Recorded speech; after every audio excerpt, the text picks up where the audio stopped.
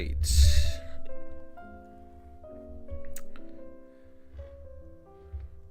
Would the Dorks really be crazy enough to do 3 procs at the same time of all 3 major games?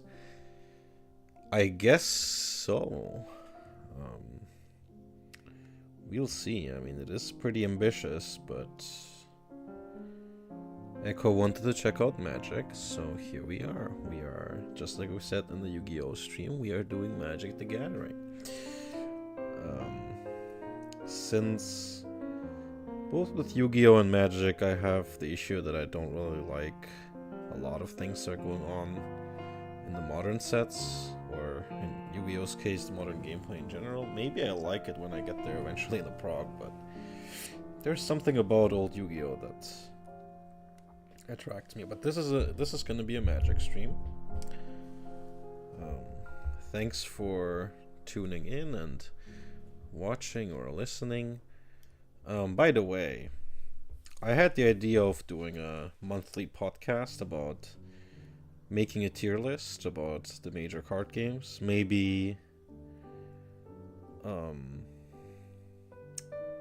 ranking them based on how they performed in a particular month, like reviewing the major products and maybe ban list decisions, community feedback to happenings, events, just ranking them. How have they been doing? So I'm wondering if I could do that, maybe with Kieran from Filthy Casuals, if he has time for a thing like that. But I think that would be pretty fun, and it doesn't require anything, just talking. It would basically be a podcast with tier list maker in the background. That's all I would have to prepare. But yeah, so today for this stream, I'm just gonna be on my own, and I'm gonna be teaching. So probably tomorrow I'm gonna be teaching Echo how to play Magic. That's gonna be fun. And for today, I'm gonna pull my own cards from Alpha, Beta, and Unlimited, and try to build 1 or 2 decks for the Alpha, Beta, Unlimited round. I have a lot of love for this first set. I mean, you can watch Unsleevables to listen to a 2.5 hour review of it. I also at some point recorded a 4.5 hour yap session about this set, because I think this is maybe I'm obsessed, but this is, as a nostalgia guy, about old trading card games, I'm just really passionate about it. There is something about it that really I feel is unique. Let's get into it. So first I will talk about the set and maybe about a couple events that were going on at the time in 1993.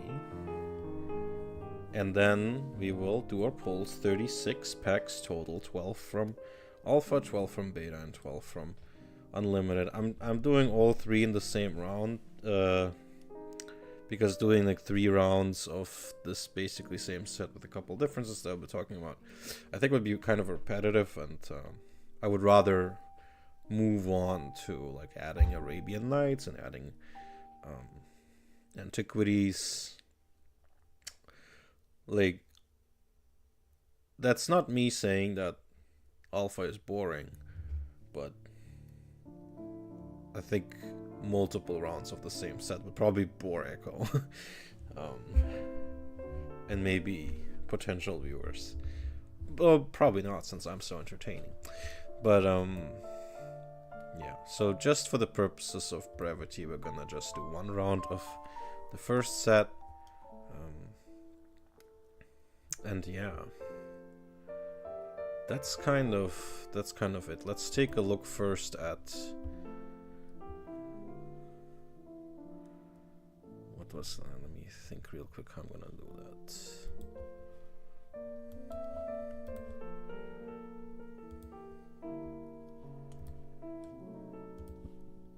I guess I open Scryfall too.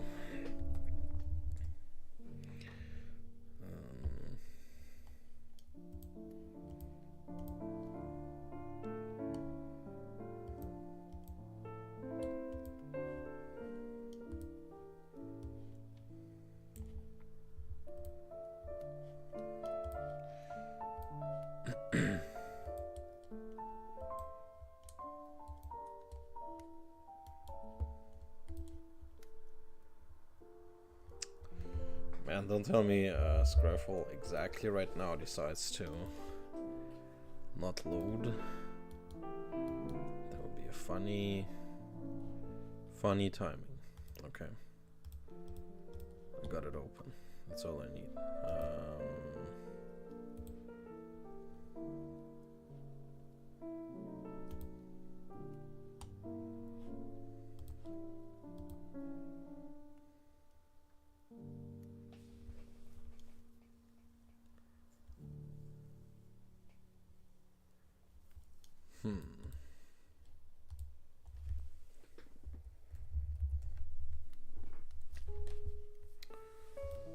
Sorted by...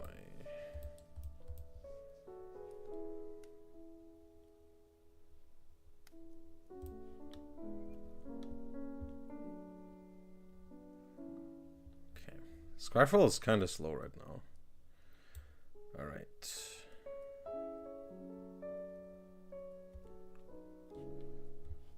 So very quickly, let's just...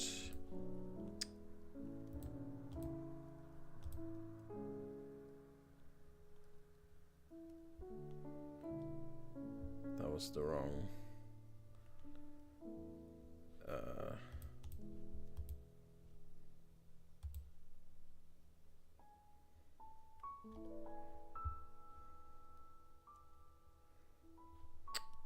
me real quick...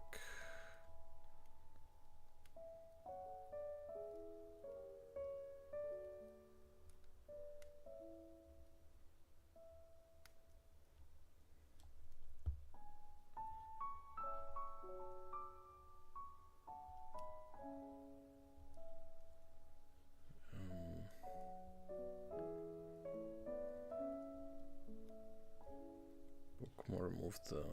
And why was that the wrong window?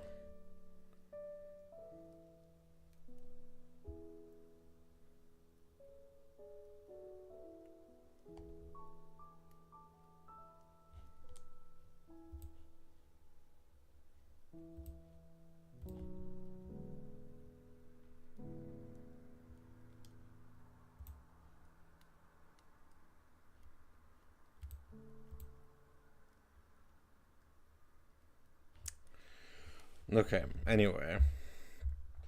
Sorry about that. I guess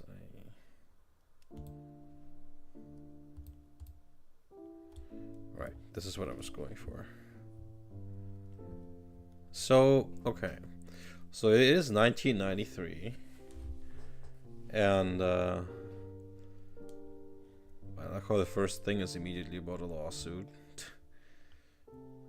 Blah, blah. In July, they showed a game off at Origins Game Fair. And accept pre-orders. And then Peter Atkinson give demonstrations. Yeah, you can read this on mtg.wiki. Not fandom. Do not use fandom. Or, hey, you're free to do whatever you like, but I don't recommend it.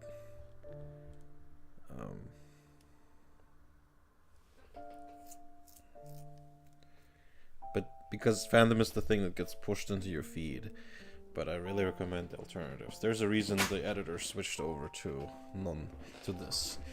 And this is the one that gets updated. If you like your things are outdated and the previews don't work anymore, it's because they switched over to mtg.wiki a couple months ago.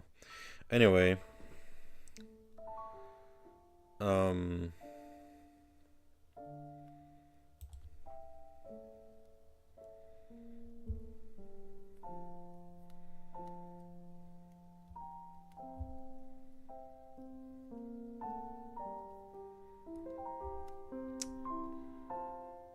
So, and then in August we have Gen Con, and this is where they release Alpha.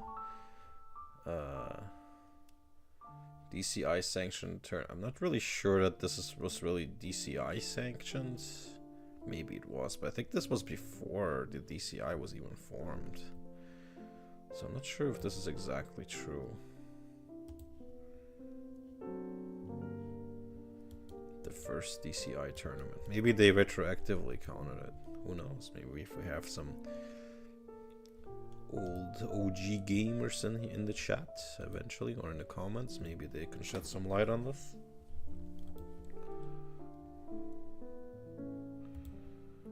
Okay,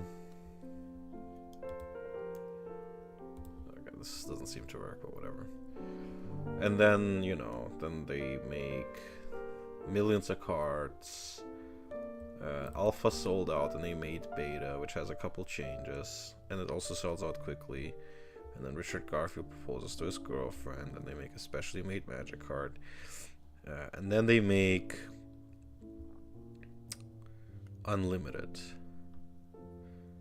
in December, which is named like that because it's a much larger print run, and this one has the white borders. And in December they release Arabian Nights. So there's really not much between releasing ABU and releasing Arabian Nights. There's no historical events for us to do right now. Ooh, it's interesting. So loaded. Duelist's Convocation. Yeah, I've read this before, but it doesn't really confirm that it was DCI sanctioned. DCI was still called the first tournament. I lost to history. Yeah, but I think the DCI was only formed in 1994. But what do I know? Arcana, interesting. Okay, who knows? Let's talk about the set. First, like the meta stuff. So, I mean, there's so much to say, right? So Alpha had 295 cards.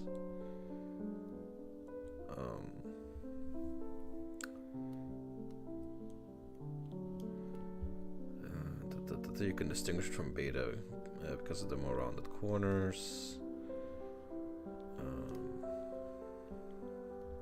That's funny. Yeah, the percentages, numerous errors. Yeah, I can't. You feel free to read this article. There's also a lot of this is discussed in the Receivables episode.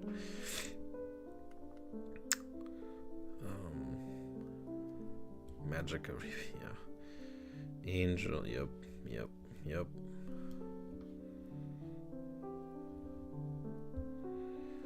Yeah, this was pretty important for things like, what was it called?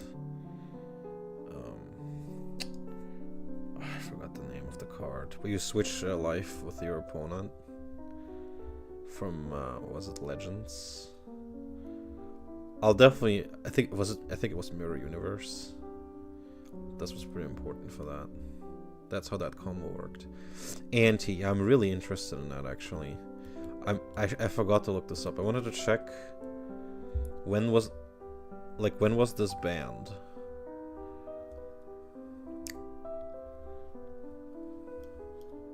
Because I'm honestly considering playing with Anti.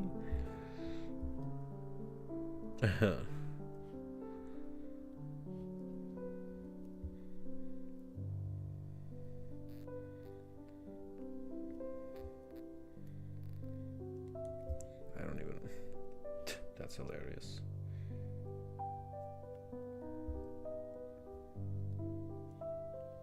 Yeah, right? The Chandelar game.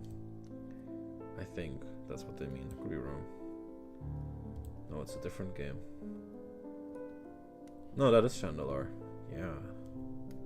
That's pretty cool. But let's not get distracted too much.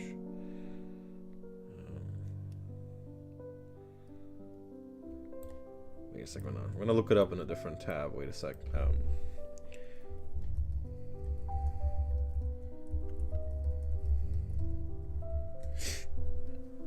When was this banned?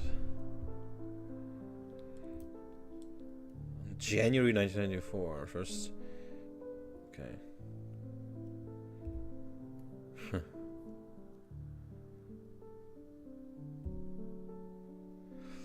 So I'm considering that we make like 2 different formats, at least at first. I mean, Magic has many formats, so at first we're gonna have 2. One is gonna be what's later gonna become Vintage, and the other one is our own custom format, the Dork format. I don't have a different name for it yet. DPC format, Dork format.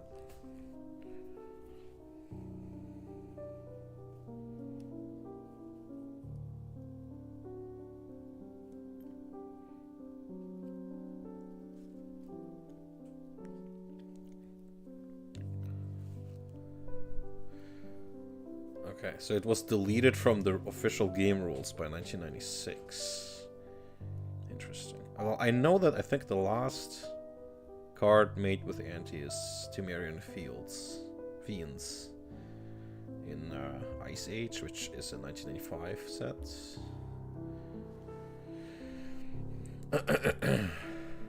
I'm honestly thinking about it, but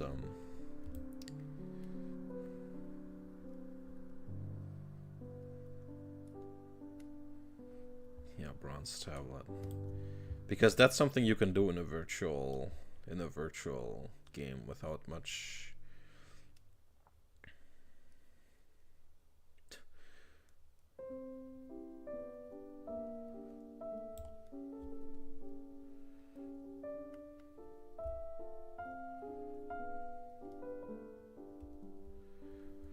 When playing for Anti, each player puts 1 random card from their deck into the Anti zone. After determining which player goes first, before players draw any cards. How do you determine it randomly? I guess it's the top card. By any player at any time. At the end of the game, the winner becomes the owner of all the cards in the Anti zone. If your cards detect more cards from your deck for playing, if you're not playing for Anti, so only the cards can add or remove cards.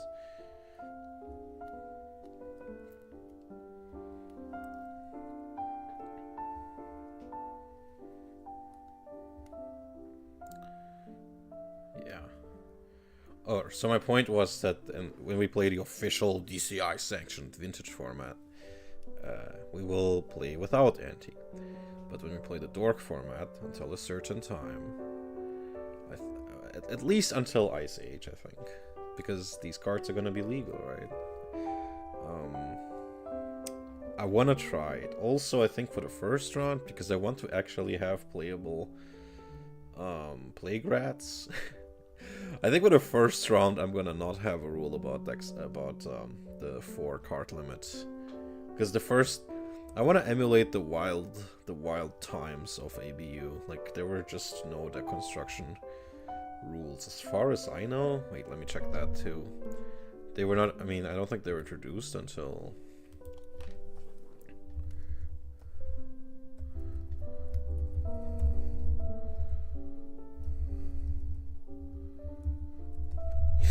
Which deck construction rules existed in 1993?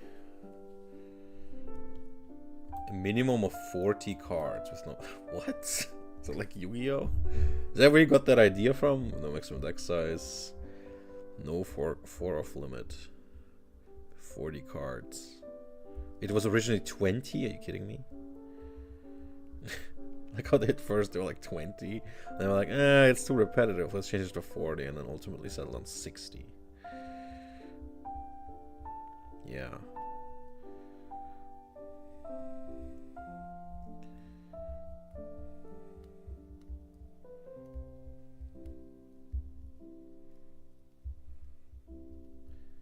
Yeah. So I want at least the possibility of playing a Plague Rats deck. I don't think I'm gonna get that many, but who knows? Who knows? Maybe I'll try it. Maybe I'm crazy enough to try it. It's probably, it's not even good, but at least it's a nice meme. Okay. Yeah. Our Monopoly, and so this was really important for IC Manipulator. You could tap artifacts and turn them off. Some kept this rule, like for example, Howling Mine now says that it's turned off when it's tapped, and the same is true of a couple others, like was it Ivory Tower? I don't think so. But yeah, back then you could turn off Ivory Tower with your IC Manipulator, which is crazy. I love that kind of stuff. The game was so evocative back then. You could do so many things that were not necessarily intuitive, but in a weird way they were. And I like how sorcery tries to give you that nostalgia, that feeling back that you had back then. That hey, artifacts like mono artifacts can be turned off. No wait, I meant continuous artifacts. Sorry.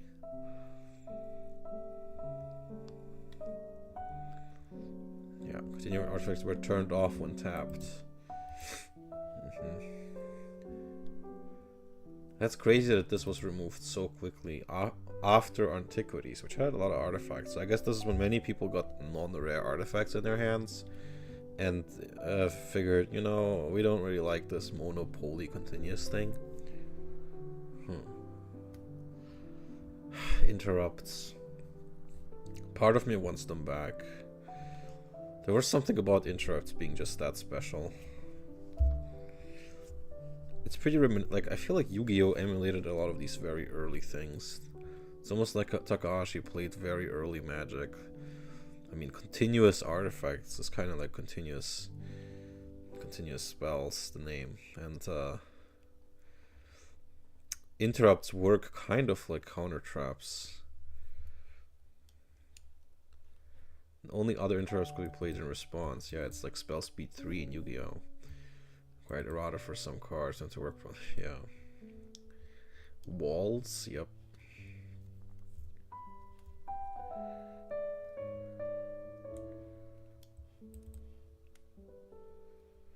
Yeah. Phrased more loosely. Well, there was no precedent. I love how sorcery, like I'm getting a lot of like, I think a lot about sorcery when I read this stuff, which is intentional. They probably did too when they designed sorcery. No storyline. Yeah, a lot of D&D stuff. Planeswalker will summon creatures, cast spells in a duel against another Planeswalker. Times were simpler back then. Many people in places of the Minaria and names and stuff shall often expand upon. Yeah, Urza and Mishra, yeah. And a lot of flavor texts were works of philosophy and literature. Yeah, it basically introduced the whole concept of keywords and like banding, obviously the best mechanic of all time.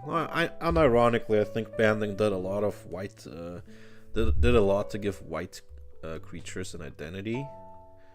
It was basically fighting as a group, both attacking and defending as a group, which made it feel distinct from green, where green had only a little bit of access to banding with the rare was it Timberwolf? Could be remembering the name wrong, but we'll see. Yeah, First Strike, Flying, Landwalk, Protection, Regeneration, and Trample. And these were only named later. Yeah, Hosers. Yep, they sure loved their Hosers back then. Yeah. Creature types, at first only flavor, but then in Fallen Empires they did more of that, although a lot of Atlantis already and Goblin King. Yep, okay, list of types. 7 cards that use counters. Clock, okay. Interesting. Lots of cycles.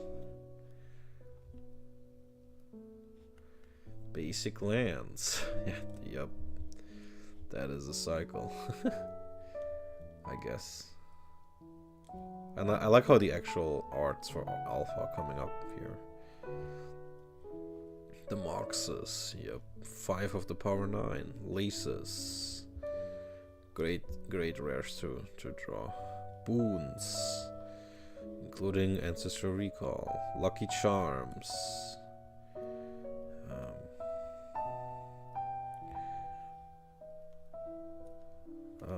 I mean, this is not really a cycle. It's more like late designs that weren't playtested, which is really fascinating. You can really tell with Island Sanctuary and Word of Command that this wasn't playtested. Stasis, yeah. That's Setstrol is pretty cool though. That's a really great design. And of course the timeless classic Birds of Paradise. Even the templating was off. That's how late this was made. Wards, yup. I love how white ward doesn't work, technically. And the beloved Circles of Protection, and yeah, the black one is missing. And yeah, and all 10 dual lands, which, except of course Volcanic Island, because again that's the second card that's missing.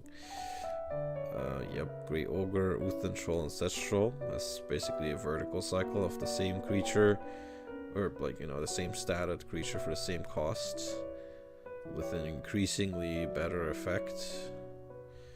This has nothing. Uthen Troll is rarer. It's an uncommon, and can regenerate for red. And Setstrol can regenerate for black, and also gains +1/+1 if you have a swamp. I think that's the only card in the set that has a mana symbol in its text that's a different color. Maybe the only card in the set, except for like Birds of Paradise and the lands, that's made for multicolor decks explicitly. And a bunch of pairs. I will talk about these when I go over the set. Notable cards, I will also go over these. But yeah, just very quickly, the Power 9, obviously, dual lands, Armageddon, I'll talk about the, oh, here's the old new art, Balance, Berserk, Birds, Black Weiss, Bring Guys a Channel, Chaos Orc, Critical Below, Dark Ritual. Yeah, you can see them on screen. Yeah.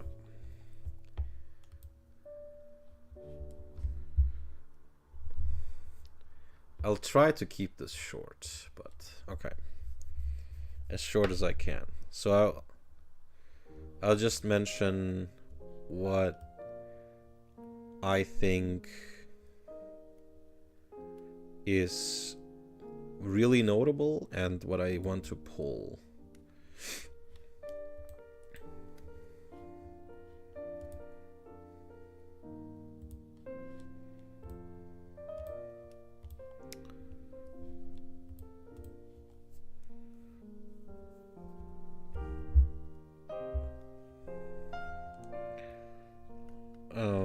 Okay, so for white, these are just the commons.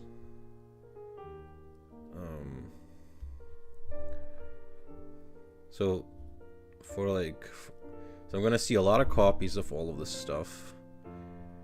And what do I want to see? Obviously, I want a good suite of Circles of Protection. If you guys don't know how Circles of Protection work, I'll probably explain them when I play them during the games. But you can pay colorless mana to prevent damage against a color, like a source of a certain color. Like Circle of Protection, blue is against blue sources, black is against black sources. Since this is, you can tell this is not limited edition alpha, this is actually beta, because I wanted to talk about the two cards that are not in alpha as well, obviously. Banalish Hero, unironically, may be one of the best common creatures in the set. Obviously, I wouldn't call her underrated. It's just almost nobody ever talks about or wants to deal with banding, but I love banding. Okay, so if I play white, yeah, I definitely want to see some. One of the main reasons is the circles. Black, blue, green, red, white. There is some regeneration, Death Ward, like in a limited game. This is pretty good. Disenchant, yes, this is also one of the main reasons to play white, because there's a lot of hosers and very dangerous enchantment and artifacts early on. This is like Juggernaut, for example. This is a really important really, really important card. Like, I would say the two most important non-rares in white are pretty much Disenchant and Swords to Plowshares. I don't even think that's controversial. Disenchant being at common really speaks to just how good white was at spot removal. It could remove basically anything except removing like just one land. It could only remove lands, well, I mean with Balance or with Armageddon, but then it has to go all out. It's a bit, with Balance it's a bit conditional, but it doesn't have, so what I mean is it doesn't have a Sinkhole or a Stone Rain, which makes sense. Healing Salve, maybe sometimes if I'm really desperate.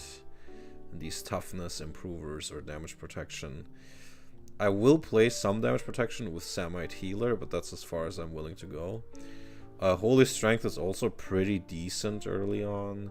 There's going to be, like, maybe in the first round, there's going to be a lot of creature combat, depending on what colors I'm up against. But of course, as an aura, this pairs badly against things like Terror or Lightning Bolt. Mesa Pegasus, what a beautiful card.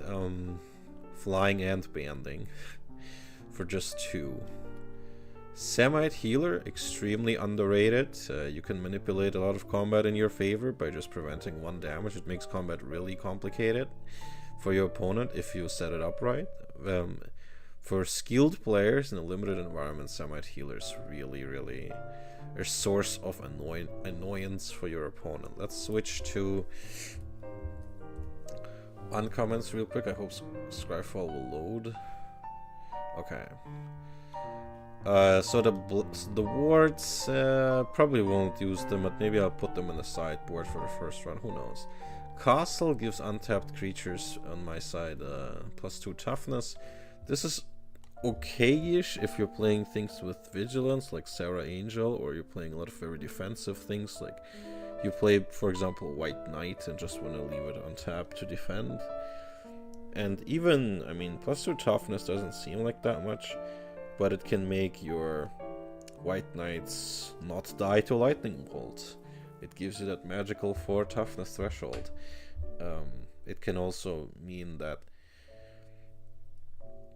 your Sarah Angel doesn't die to a Psionic Blast, which is a pretty cool place to be at. But of course 4 mana has a lot for this. I'm talking strictly like in a limited prog environment. Consecrate Land could actually be usable, but not really. I mean, if this was for all your lands, that would be something. There's a card like this in, I think, in Legends called Equinox that protects, I think, all your lands 1 time. And that's pretty cool. Conversion is an extremely powerful anti-red hoser. I will definitely put this in my sideboard if I get this.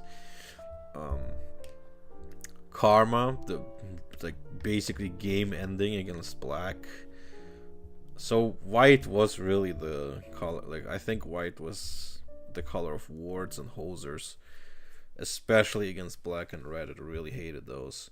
Lance is bad, and maybe this should have been a common. I don't know, maybe they just didn't want to give first strike at common. But yeah, it is an uncommon. Yeah, so White Knight is, so it's very interesting they had banding at common but not first strike. Just really fascinating to me. Resurrection, so white also had a little bit of reanimation. With the creature quality being what it is, I'm not sure. And unlike black, it can only revive your own creatures. But if you're reviving a Sarah Angel, you'll feel like this is worth it. Sarah Angel may be the best creature in the set at higher cost. And only an uncommon. Pretty cool. Swords to Plowshares, the best spot removal of all time for creatures. I can't think of, I mean, you'd have to argue, well, there's better cards to get rid of things with hexproof, but that's kind of, yeah, like edicts. But no. Or, you know, I don't know, but generally this is, I mean, for just 1 mana, exiling a creature of any size. That's crazy. Very rarely you can even play this on your own creatures if you're up against the red and you just need some life real quick. I have cast this on my own creatures before. Wall of Swords. This is also one of my... Wall of Swords, my beloved. 3/5 flying wall is extremely annoying. Especially, yeah, you pair this with Casa and this is a 3/7. You're, at that point, if you're playing as the red player, he's not gonna know what to do. Like, and maybe if you have some healing, like... I don't know, there's very little healing in the set, but... Maybe if you have Farmstead. My favorite rare in the set, obviously the best rare ever made, Farmstead. Yeah, I love Wall of Swords. I've won a lot of games because the Wall of Swords protected me. A lot of I already have nostalgia for it. Even those games were not long ago, maybe a year. White Knight, also a very annoying creature if you're up against it, and you love it if you're playing it. Protection from black and first strike. The fact that they put 2 such mechanics on just a uncommon is crazy. Also being 2/2 for 2. Like, people say this set has very bad creature quality, but honestly some are still pretty... Like, White Knight was a good creature for many years. Sure, you could say this is an exception or proves the rule, but I'm just saying there are some actually pretty good creatures in here. Protection from black is one of the best protections you can have. And of course white ward. Now let's look at the white rares. I'm not gonna dawdle on them too long because I'm not gonna see that many rares. Well, actually, I mean 36 rares. It could be a lot of rares. You know what? Maybe this is my favorite rare in the set. Animate Wall. Obviously Armageddon. Enough said. Balance, maybe. I mean, one of the most powerful cards. Why is this not power 9? I mean, honestly, you can swing games with this alone. I feel like with the power 9 they tried too hard to make it only blue cards and artifacts. I mean, honestly, balance is so ridiculous and would just on power level never see the light of day anymore. This is just nonsense. This card is like, why would you make this only cost 2? Blaze of Glory is an amazing card, very flavorful. Before blockers are declared. Yeah, I like how you can actually use this on offense. You can force a creature to block, which isn't very white. It's more like what color is it even in? Like, it's the opposite of red. Red wants to make creatures not able to block.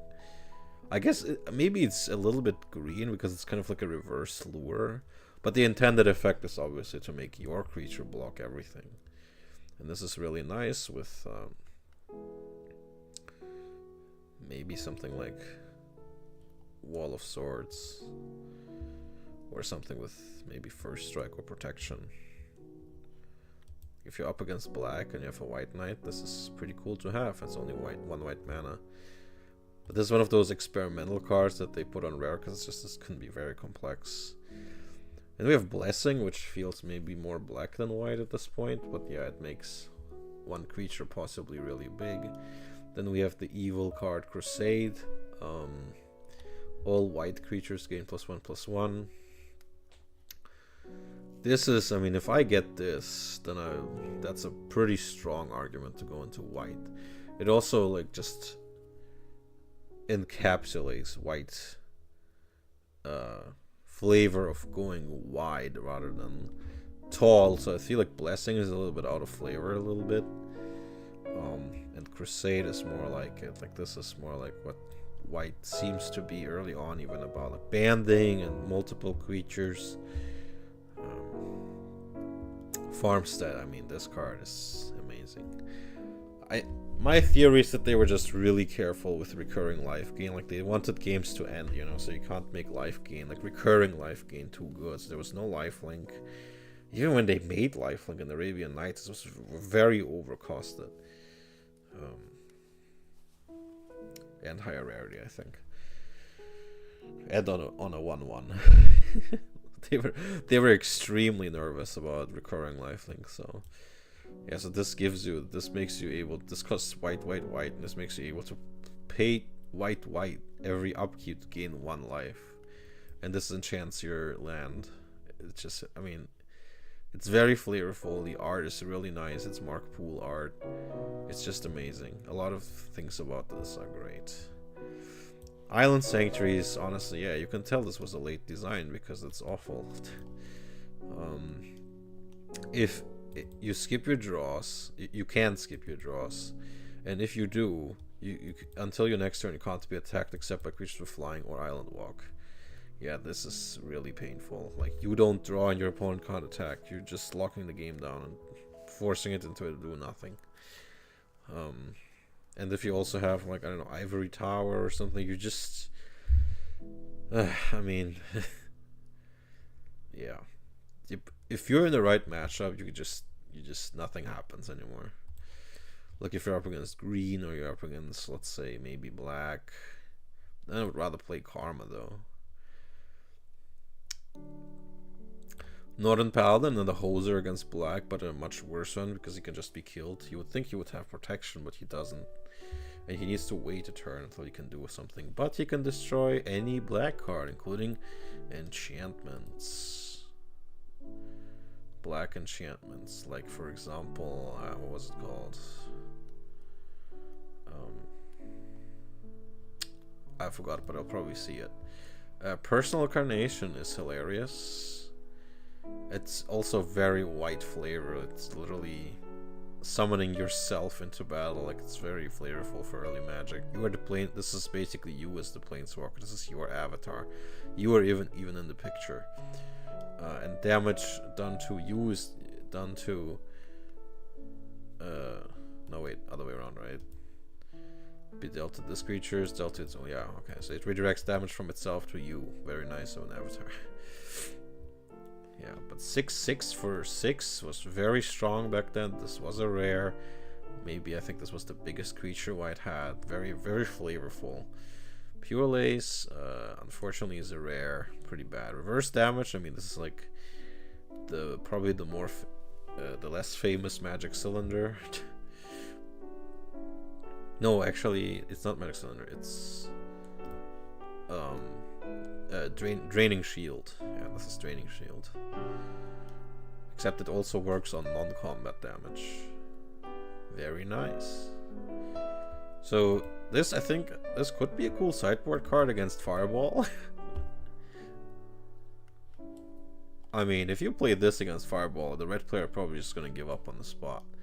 But it is a rare, so. Righteousness, I have played this before.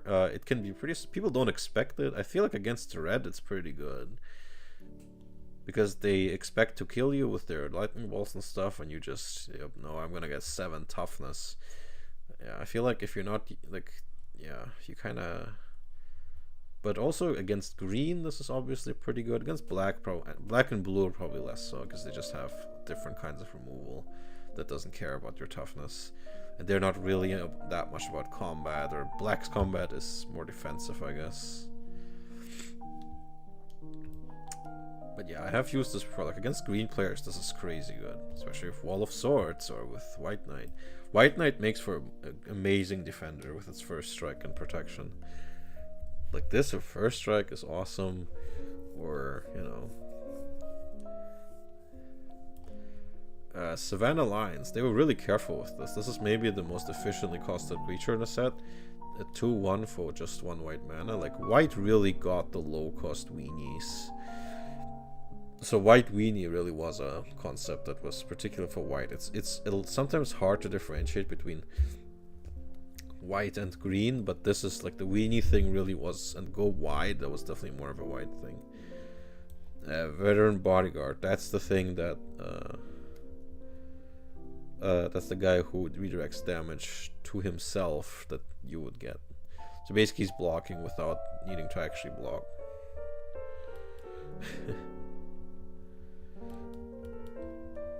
I wonder how he interacts with The personal incarnation. Hopefully it doesn't come up.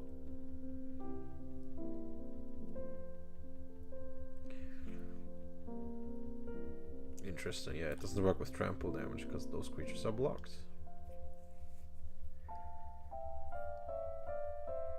I guess personal incarnation can redirect damage to him. That's pretty funny. And then Wrath of God, one of the coolest cards. Look at this art, this is amazing. For a long time, I mean, this was really insane. During the 90s, this was probably somewhat controversial, actually. I like the religious imagery in this. You would not get that nowadays, unfortunately. That was white. Okay, let's quickly switch to blue commons. So blue is not really a color that you often get to play in limited. If you somehow draft ABU. If you somehow find yourself drafting ABU. Blue is probably a rare color to go into unless you get like the particular power 9 rares. Oh yeah. Let's maybe...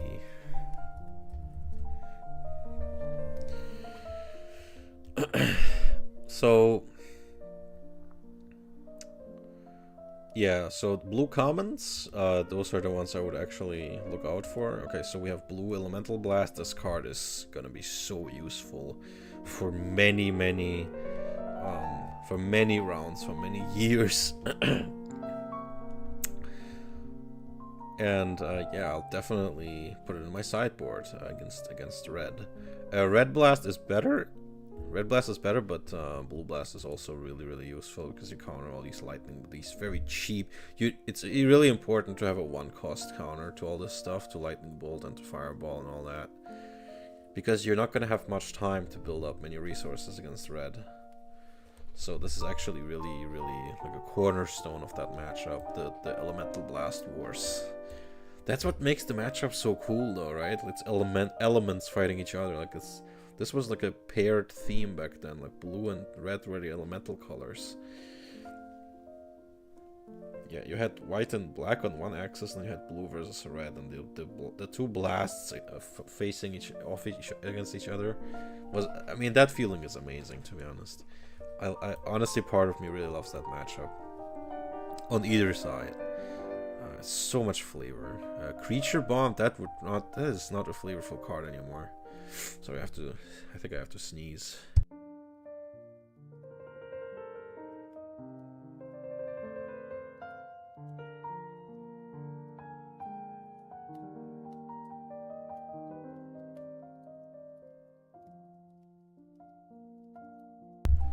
Okay, sorry, never mind. Creature Bond is an enchantment and it deals damage according to the toughness of the creature to its controller if the creature dies.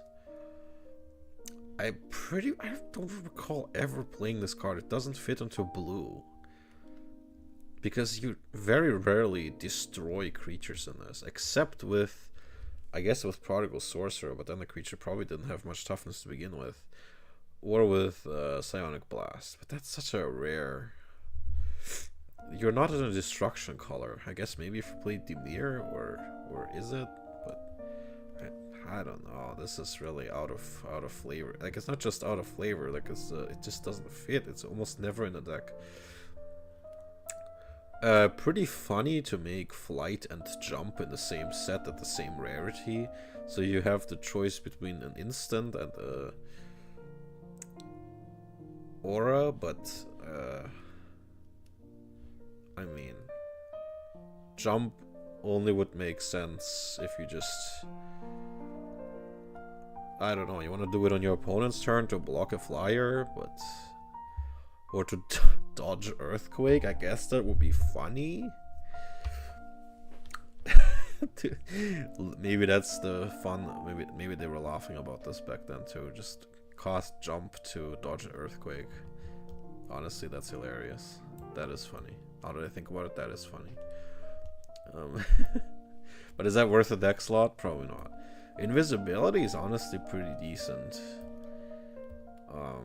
But yeah, you don't have that many good attackers that are worth it. Like, blue kind of lends itself, like if you play blue, you're probably dealing the most of your damage with Prodigal Sorcerer or something like that. Merfolk of the Pearl Trident, this basically exists to give Lord of Atlantis its minions.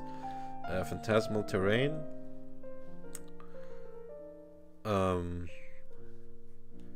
This is interesting. You could help color fix with this, or you could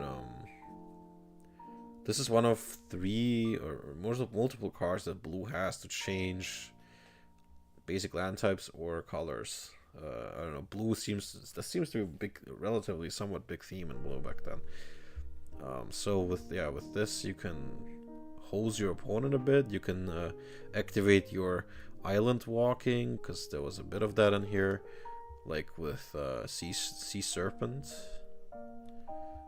I guess that makes sense. Yeah. There was some other use that I forgot about.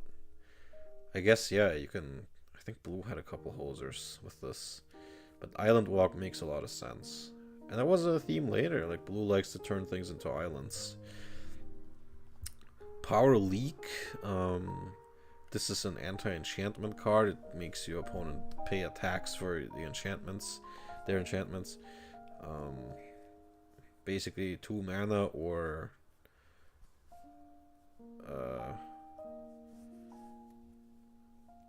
2 life. But this is way too narrow to be useful. I mean, maybe you can sometimes set this up, but it's pretty questionable. So then we have Power Sink and Spell Blast. We get to the common counter spells. I think both are pretty useful in this old format. Power Sink is the clearly better one in more situations, especially in the early to mid game, because it forces your opponent to pay this X cost, and if they can't, all their lands are tapped. Which is a great combo with Psychic Venom, by the way, which deals 2 damage every time the enchanted land gets tapped. So this is a great combo at common, actually. This is so blue, like it's so controlish. I love that. I mean, yeah, part of the reason why I'm so aware of it, it's so definitive to me, is that because I've drafted this set virtually quite a bit. I really like it. And Spell Blast is really good in the late game, or against all the cheap spells, like against Lightning Bolts, against Terrors, against Moxen, against Soul Ring, against all the Ancestral Recall. Even you want to counter an Ancestral Recall, costs only 2. So I mean, it's not going to be as good as Counterspell, obviously, but it's at least, if you want more copies of a counterspell, Spell Blast is only your 3rd choice, but I would say it's more usable than people think. I have resolved this before to my opponent's great annoyance. Like, if you let the game go long, this is really good.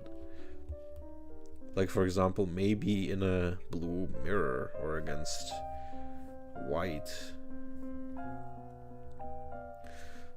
Countering a Black Lotus feels great with this for just 1 mana.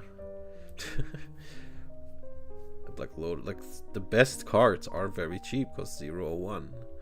Countering Armageddon or a Wrath of God for 5 still feels okay. Twiddle is really nice. It works with Psychic Venom. I haven't even talked about Prodigal Sorcerer yet. That's one of the most iconic creatures in the set. I guess the flavor is a magic missile or something. You would more so associate this kind of effect with red nowadays, but yeah, tapping to do 1 damage to anything. With how small creatures were back then, if you have 2 of these guys in play, you basically, you're in a very dominant position.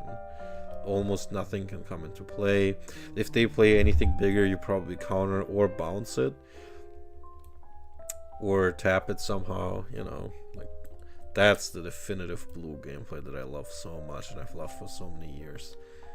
Twiddle, you tap or untap a land creature artifact.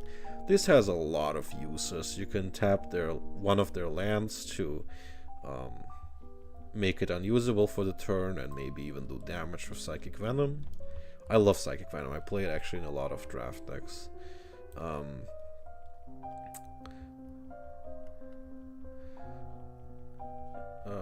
You can tap an artifact to turn it off. You can tap a creature to make it not attack. Or you can untap your own things. You can untap a land to maybe color fix. Or untap a creature to make it able to block. Or something like that. Or untap an artifact to maybe what you want to use your own Icy Manipulator twice. Things like that. There's a lot of use. Like, Twiddle doesn't always make it in my decks, but I always find a lot of uses. Like tiny uses for it. It's just, it does a tiny thing to control the game a little bit more, and it has a lot of like emergent use cases that I just enjoy this kind of stuff. And Unsummon, one of the best blue removals, and they put this at common, and I really like that. It basically bounces one creature to its owner's hand. There were no come into play effects at this point. I think those were introduced in Mirage or Visions,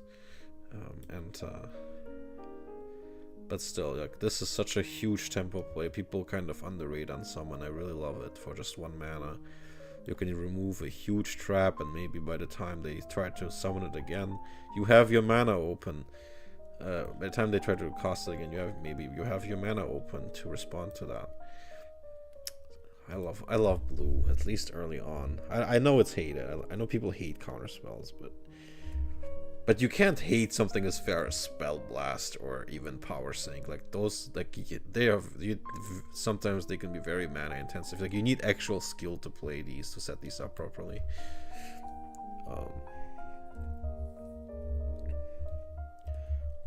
Hating the card counterspell, I understand though, but now we come to the uncommons. I'm actually fairly quick. Okay. So Air Elemental is basically literally Serra Angel, but without the vigilance. But that makes it still pretty good, especially in blue, where you can get rid of your opponent's threats by tapping them down or other things. And not having vigilance is not that big of a deal, and it's just and you're in a color that can slow the game down better to make vigilance not matter as much. And you don't want to do that much combat anyway. You're not really in a big blocker color, so whatever, right? Animate artifact. This one is really funny. I'm not sure what you would use this on in this set. I don't think there's like many high cost artifacts that this would be really great with. That would be really worth it. Then we have Clone, which is really funny. I'm not sure it's worth it with the overall creature quality, but if opponent is playing Serra Angel or Juggernaut, this is pretty solid. Or let's say it's like, no, I don't think there's... Yeah, Sengya Vampire, perhaps. Control Magic, I love this. This is like a 2-for-1 every time. You control their creature, and now they have to deal with it. Or they have enchantment removal. So against white, this is a little bit finicky. Hopefully you have counterspells open, and I love this interplay between anticipating their removal. But if you play against black, they kind of don't have an answer for this. Black just cannot remove enchantments. They would have to do like a Chaos Orb thing or something.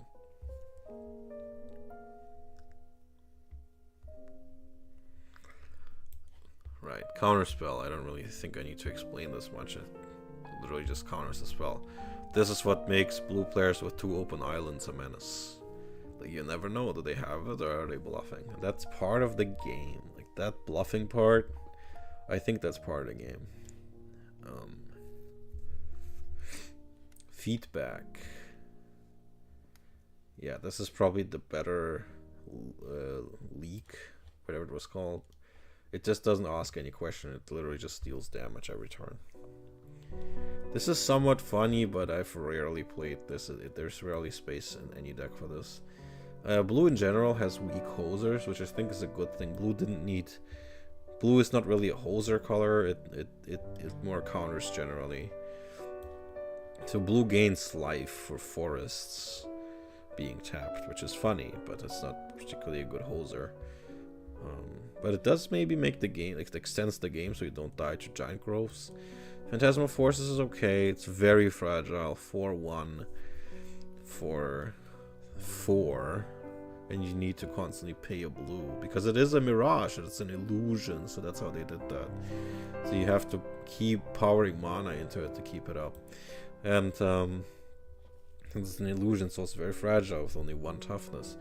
This is very weak to, well, obviously stuff like Hurricane. It's weak to a lot of red things, and that's weak to even it's very weak to being tapped. So in the blue mirror, this is awful. Like, if this gets tapped and you have to keep paying the cost, it's very annoying. Phantom Monster is a 3/3 for 4, which is, and with flying, so this is also like a I guess a cheaper, you could see it as a cheaper Serra Angel without vigilance and with -1/-1, or you could see it as a Wall of Swords that's not a wall and with 2 less toughness. Psionic Blast, also a card that would not get made nowadays.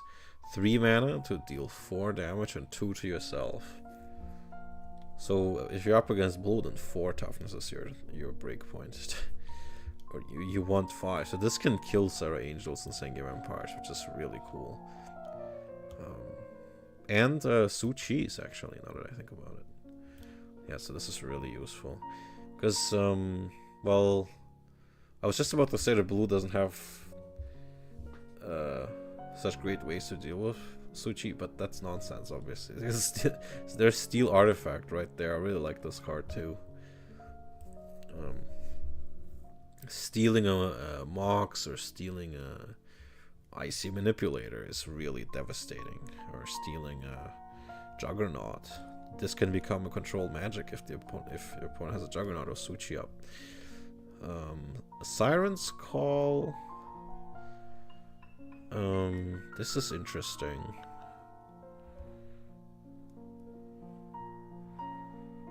Yeah, I kind of like this, but I've never really had the space for it. Like, the blue is just not really, like, you need a good blocker for this, right? At least something. Maybe this wall. Maybe with Wall of Water, this is good. Yeah, so these two 1/5 and 0/5 with basically, what is this, water breathing? Yeah, and Water Elemental is honestly decent. 5/4 for 5. This is just like Fire Elemental. Yeah, I really like these two. Very flavorful, very cool flavor text.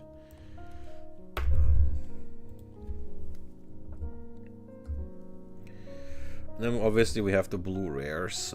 If I draw these, if I pull these, I'm obviously gonna play them. Ancestor Recall, yep. At the time of this recording, they just showed there's a leak of a Strixhaven card that literally has Ancestor Recall. It's a creature that I think can cost this, but the creature itself costs 5, so it's not they're not reprinting Ancestor Recall into standard. So I don't know why people are flipping out like that. It seems pretty silly to me. Brain Geyser, this is great with things like if you play Dark Ritual or something like that. If you can, or in Tron, I guess maybe if you can make a lot of mana. But generally, I've been in a lot of situations where I just don't have time to cast this. So against the red, maybe this might sit in your hands a bit too much. Copy Artifact. Kind of a shame that this is a rare, but I can kind of also understand why, because rules-wise, it's a bit weird, because it's both an enchantment and an artifact when it's in play, which is funny and weird.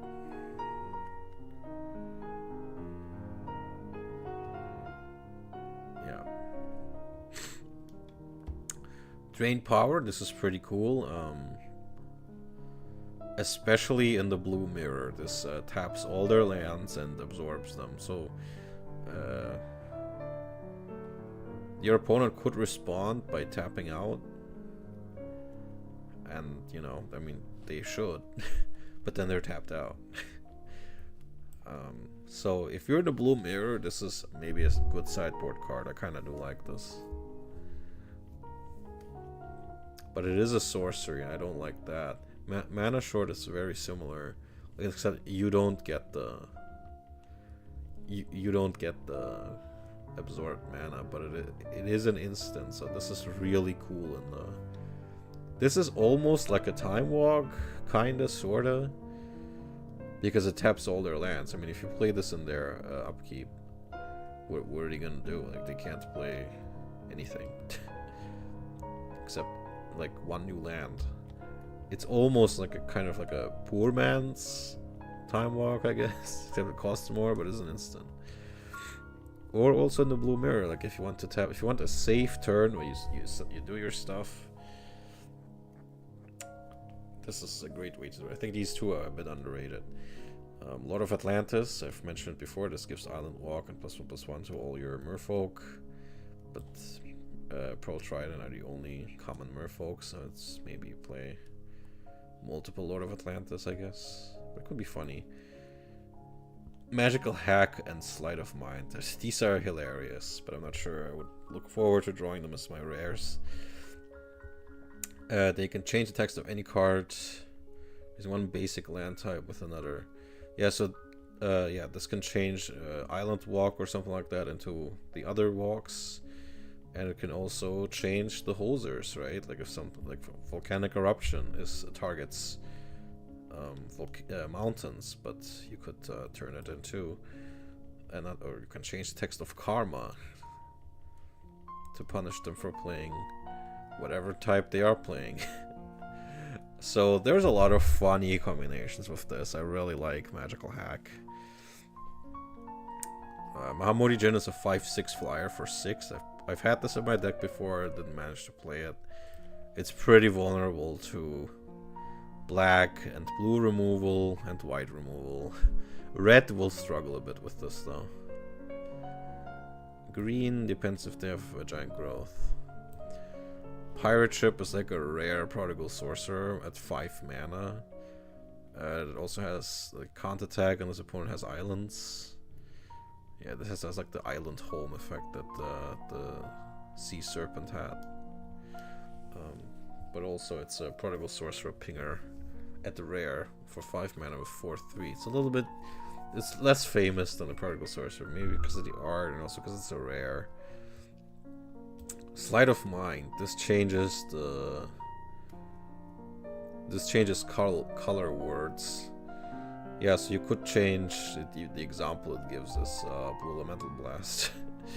That's also hilarious. I really love stuff like yeah, so this is for the other hosers. With this, I think you can change the circles of protection to other colors. So next time, I mean, this is hilarious. Yeah, then we have Stasis. This is like the basis for the Stasis Angel deck. Really annoying. If you keep bouncing this to your hand, like with Time Elemental or with I don't know, Boomerang, I guess, or other things, you lock the game down. Thought Lace. That's the lace for turning something blue. This also yeah, you can also, with Sleight of Mind, you can also change protection of a color. Like you can make White Knight have protection from green or red or something like that. Yeah, red will be pretty good. Time Walk, kind of self-explanatory. The fact that this only costs 2 mana is honestly comedy. Time Twister, I feel like a lot of cards in the set deserve to be on the Power 9 more than Time Twister. Like for example, Balance. Or maybe even Wheel of Fortune. I don't know. Time Twister needs you kind of need to know what you're doing with this. Otherwise, I've seen many games where Time Twister helped the opponent more than yourself. You kind of need to know what you're doing. The deck needs to be primed around it. Because blue does usually not have a big board presence, so if you're behind on board and you play this, you're rarely winning that game. Whereas in red, if you play Wheel of Fortune, that's like loading your gun.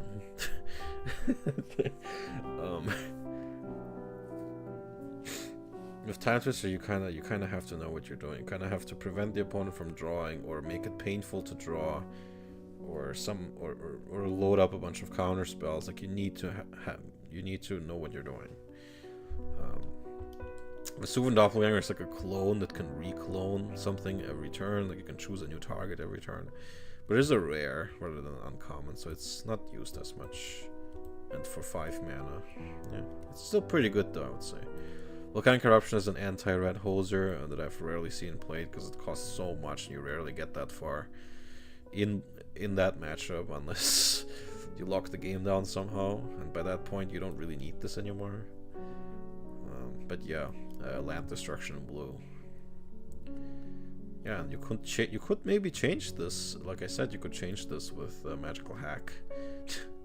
Which honestly, I mean, the face of your opponent if you did stuff like that, I would like to see it. I mean, that's crazy. I love stuff like this. That like playing with the fundamentals of the game like that is just amazing to me. Now for black, one of my, I don't know, like I just love black in Alpha, but honestly I like all the colors. But yeah, there's something about black, am I right? There's just something about black, the flavor, the way the cards look. And black is really a color you very often go into in ABU draft because the commons are just so strong. I mean, Dark Ritual, what the hell? And black is really a color that the whole strategy, like one of consistent things seems to me that you really, a lot of the effects want a lot of black mana. It likes to spam black mana, which I think fits the corruption theme, like temporary black mana bursts. For example, Drain Life only works with black mana. You need to pump it with a bunch of black mana, and it's a very common win condition when the games go longer, like in Limited. This is such an, like, Drain Life being at common is insane to me. Also, people misplay this. So this is maybe one of the most misplayed cards in the set, because if you target creatures with it, you cannot go over the toughness. And the fact that it only takes black mana, people forget about that part very often.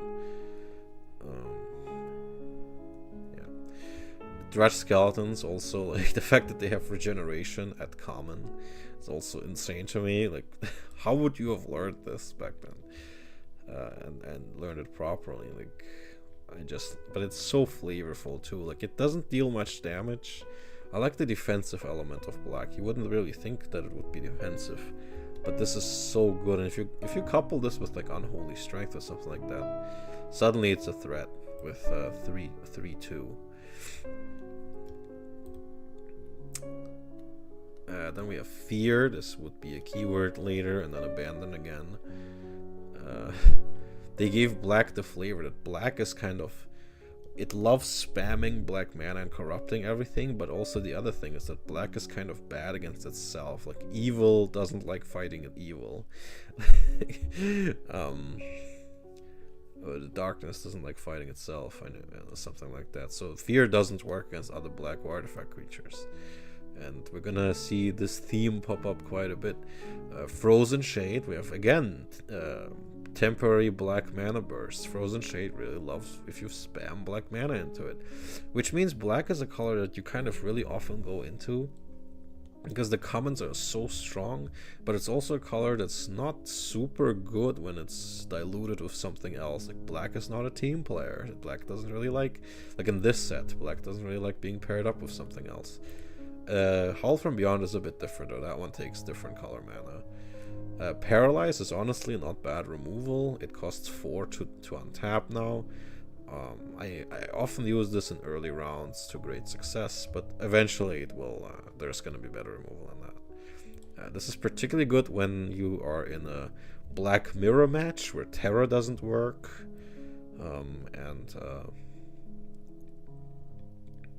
Yeah. Pestilence. This is maybe a contender for the strongest common in the set, this should not have been a common, and it was later upgraded to an uncommon, I think in 6th or 7th edition. Oh god, I did the meme. Oh, every video I do the meme accidentally. Yeah, edition 6 or 7. Anyway, so for 4 mana, you get this enchantment in play, and it doesn't do anything until you pay 1 more black mana. And again, it only takes black mana. You need to pump black mana into this to deal 1 damage to every creature in play.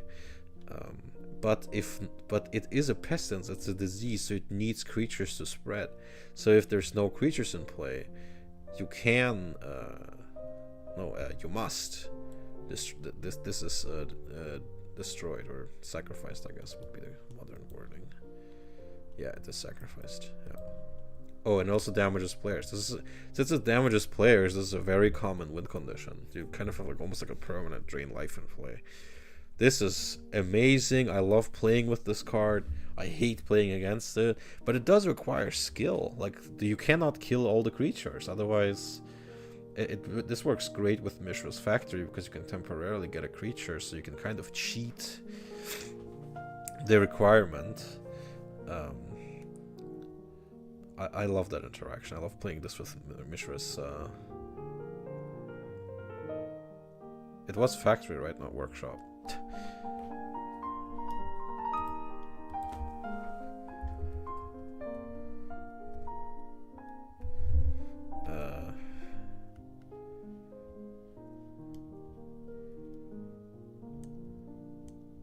Yes, it's Factory, this card.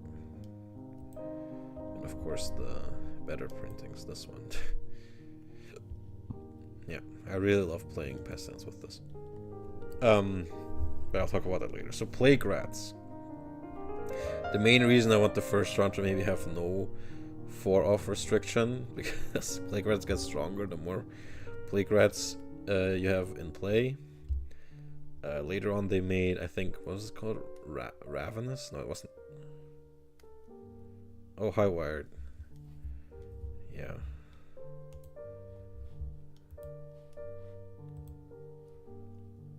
I love the set so much that I haven't even gotten to pulling yet, because like I keep talking about all the things about it. I mean, last time I yapped about this set, it took like 3.5 or 4 hours. But this time I'm faster. But I hope you rewatch the VOD, because I talk about a lot of the cards and what I love about the colors, and that's what makes Magic unique, the colors. Anyway, so yeah, Plague Rat's the main reason I maybe want to try the first round without a 4-off restriction.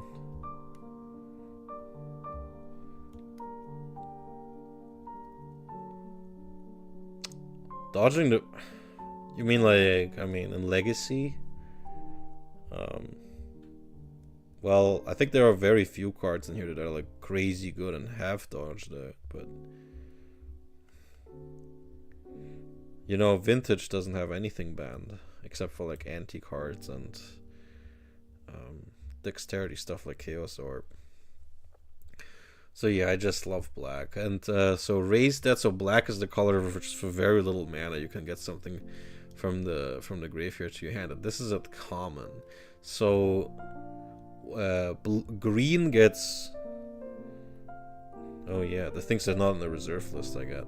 Have you seen the new leaked Strixhaven card? That's like a creature with Ancestral Recall taped on it.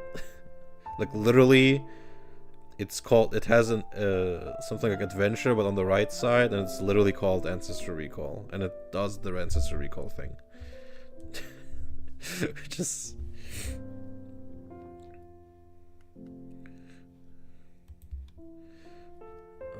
And people are like flipping out, they're like acting as if they're reprinting Ancestral Recall into Standard. Like, no, they're not. Creature costs like 5 mana, and it probably needs to be in play to activate this. It's probably like it's like a spell book that the creature has, and it needs to be quote unquote prepared to use it. That's what I think. It hasn't been explained yet. I can send it to you in Discord. Wait a sec.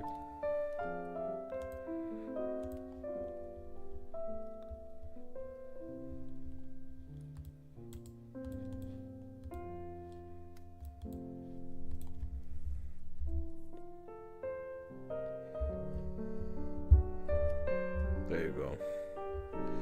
Emeritus of Ideation. And people are flipping out like, oh my god, they're cheating on the reserved list, and but no, this is not a chief.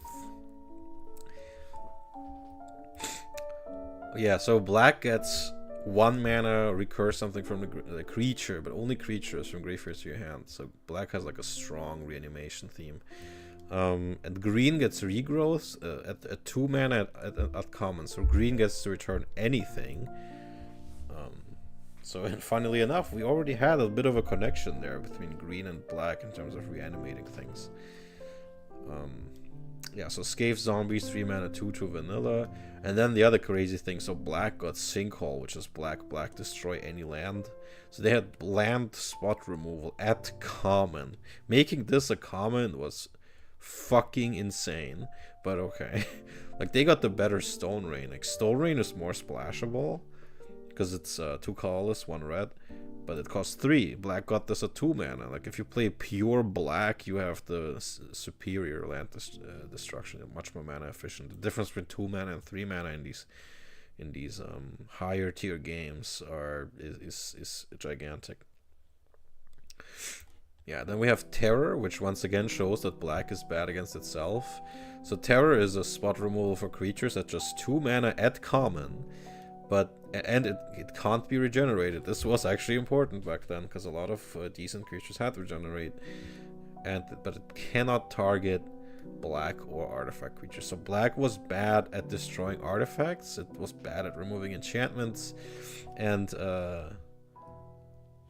bad against itself. But it was extremely good at killing creatures. Probably the best one. I mean, unless you count Swords to Plowshares. But Swords to Plowshares was uncommon. This gets creature destruction at common.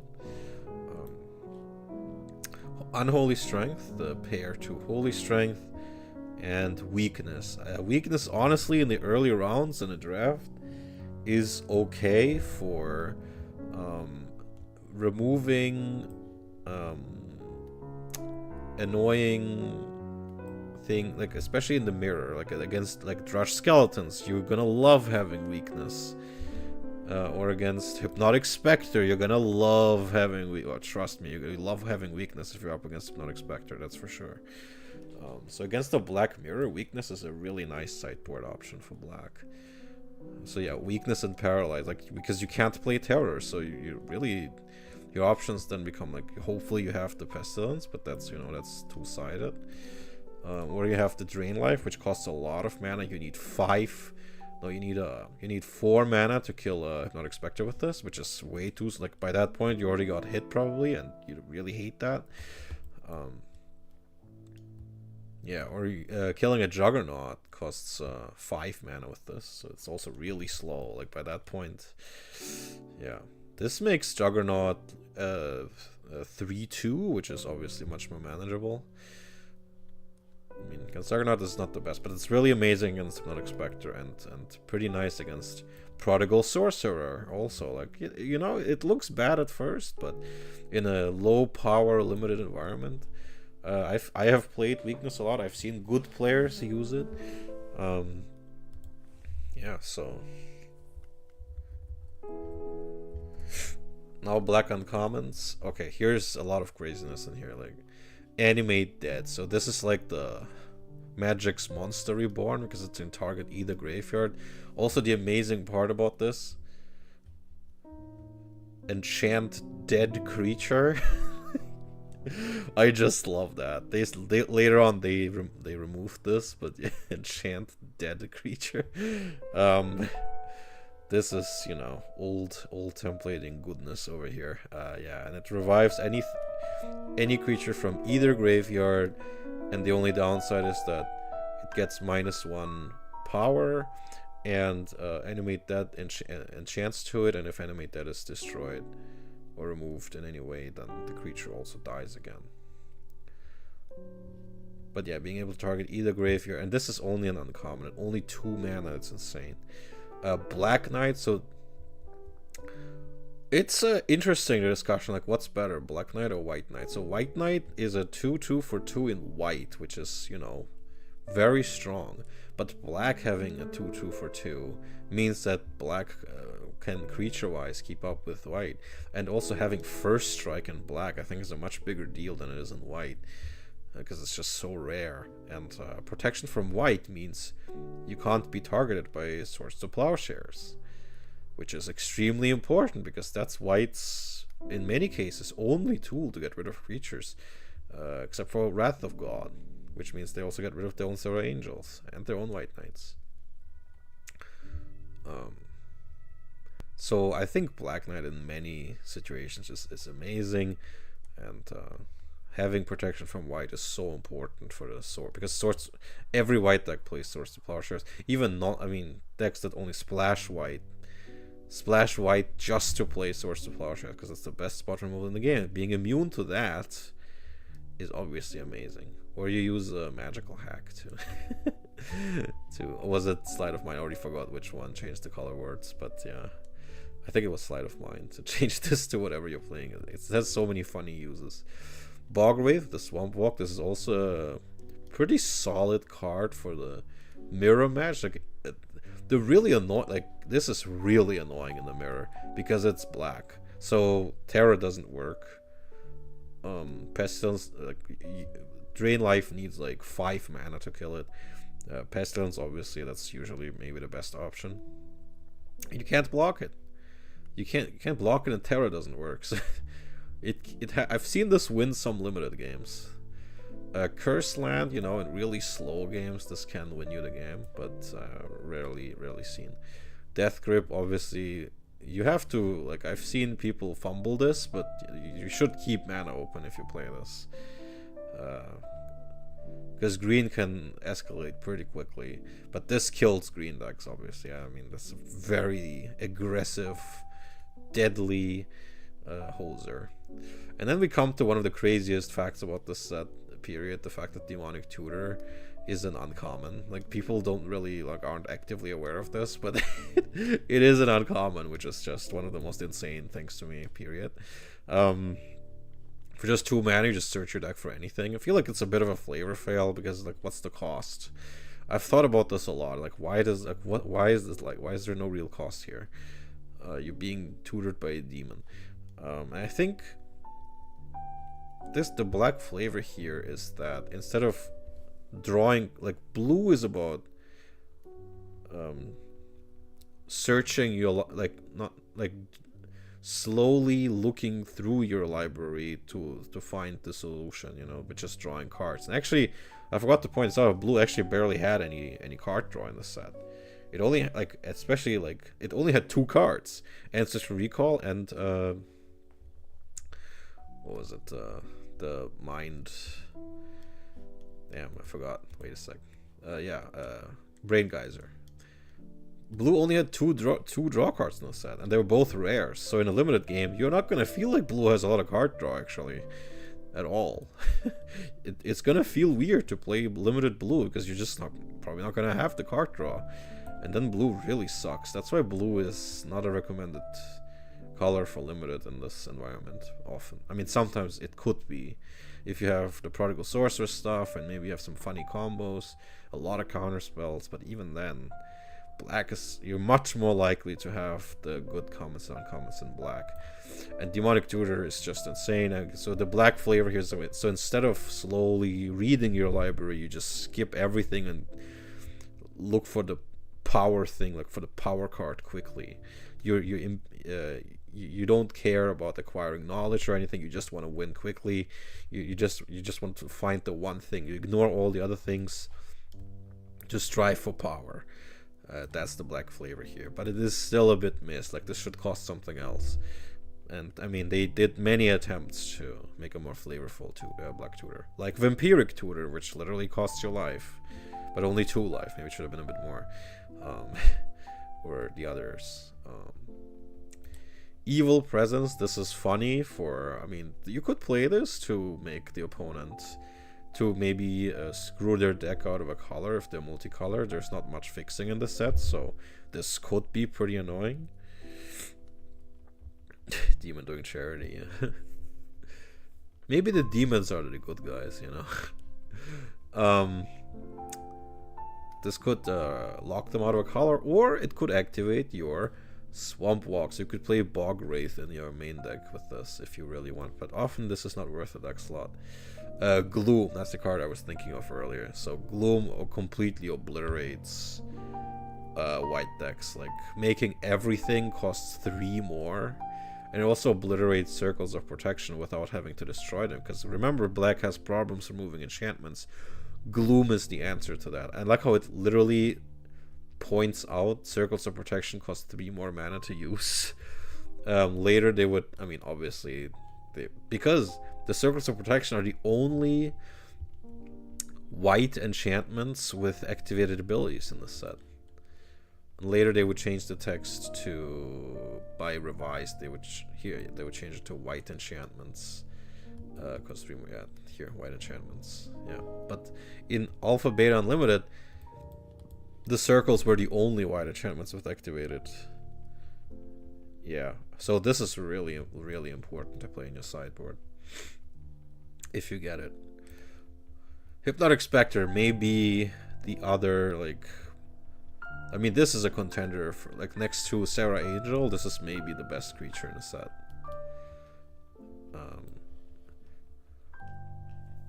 And definitely better in more decks, because I mean, this thing is legendary. This has won so many tournaments, forcing them to discard at random when it hits, and flying, and only costing 3 and being a 2/2. I mean, what, and the artwork is just, I mean, I love this guy. Or I hate him when I play against him. You really, like, he comes into play and there's like this immediate moment of like, holy shit, I have to stop this thing. Like, this is like, you have to think about how you remove him, because he loses you the game if you have no answer. Nettling Imp is really cool if you manage to tap the opponent's creatures, then you can just kill them. But yeah, it takes some playing around stuff, so it needs setting up. But yeah, this could be pretty cool. Black, yeah, like this works really well with Paralyze. So actually, black has some tapping in this set. But yeah, this forces to attack, and if they can't attack, like if they are tapped, they die at the end of the turn. But it doesn't work if they are walls or have summoning sickness. Sacrifice, yeah, this could be pretty cool. I've rarely seen this used, because I mean, it needs specific circumstances to really make sense. Like, would you really sacrifice a creature to have a bit more mana for drain life? Sometimes. Rarely. Scavenger Ghoul like, the flavor is great, but it itself, it's a 2/2 for 4. Put a counter on the ghoul. For each creature that was destroyed without regenerating. Yeah, so it eats dead creatures, basically, and uses them to regenerate. The flavor is great, but it's a bit weak. And then, I mean, usually you would just prefer Rush Skeletons, which costs half the mana cost. And just... Hello, super rare. And then we have... Sangia Vampire, also a great creature in the set. The effect doesn't really activate as often as you'd like, but still a 4/4 flyer for 5. Pretty great. Oh, I'm starting a progression series with a friend of mine, and before I pull my packs, I talk about the set. Are you familiar with Magic and Alpha Beta Unlimited?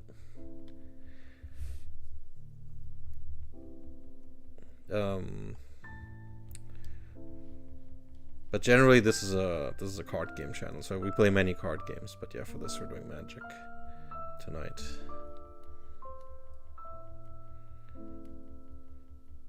Yeah, I'm gonna, so this is gonna be the first round. I decided I'm gonna open, so we're gonna do all 3 in the same round, so I'm gonna open 12 of each of the 3.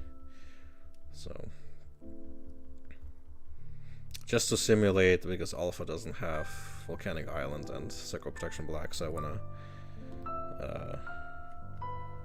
I'm gonna do it virtually. It's just with a virtual thing. Like, the point is that it's a progression series, so we open them virtually on a simulator, on a pack opening simulator, and then we make decks out of that, and then we play against each other. Since you're called super rare, I guess you are into card games, so maybe you found me through the Magic category that I hope I'm streaming on Twitch.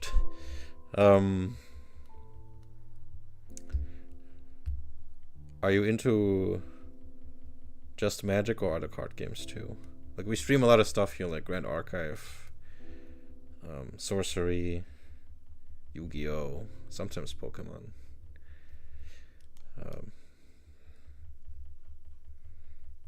Okay.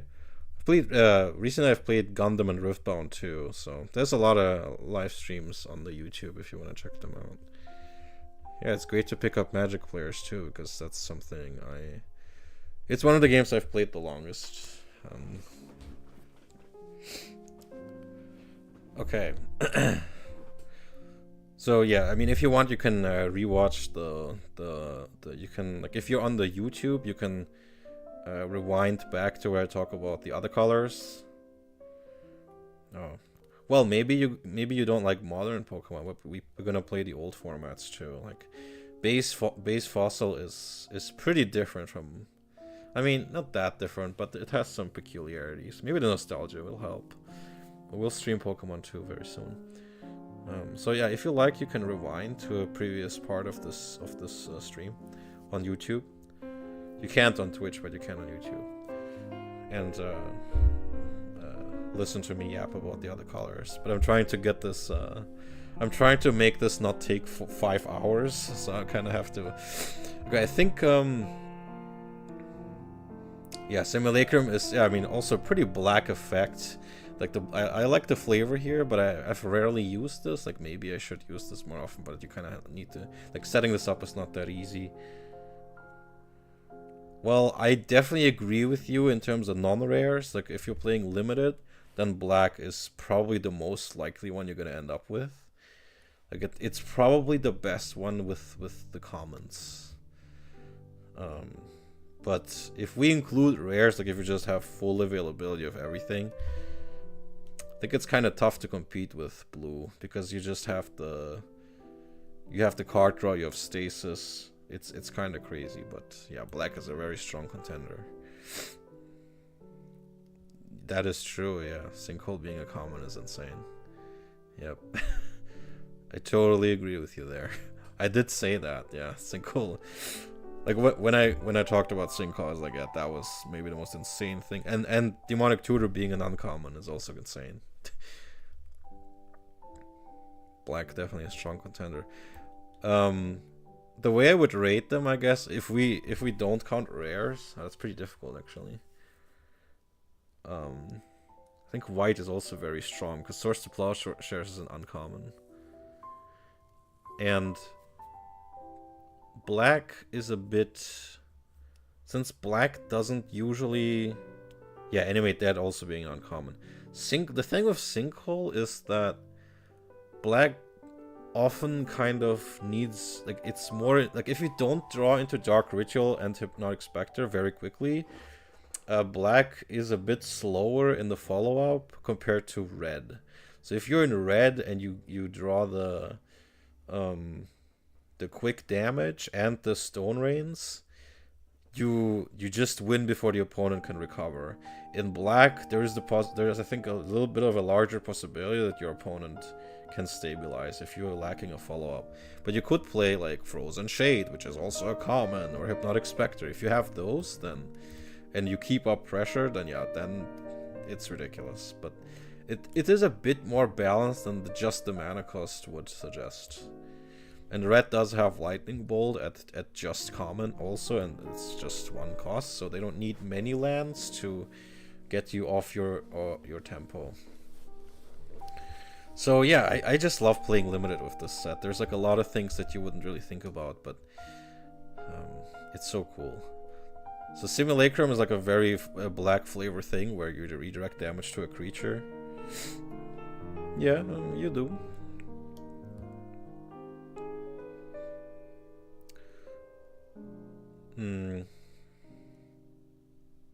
Yeah.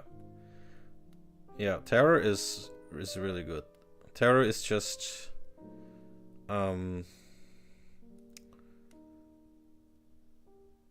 it kind of depends, right? Like, I think Red doesn't play that many.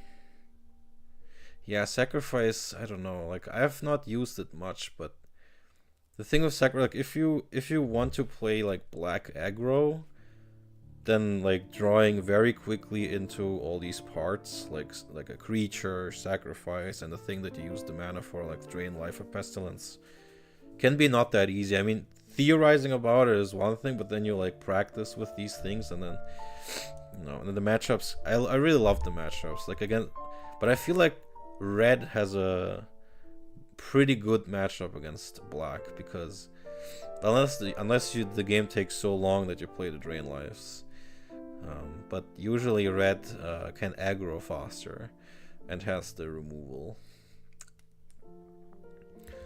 And for example, I think the mirror. I mean, maybe. I mean, blue, black. Yeah.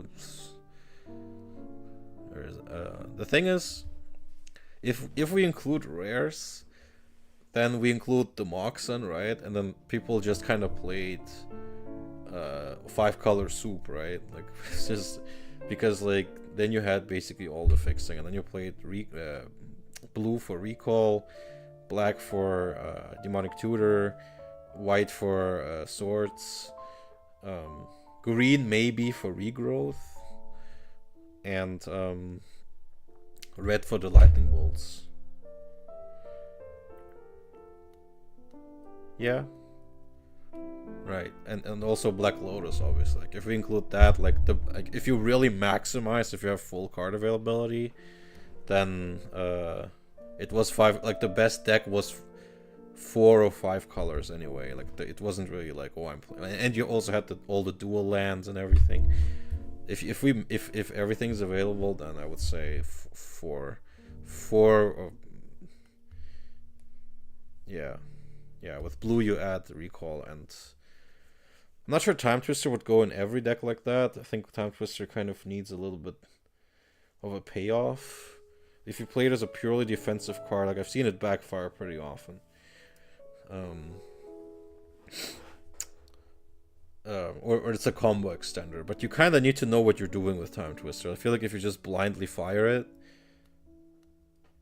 yeah, you mean Wheel of Fortune, yeah. That's kind of my point from earlier. Like, I feel like Wheel of Fortune in a good aggro strong red deck is better than Time Twister is in a generic blue deck that doesn't really build around it. Because in the red, you basically Wheel of Fortune is like reloading your gun. It's like, okay, now I have like 5 more burn spells, and next turn you're probably dead. in blue Time Twister. Oh, that's fine.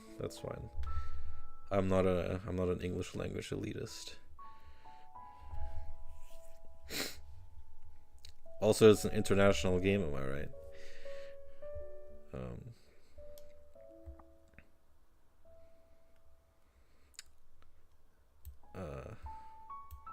Maybe I speak your. What's the native language, if I may ask?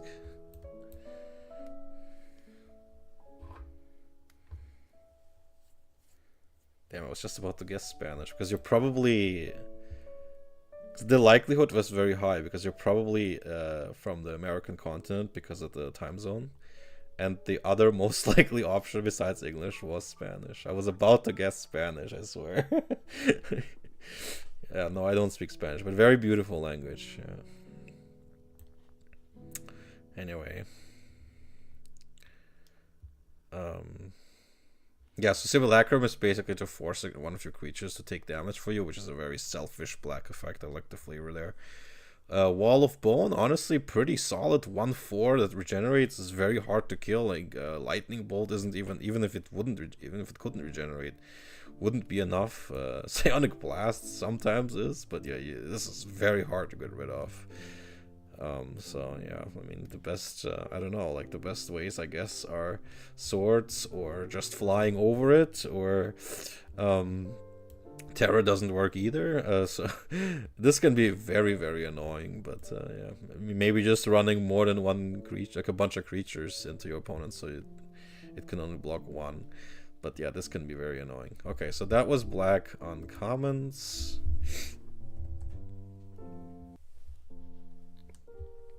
And now we get to the rares. There's a lot of experimental stuff here.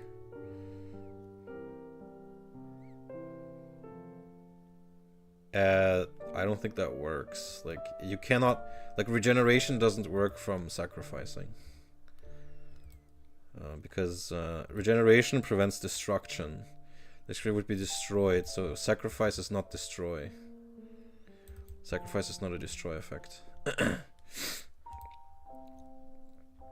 So unfortunately that doesn't work. Sorry for being a rules lawyer, but I'm just very familiar with regeneration at this point because I play these cards so much.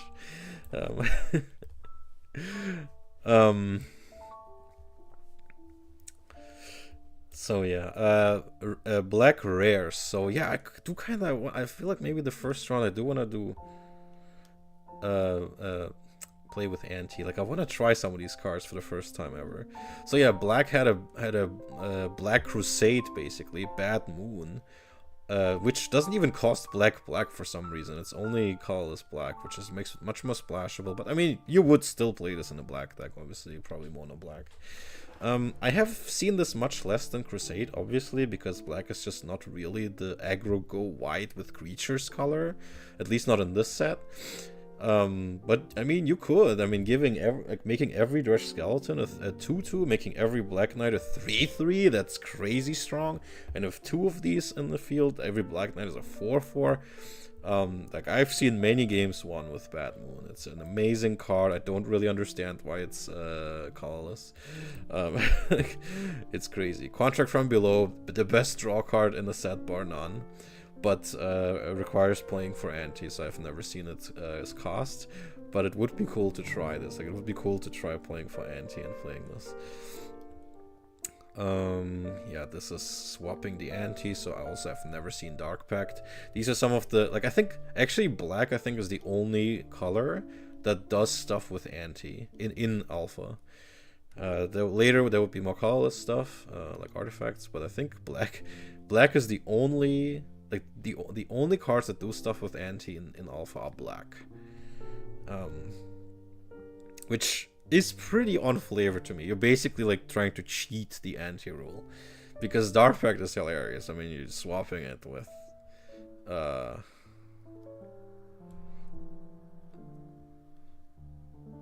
Yeah, but this seems like it could backfire pretty badly. I've never seen this card played, but... And then there's Demonic Attorney, so this is the third one of them. You gotta love a card that starts with the opponent doesn't concede the game immediately. Hey, you could immediately concede when I play this. Like, yeah, you could, you know. And then you have more anti, and then... I don't really... What is even the point? Like, yeah, you're making the anti even more painful, but you still have to win. Yeah, like this doesn't even necessarily give you an advantage unless you manipulate top card of your deck. But like this is literally just to game more IRL rewards from a poor player. Like what the hell is this? Like, this is so funny. Demonic Hordes, I have won games with this. But it can be pretty painful. If this thing is paralyzed, you are screwed. Because like yeah, you can't untap it, and you also need to pay 3 black every turn. This is pretty annoying, but if you get to use this, it feels very devastating because it's recurring land destruction in black. Exactly. Blasking nicely. Lich. This is I think I need to go to the modern card text because this is a little bit complicated. Yeah, you lose life, so you lose all your life. You don't lose the game for having 0 less life. If you would gain life, you draw that many cards instead. But there's very little life gain. I guess there's drain life.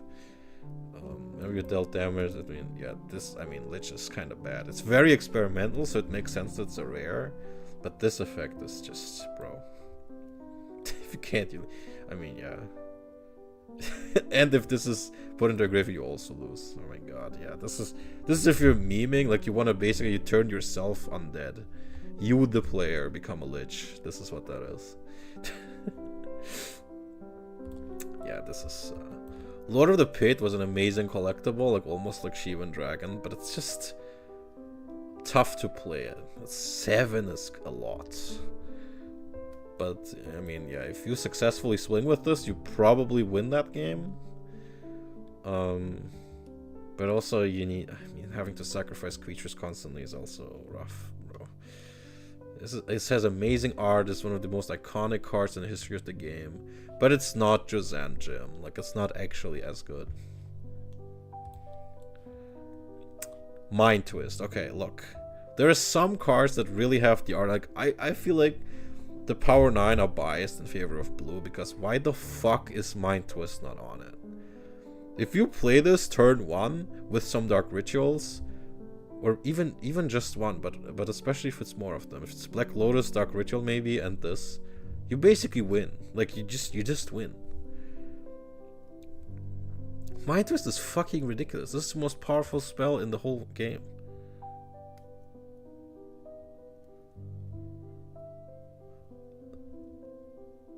No, I mean, it's not set specific. Set's pure. You mean like playing with batches instead of the stack, and with all the other weird, like with interrupts and with poly and mono artifacts? No, and with the old mulligan rules, no, that's too much too. But stuff like, at this point, the DCI wasn't established yet. Well, damage. You mean damage using the stack? The funny part is that was not the case yet. That was actually introduced in 6th edition, and then removed, I would say, with M10 or something like that.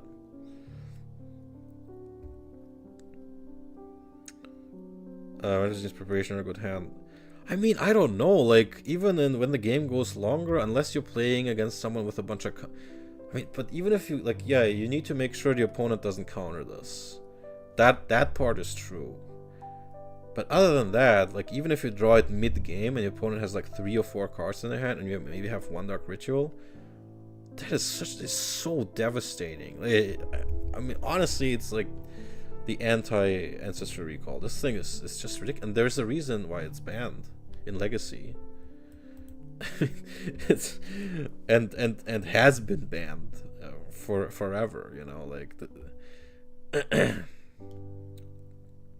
this is way too high for. I mean, honestly, you could make the case that him to Turok is more aggressive, but if you have some mana open, like this is honestly, like, I would say cards that, like, I would say Demonic Tutor belongs there probably. I think more than Time Twister. Like, Time Twister needs setup too, unless if there's a bunch of games that you lose because you cast Time Twister, I feel like it doesn't belong there as much as Mind Twist does. I think like that's just blue bias. I think people just wanted to make the Power 9 just artifacts on blue. I think Time Twister is not quite there, and there have been many arguments about Time Twister being on there. I feel like Wheel of Fortune in a red deck is better than Time Twister in most blue decks. Like, I've never seen a red, well, maybe once, but red players usually don't lose after casting Wheel of Fortune. It's like they load their gun, and then it's like, okay, you better win, you better stop me the next turn, or next turn I win. Like if I get to untap my lands after playing Wheel of Fortune in a red deck, I will win. Like, there's after duress, interesting. The thing with Word of Command. So here's why I don't like Word of Command. The thing is, the problem with Word of Command is that your opponent can tap their mana in response to this. And then if they don't have a legal card they can play, it doesn't work. It's like the mana drain cards. Like, your opponent can respond to this by just tapping the lands. And if we don't play with mana burn, like back then, the downside of doing that would be mana burn, right? But now that's also an interesting question. We could play with mana burn. But I don't know, I'll be careful with that.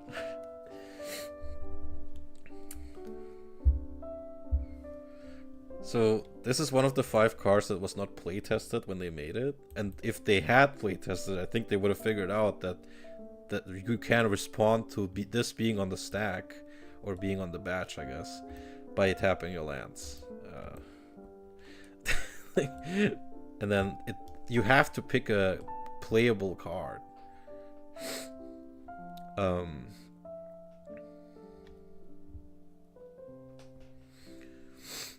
But I guess if you duress before that, you know what's playable still.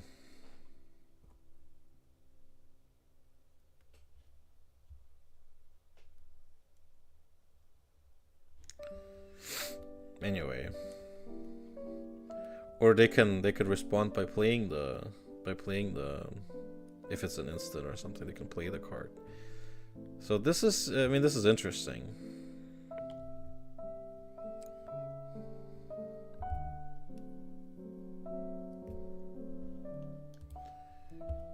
Okay.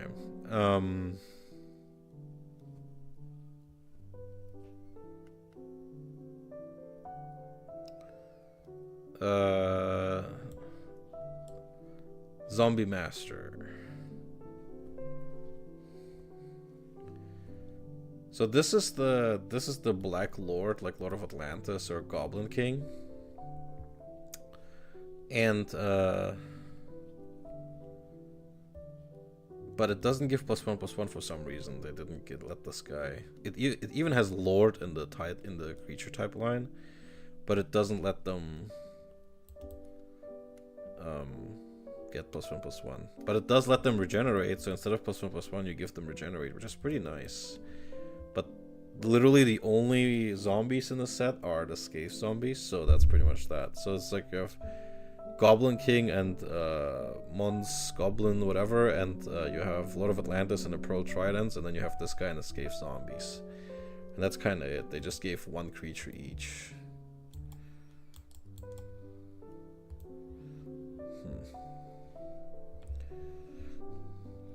But it is a pretty cool card.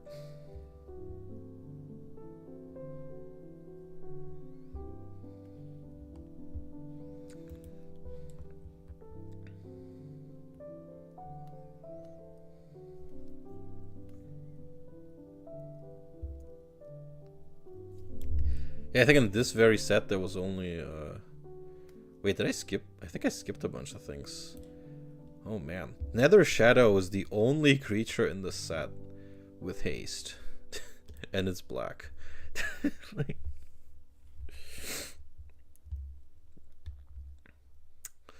which is hilarious to me. I really, you can make a black aggro deck with Nether Shadow, which is pretty hilarious. But it is a rare, so you rarely see this in limited games.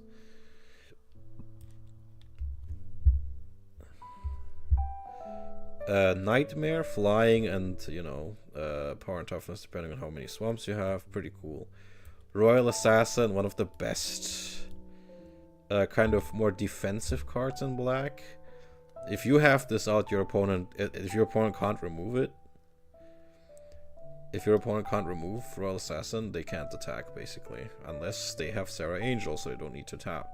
But then maybe you can tap them with paralysis. So black having tap effects and Royal Assassin at the same time is pretty nasty, but is a rare. Warp artifacts, so black coping with the fact that they can't remove artifacts, they instead deal damage to you, which is funny. Will-o'-the-Wisp is like almost like a flying Dredge Skeletons, but with no power. Very nice blocker. Pretty annoying with Unholy Strength, but also rare, so you don't see it that often. And I guess that's it for black. So these were the black rares. Man, this took me longer than I hoped, but so now we get to red commons. This is the realm of Lightning Bolt and Fireball and Disintegrate. So yeah, red, I mean, what does the order say? So red had a bit of an elemental theme, a bunch of direct damage, and the creatures were honestly okay. I think the creatures are the Well, actually no, they're probably the 4th best. I think it's like green has the best ones, then probably white, then it's between black and red, but probably black has the slightly better ones, and then this, and then blue.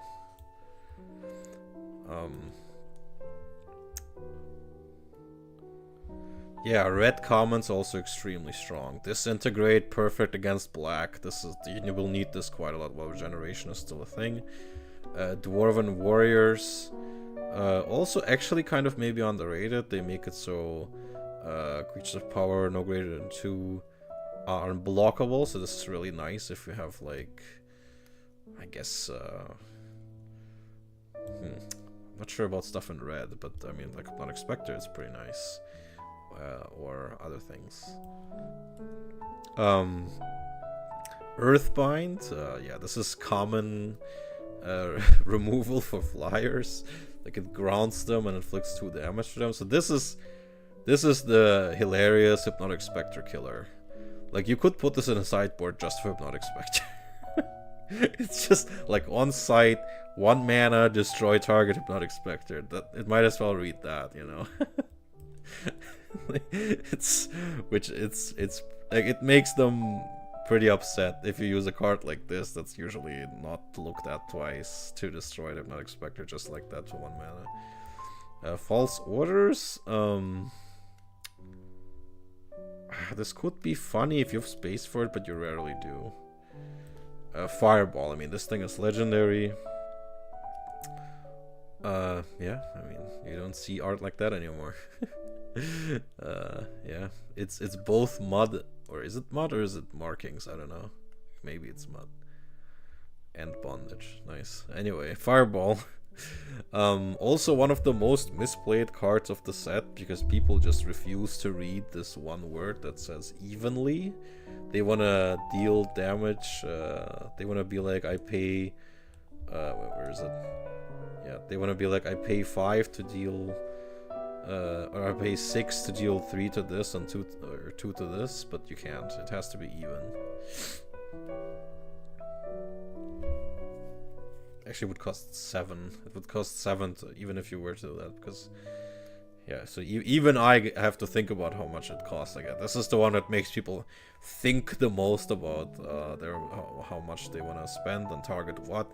And this at common is a bit crazy, like because it's the. Like, if you just play with commons, this is probably the most complicated math you're gonna be doing. Like, how do I split my fireballs? it's hilarious. There are many moments like that, many misplays and funny reactions, and yeah, to be had. Fire breathing, they literally named this ability fire breathing. Well, not they, but players did. Not officially, but this is like one of those things, you know. +1/+0 is referred to as fire breathing. Just like how 3 mana 2/2s are referred to as Grey Ogres. And 4 mana 3/3, you know. Yeah, so this is like your vanilla creature package. You need stuff like that too. This is also a way to deal damage. 2/3 for 3, you know, pretty nice. I mean, for red, this was really not bad at the time. And a very efficient, like this was actually played, Ironclaw Orcs. A 2/2 for 2, so this is like a Grizzly Bears. With the downside that it can't block creatures with more than 1 power. But you're not going to be blocking in red anyway. You're going to just be going all out, am I right? Like, who plays red to block? I mean, come on, man. Yeah, so red having basically Grizzly Bears, pretty good at the time. Pretty good. So Ironclaw Orcs is actually a competitive card. Yeah, and then probably one of the best commons in the set, Lightning Bolt, enough said. Yeah, that Hydra. Oh, you mean the Rock Hydra? That's a rare. I think we're gonna get to that pretty soon. Yeah, Red Elemental Blast. This thing is amazing. I love Red Blast, like the quintessential thing to put in your red deck in the sideboard against the blue matchups. And obviously, red having a counterspell is better than blue having another counterspell, because red doesn't have many ways to do that. So yeah, this is of course like essential, and this being at common is crazy. But maybe it has to be, because you need to hate on blue players. Shatter, strictly, like, comparatively worse than Disenchant. Like, red is not supposed to be good at removing enchantments, but red is supposed to be really good at removing artifacts, because it smashes them. I really like the flavor here. Like, it's intentionally... Like, red is intentionally worse at removing enchantments well, pretty much enchantments, yeah. Because it's pretty good at removing artifacts and creatures, that's for sure. And lands. Yeah. Yeah, so red having a Stone Rain at common is also honestly kind of crazy. And people really hate Stone Rain. Like, many people hate Stone Rain. But I think 3 mana in an aggro deck is a lot. Like, if all you're casting for a turn is this... you could have been doing damage instead, but yeah, it's still pretty good. But it's not like it's not as like people pretend like it's game breaking now, but it's really not. Now red uncommons. So we have a couple funny ones, like giving Mountain Walk, which, I mean, yep, that's hilarious. But the red doesn't really have the ways to make opponents' lands into mountains like blue and black can. So those two colors can manipulate land colors, but the red can't really. So this being uncommon is kind of weird. Like, Dragon Whelp, honestly, one of the best creatures, kind of like mid-tier creatures in the game. Like, this is really mid-range, to be honest.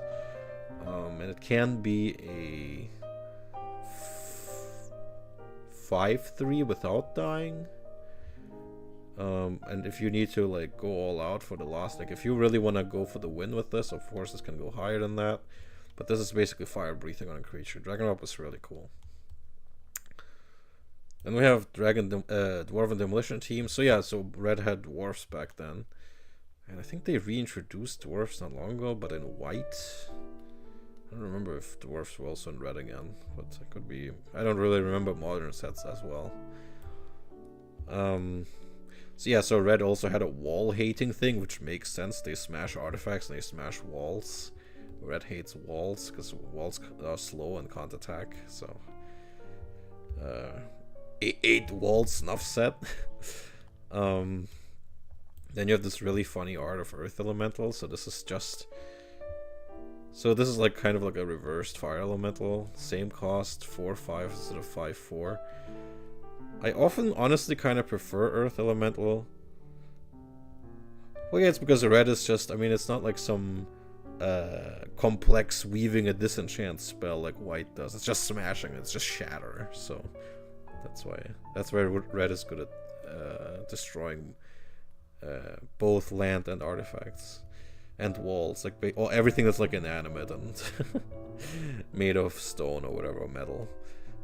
Anyway, so honestly, yeah, it's interesting that the like figuring out if you want to play Earth or Fire Elemental, because Fire Elemental could technically win you the game in 4 turns, and Earth Elemental is slower. But if they have a Psionic Blast, you really like having that 5 toughness. Flash Fires, man, I've been in situations where I've really hated this card, and I've been in situations where I made my opponent crash out when I played this.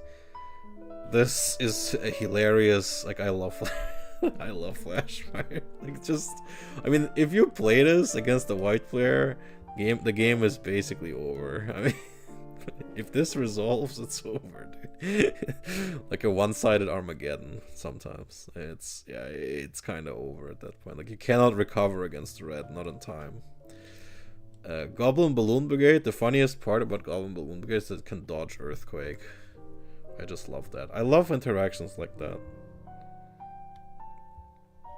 Omen of Fire. Look, I barely know modern cards. Omen of Fire.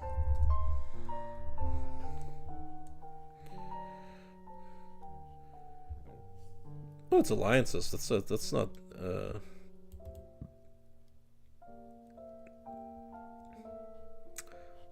Yeah, that's pretty cool. I also like what's it called?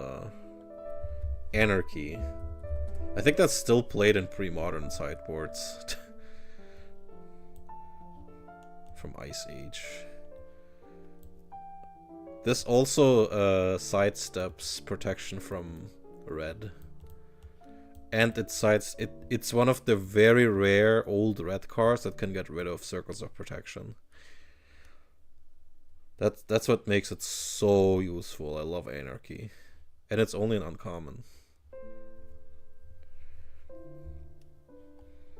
Your opponent like looks at you like he's super like he feels like when your opponent sits back and is like super smug because like Circle of Protection red is the best one because the red is the most vulnerable against them, and then you play this bad boy, it's over. Like they look at you like what? Excuse me? Like, protection doesn't work.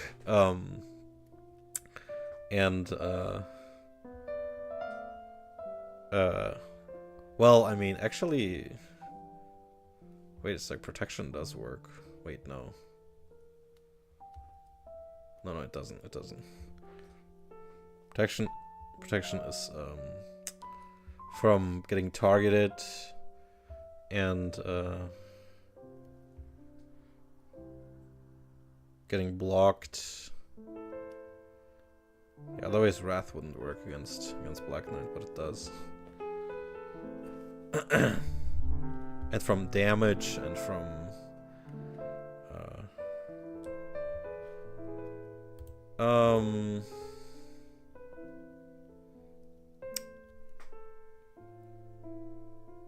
yeah, I mean that's true. Let me think about this.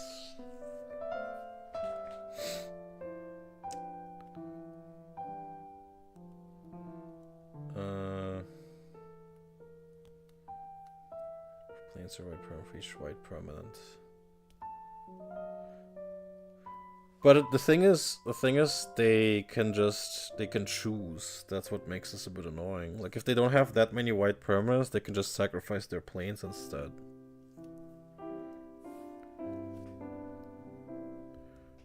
And usually they don't have, like in these kind of games where they play like balance or they play Wrath of God themselves. They don't have that many white. They don't have that many white permanents out usually. I mean, they could if they play weenie decks, but back then it was a bit rare. So and the problem is with this, they can choose.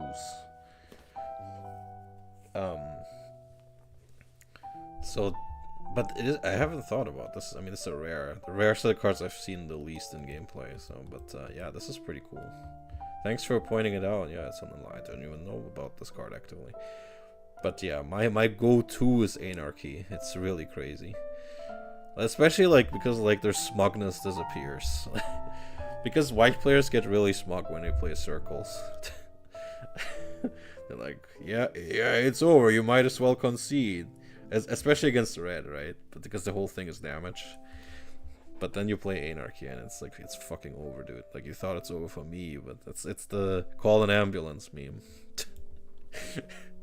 I might have actually set this during a game when I played Anarchy. Anyway.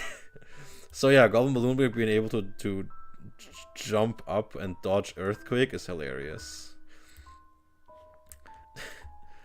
Callan Warlord is okay, but probably overcosted. You don't have that many red creatures out usually if you're in red.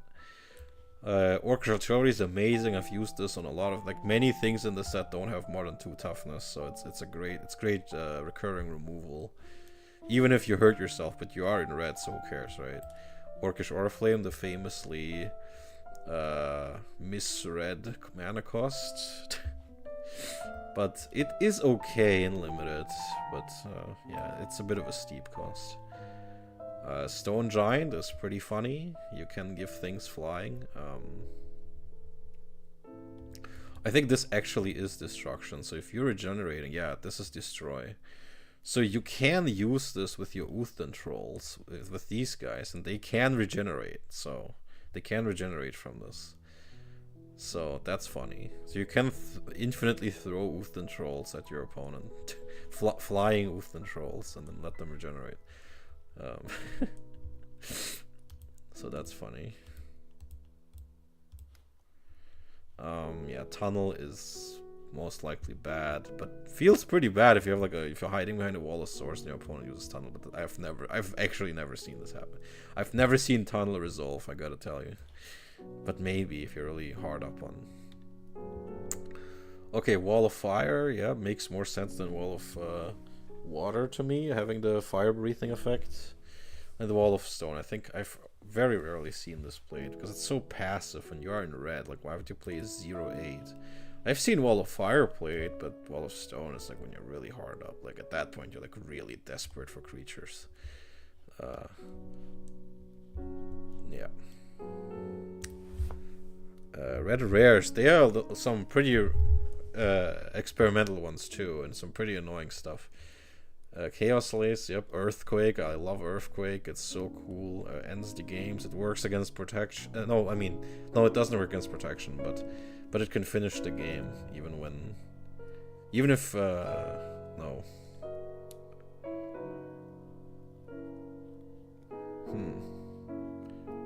I mean, yeah, it works if you're playing the mirror, yeah, Fork is great,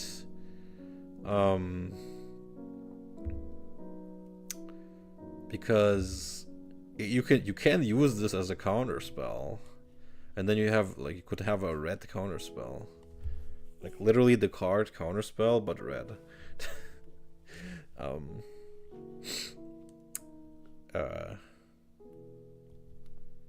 So you can counter spells with this, even back then, because it is an interrupt.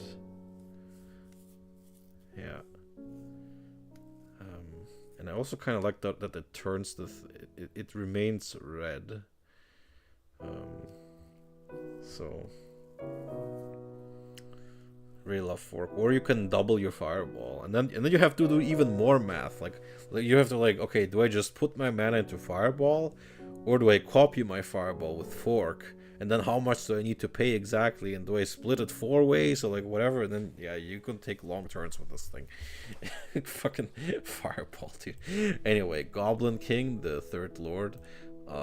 Granite Gargoyle. This is pretty uncharacteristic in the red because it has I'm not even sure what to call this. Stone skin, butt breath, I don't know, farting.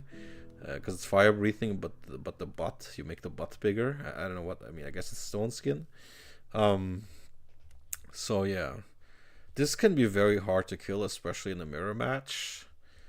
Like if you're up against the red and you have Granite Gargoyle, it's very, very hard to kill, almost immortal. And being a flyer too is really strong. I understand why this is a rare. They're pretty careful with this. Mana Flare is ridiculous. This I've seen this backfire quite a lot. So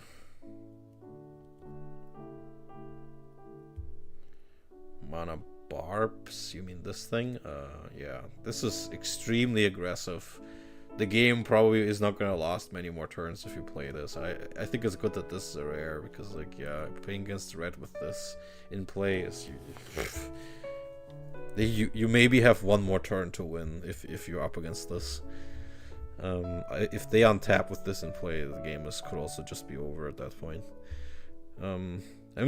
It better is, because if they take too long, it kills them. But yeah, Mana Flare with Fireball, obviously crazy. Or Disintegrate. Power Surge, this is weird. Yeah, so this punishes you for not tapping lands, for not using your lands. So this made more sense with Mana Burn back then. So Mana Burn meant that you're kind of punished either way, but now you can just tap your lands and then Power Surge does nothing. So this card kind of doesn't work without Mana Burn. Raging River, this card is pretty complex. I'm not sure I want to talk about it, but it's basically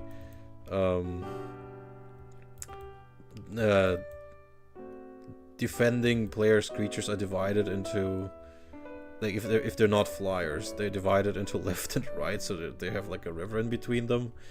And for each attacking creature, you choose left and right. So you space. Oh god, I don't want to think about that guy too, with the 4 zones or something. Yeah, I don't want to remember that guy. Yeah. So this is kind of you have to divide your blockers between between with the river in between. So this is pretty cool. It's kind of like a location-based spatial card, kind of like what Sorcery TCG does a lot now. A lot of this early stuff reminds me of Sorcery, which is pretty much the intention of Sorcery. Rock is a 4-mana 3/3 flying, which doesn't look special, but it's, I mean, it's pretty strongly on curve for red. Back then. And here's your Rock Hydra. I have actually played with this. Oh god, come on, Scryfall. Yeah. It can be hard to kill. Yeah. And the rule that it's only during upkeep is a bit annoying to remember, but this can be a pretty fun card. Yeah, I really like this thing. But if you play against black, it dies too easily, and if you play against blue, it's also bounced or something. And against white, so kind of only really good against green and red itself. But that can be said about a lot of creatures, like Shivan Dragon, for example. But yeah, flying makes it a bit different, though. This is the Charizard of Magic, before Charizard was a thing. Sedgetroll, like I said, one of those cards was designed very late, and you can tell because there's, like, I think no other cards in the set that have a different mana cost in their text. A different color mana cost. Yeah, so this is pretty cool, like Sedgetroll. And looking at this motivates you to build a multicolor deck. Like few things in the set do.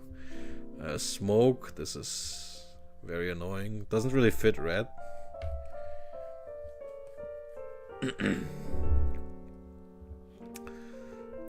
Two-headed giant. This named the format, I think, so this is pretty funny. And it also has trample, which you don't see often in red. And it's almost on curve, 4/4 for 5. This being a red makes sense to this being a rare makes sense to me.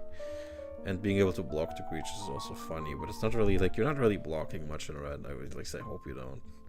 So this is like experimental stuff. I understand why experimental stuff is rare. And then we have Wheel of Fortune. I mean, I've mentioned it a lot. What an amazing classic card. This is like I said many times, it's like reloading your gun in red. If you play this, you'll probably win next turn.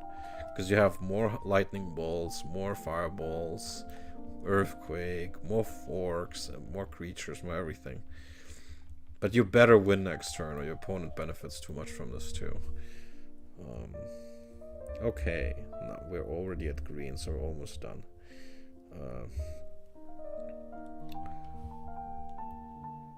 So yeah, so the special thing about green, like green has like the biggest, like if you play in green, you have some pretty good creatures at common. Only green is left. I've already talked about, like before you arrived, I talked about white, blue, and partially about black.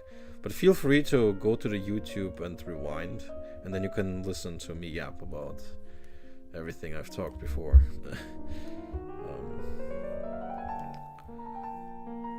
And I will also talk about the artifacts though. So green, like in green, you have the benefit of opening packs and at common see something with 6/4. So Crawworm, obviously the Timmy's favorite in Alpha. You look at this, like, whoa, this being a common, but they were pretty smart already back then. They already knew, yeah, being just big. It doesn't necessarily make for a good creature. It doesn't even have trample. In fact, I think the only cheat, like outside of like Lord of Pit or whatever, and also the two-headed giant, the only non-rare with trample in the whole set is War Mammoth, which is pretty crazy. And like one of the best creatures, like if you just want to play like a basic game of Magic, and like if you draft this or something, War Mammoth is gonna put some real big work in. Because 3/3 is a good stat line, and trample is gonna put a lot of work in. It's good against black because regeneration doesn't help.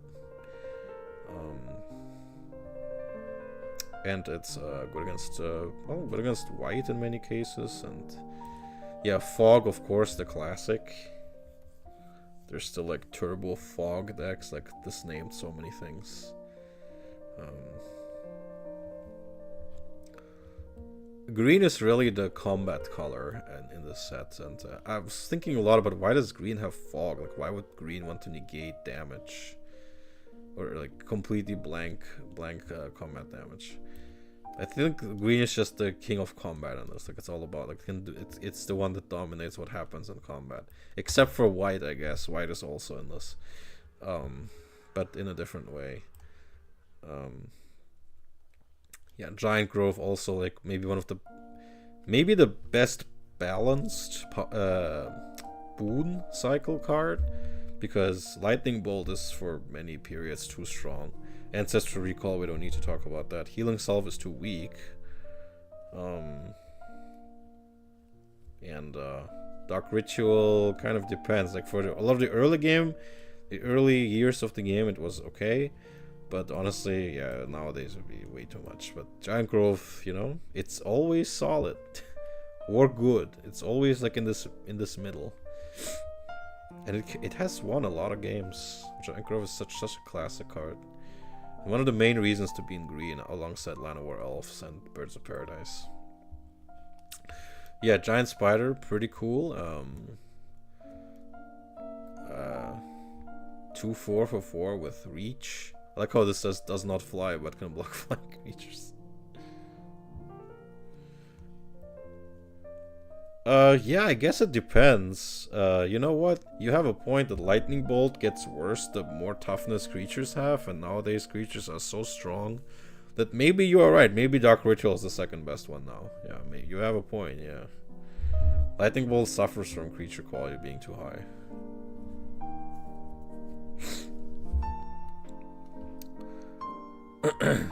Yeah, but Giant Spider, yeah, pretty cool. Pretty staple for a card for playing limited with this. You are gonna play Giant Spider if you're in green. It can be very hard to kill, especially like blue struggles with like if blue is trying to deal damage for flyers, or if you have Sarah Angel and you're looking at a Giant Spider and you're like, but they could have Giant Growth. There's always this threat. Green can always threaten you with getting bigger, and I like that. That's kind of the green gameplay. Getting a lot bigger. 3/3/3 for just 1 mana is just so crazy. I mean, white can do +7/+7, but as a rare and only on defense. Then we have Grizzly Bears. This is Ironclaw Orcs with no downside, so yeah, pretty good. Ironroot Treefog, kind of okay, but it gets replaced very soon with something like 3/6 different Treefog, and I think it was 5th, I think it was 4th edition or something like that. Maybe 5th. Maybe it wasn't Mirage, I forgot. Maybe Visions. Somewhere along those lines. Maybe it was Ice Age, but I don't know. But yeah, for the first couple of years, this is kind of, if people limited, this is kind of okay. Llanowar Elves is a total classic. Currently standard legal, I think, because it's in Foundation. It's one of the most enduring, iconic creatures in the game. Really can't really say enough about it. Regeneration I can play sometimes, but often the removal is not destruction, or it's toughness based. So yeah, or it's terror, so it doesn't even work. But often it can be pretty nice. Script Sprites. I have seen many games won with this fucking thing. And green getting fast, cheap flyers is not something you'd think of nowadays. But yeah, this with Giant Growth maybe and some other things is very annoying. Very annoying. Shannon Dryads can almost be a script sprite that doesn't die to Hurricane. Like in the mirror, Shannon Dryads can be very annoying.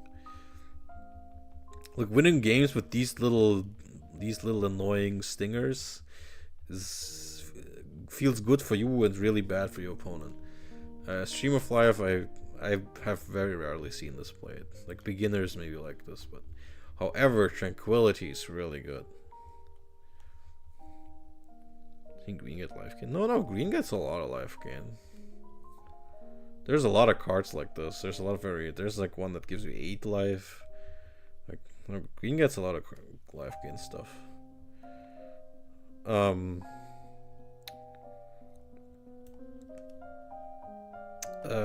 Tranquility is really, really good back then because it destroys all these, like, it can destroy even what was the death grip, which like you usually would lose you the game, but you can remove it with Tranquility.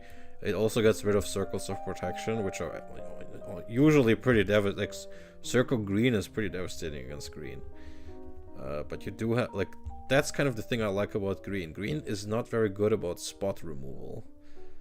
Like, green does not have, like, a disenchant. Naturalize would only come later, and I kind of don't like that Naturalize exists, because it's literally disenchant but green. So back then, green was like a force of nature. I mean, there's literally a creature named Force of Nature in this. Green was hard to control, so it was better at mass removing stuff. So Tranquility gets rid of all enchantments. And Hurricane hits all flyers and both players. And I kind of like that. Wall of Wood, I mean, I usually wouldn't, because it's too passive. Like, it's just... You kind of want some power. I think there's better walls in green. Wall of Bramble, I think, is way better than this, even though it costs 3. But maybe if you just want to stall early game, if you just want to fight aggro, like against the red, I guess you can play Wall of Wood. War Mammoth, we've talked about. Wild Growth, yeah, obviously pretty good. This is like almost kind of like a Llanowar Elves, except can't attack.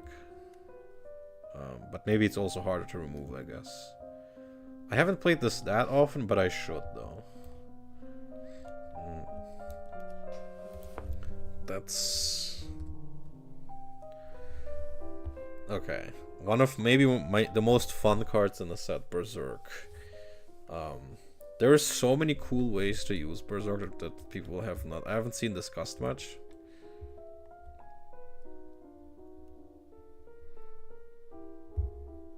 Yeah, I'm not much of a Commander player, but yeah, the game has changed a lot. Yeah,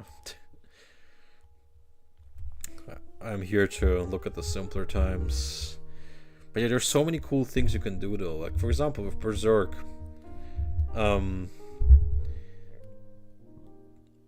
so you have to cast this before the combat damage step. You give a creature trample and plus X plus 0 until end of turn, where X is its power. So you double its power. In the beginning of the next end step, destroy that creature if it attacked this turn. So this can be green spot removal. You can use this on an opponent's creature, actually. Many people are not quite aware of this. It will probably hurt, but you can use to destroy a creature. So there is green destruction creature spot removal, but it hurts. It probably hurts.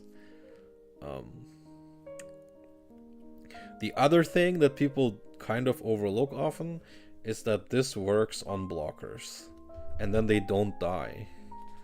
You can double a blocker's attack power, and it's not destroyed because it didn't attack. And you're also wasting the trample. You usually don't do this because you do want to use Berserk as a win condition. That's one of your main win conditions, right? Like Giant Growth and Berserk. You want to snatch a win out of nowhere with this. But if you're really desperate, you can give this to a blocker or on an opposing attacker to destroy it. I have done that before. If you're really hard up. And Berserk being an uncommon... And Berserk being an uncommon is also honestly kind of crazy. Camouflage is kind of complicated, and it's like, I think it makes the attackers face down or something. I don't want to play this because it's too weird. Yeah.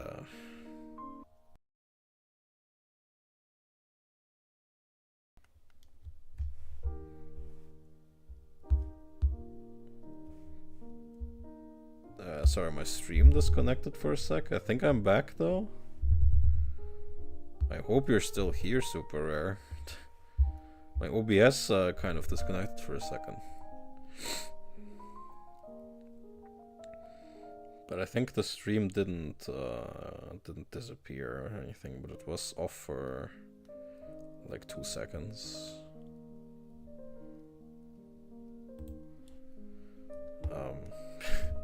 I hope nothing happened. to reload the YouTube chat.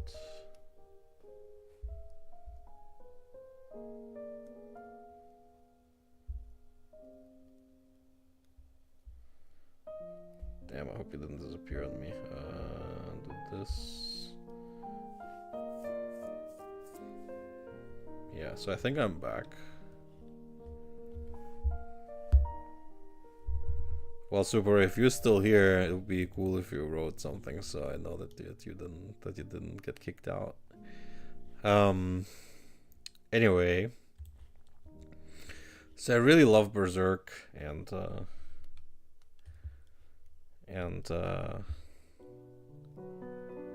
there's so many different ways to use it. Yeah.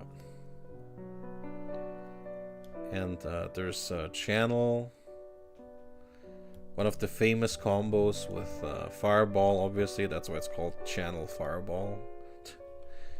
With this, you channel your life into colorless mana, which makes it different from Black. Black generates black mana a lot, and this, or it pumps black mana into stuff. This generates colorless mana, and this can be used with Fireball. And this is banned in basically everything, because it's way too powerful. And this only being an uncommon is also insane.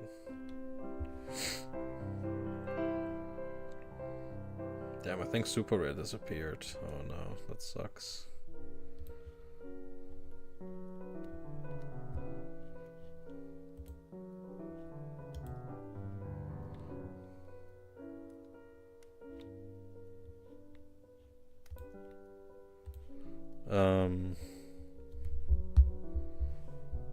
Or I think the chat is still loaded. Oh, yeah.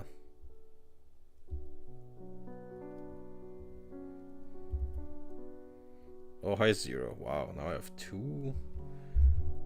Damn, that's crazy. Channel is so popular now that I have a recurring viewer. Nice. Yeah, for some reason it wasn't loading my chat properly in my chat window. So, but now I see it. Nice. Okay. Well, Hurricane, I've mentioned it many times.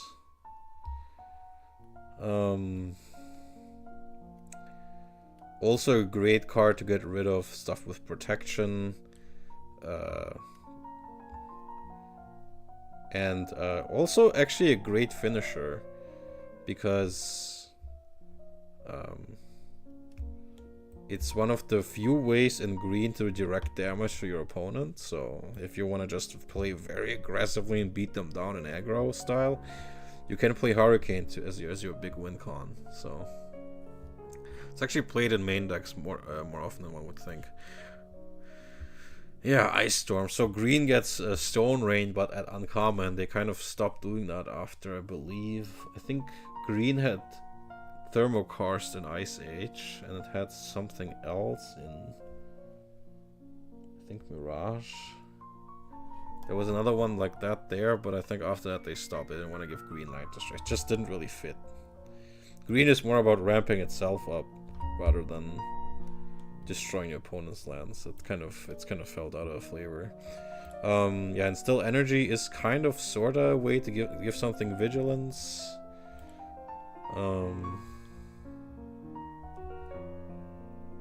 Kind of a funny card, but not that many cool applications in this set. LEA Druid. Yeah, Regrowth is one of the best cards in the set.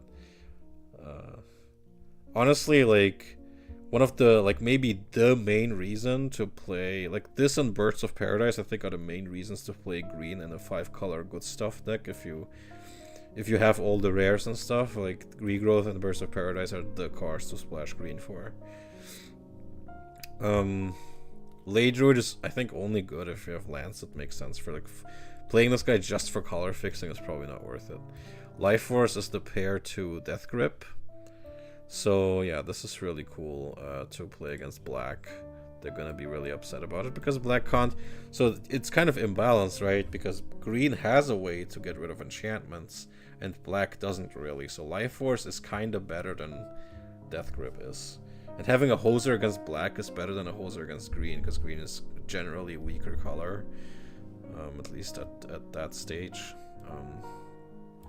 Lure, the card of many memes. Especially, I mean, the combo is right here, even at uncommon. Lure and Thicket Basilisk. There you go. There it is. Pretty funny whenever it happens. It's also funny is that the Basilisk ability is better on the Basilisk than it is on Cockatrice, because Cockatrice has flying and this, but if you're flying already, you don't need this Stone Gaze thing. It doesn't really make any sense. But Cockatrice is the rare, and Thicket Basilisk is the uncommon. Anyway.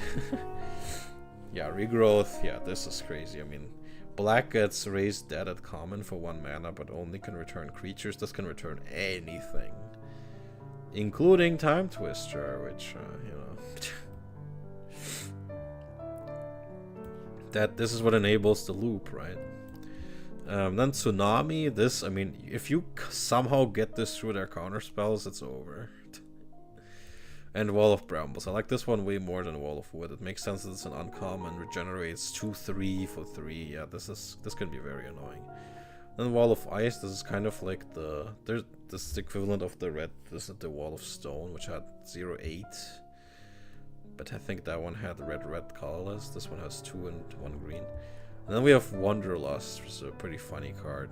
Very strange too. This enchants a creature and deals damage to the opponent during upkeep. This is like the feedback of green, but punishes creatures. Creatures are more common, so this will have a target probably, but is this really the best you can do in terms of dealing damage in green? Maybe. Sometimes, I don't know. It is definitely funny. And green rares are somewhat partially underpowered a little bit compared to the rest, I would say. Aspect of Wolf is very weak for a rare.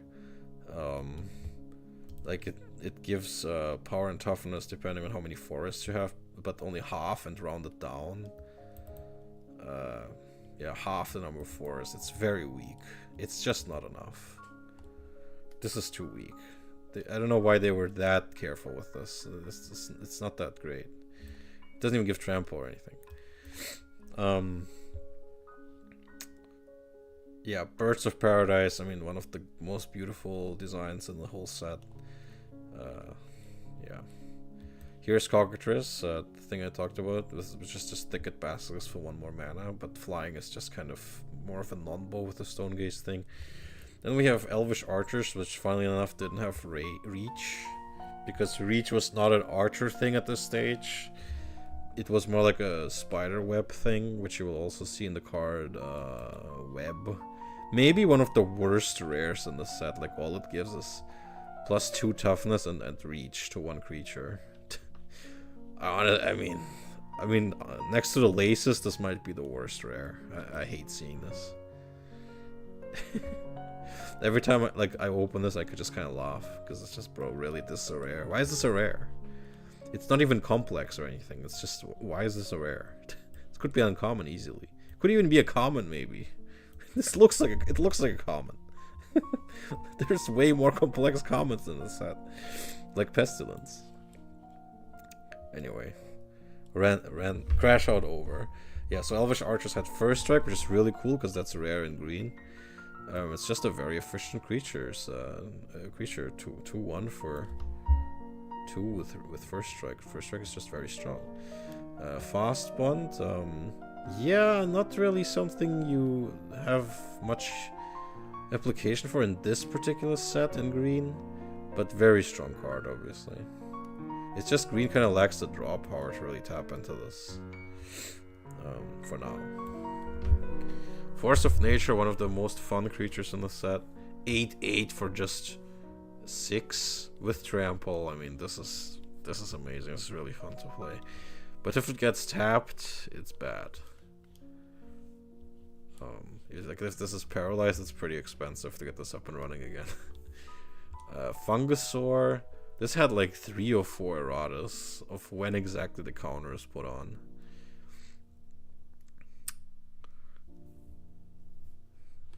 Yeah. Gaius Leech, kinda weak, because when it attacks it depends on your opponent's forests, which is awful. So it's mostly a blocker unless you find a way to give them forests, Well, it slowly turns their lands to forest itself. Yeah, because of forest, I'll this is really lame. Like, I would much rather get Force of Nature. It's the same mana cost too. Yeah, maybe, yeah, with more modern, yeah, fast point, it's not but then I would probably say Channel is, I think Channel would be the higher candidate in green to be a power 9.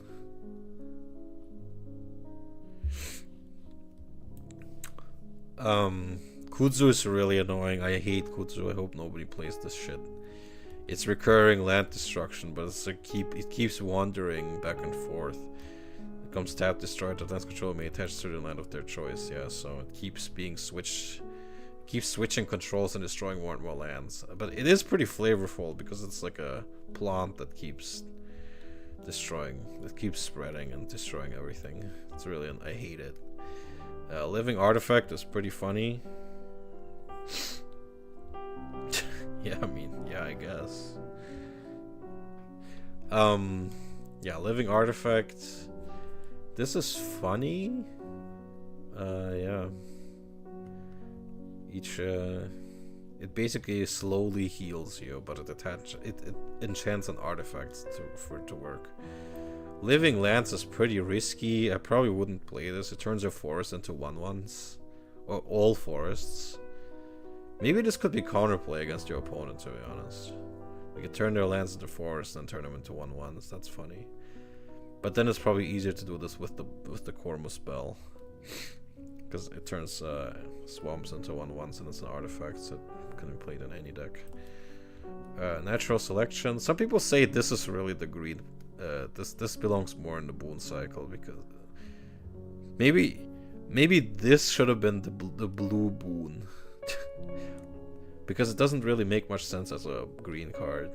Like, this looks like it would be a blue card, and maybe this should have, it's something with 3, so, and it costs 1, so maybe this should have been the blue boon. Look at the top 3 cards and rearrange them. Maybe you could have done it Scry 3 or something like that. That would also be maybe very strong. But Ancestry Recall is stupid. It just doesn't make sense that Ancestry Recall is the only rare of the 5. Yeah, Natural Selection is weird and not very good. And not really worth being a rare, to be honest. Then we have Timberwolves, the only banding green card. So, yeah, so here you see the difference with how they gave identity via just rarity. White gets exactly this creature at common, but green needs to go to rare for this. So they definitely wanted banding to be like a very definitive white thing, like, so they put it on commons. It's on Mesa Pegasus and on Banalish Hero, which are both commons. So they definitely wanted white players to just do a lot of banding. And green only occasionally gets it with here at rare. And the 1/1 for 1 in green is not as good as it is in white.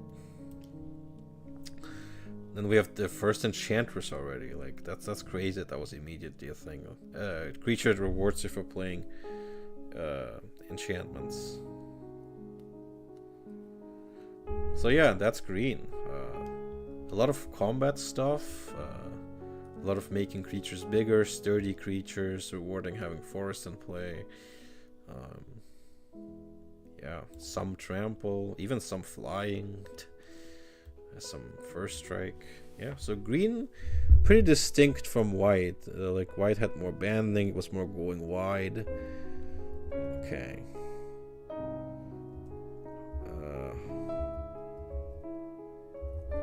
I'm not sure how that works. Yeah, okay, it does work, okay.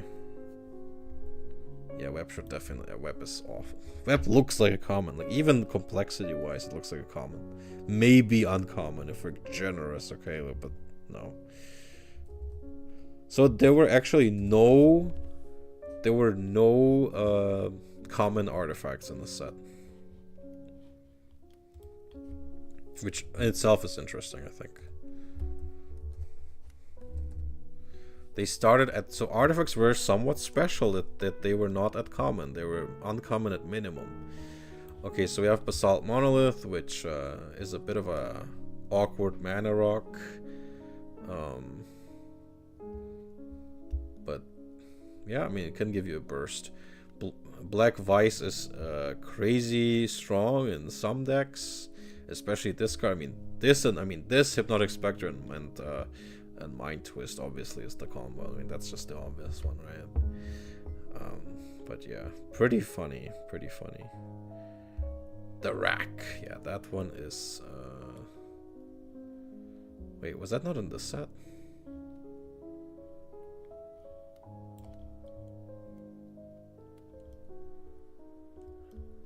Or was it a rare? Wait a sec.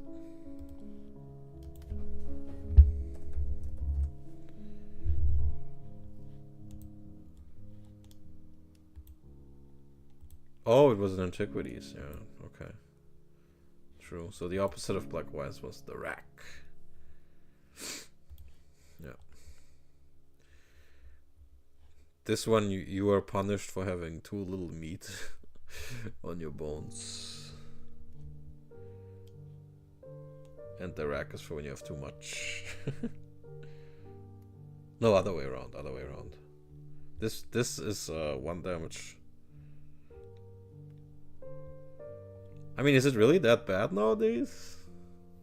I guess there's way more tools to abuse it. This can be... Yeah, so wait a sec, what was I talking about? So this is for having too many cards, right? So I was talking about Mind Twist and Spectre. That's what's for the Rack. This is... Black Vice is for... like, you can use this with Brain Geyser. But it's a bit tough to use in just this set. But it does punish Ivory Tower players. Ivory Tower gamers hate Black Wise. All my homies hate Black Wise. Celestial Prism is a really bad fixer. Like, I've never seen anyone play this. Conservation is a really bad damage preventer, but I mean, maybe you want to pay 7 mana to prevent 2 damage. And this has Loss of Life, which, as we all know, is not necessarily damage, but I'm pretty sure it's damage. Yeah, it's damage. Back then they didn't figure that that's a difference. Copper Tablet. I've lost to someone who just used Copper Tablet and Script Sprites and beat me in like a couple turns. That's painful, man. This card has killed people. Like, this is a threat. This is a win con. And then we have the cycle of the... I forgot what they're called, but the things that give you life with a spell of a certain color is played. Glasses of Urza, yeah, it's, you know, maybe a bit underrated. Yeah, especially if you're playing blue or black. Icy Manipulator, maybe one of the like most beloved or hated cards in the set. This can turn off continuous artifacts back then. This could turn off Howling Mine. This can do so many things. It can tap creatures, it can tap lands.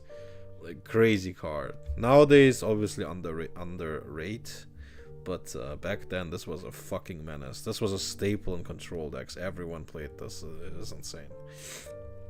And I like the Mirrodin art of this. I mean, I like this one too, but I also... This one, Ice Age is a bit weird. But I like the Mirrodin one. Very classic for me.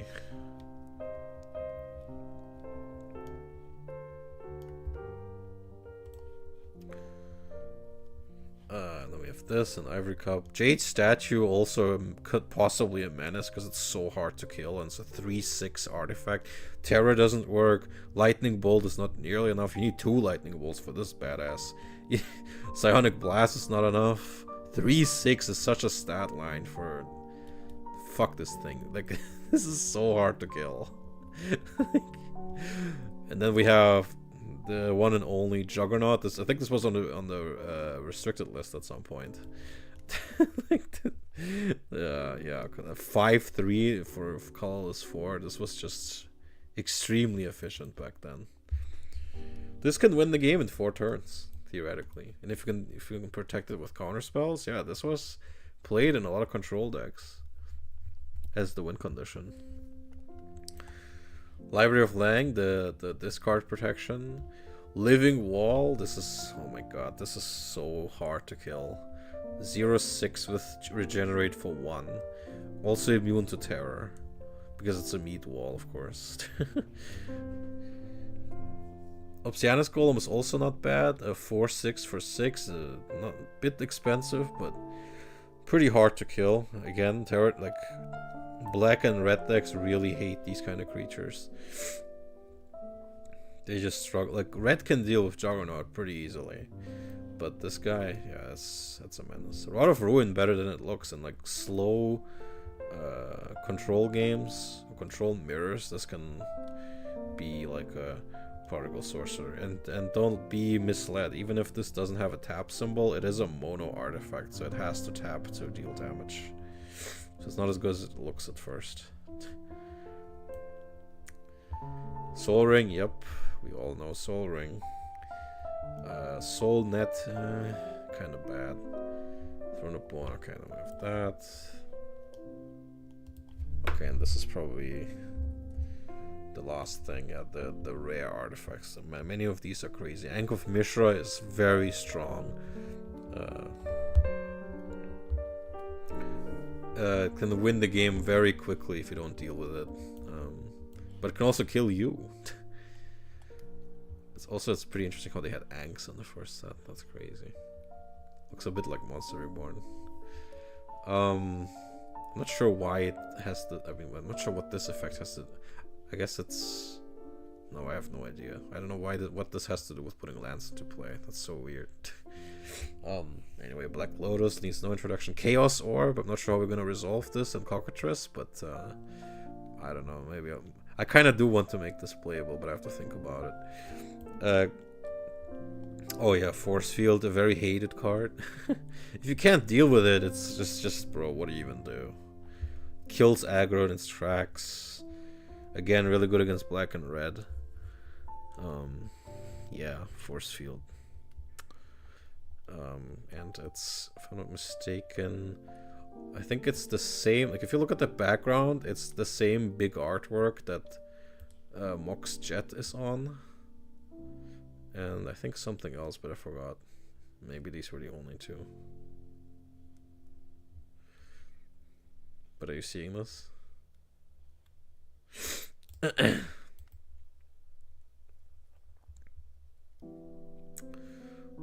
Clockwork Beast is a bit underrated because I mean it does come into play as a 7/4 for 6 in colorless. That's really not bad, especially in a limited game. I've won games with this thing. Cyclopean Tomb, this thing turns non-swamps into swamps. Really, maybe one of my favorite arts in the set. Yeah, pretty cool. Dingus Egg, a bit of a meme card. I think this was restricted for a time. And really devastating with Armageddon. This could be a win condition. If you want to win the game with Armageddon even quicker, Dingus Egg is hilarious. But it hurts you too. Because you're a dingus. Disrupting Scepter is really crazy in slow control decks. Because you can discard a card basically every turn for 3 mana. But this also needs to tap because it's a mono artifact. Gauntlet of Might, yep. This is also kind of crazy. The thing is, just 4 mana is a lot in a red deck. In an aggro red deck. But I think you'd still play this. This is, I mean, if you play this, if you untap with this, you basically win, I think.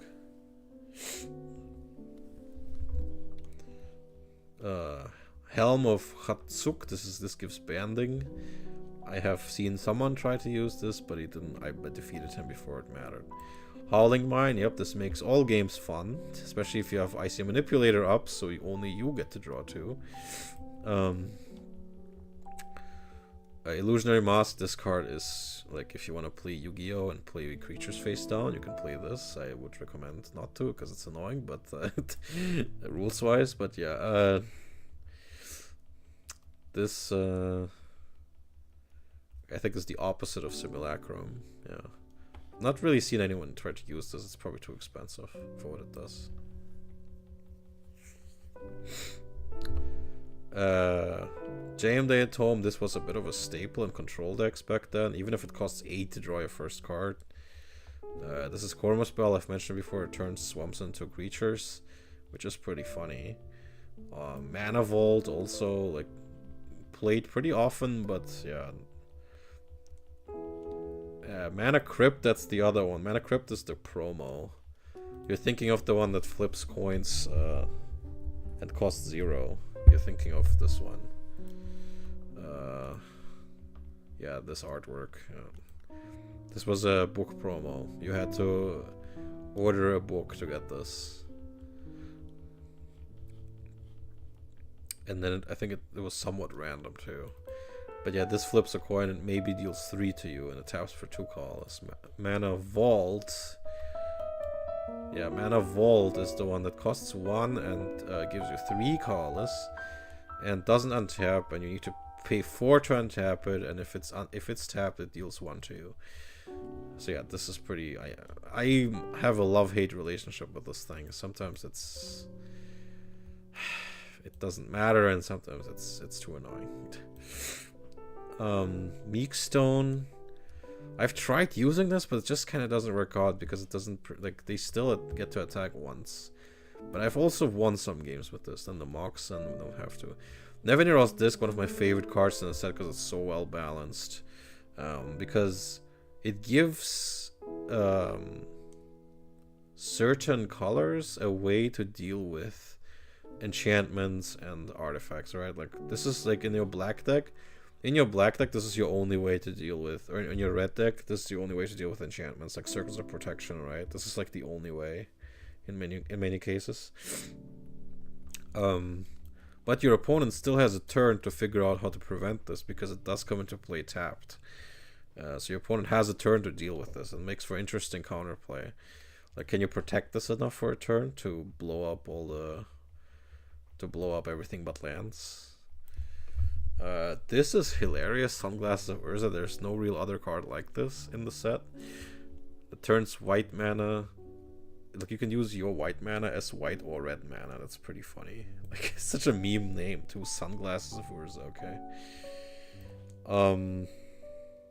There's a card that exists. Yeah, true. But maybe if you're playing like I don't know. What is even a bunch of red mana? Like for your Rock Hydra. Now you can play Rock Hydra in your Boros deck, right? That's worth 3 mana, am I right? The Hive. This one is also like in a control deck. This is like a common win con. Even if it looks really expensive, the games were slow back then and grindy. So this could really make a huge difference because it keeps spamming 1/1 flyers.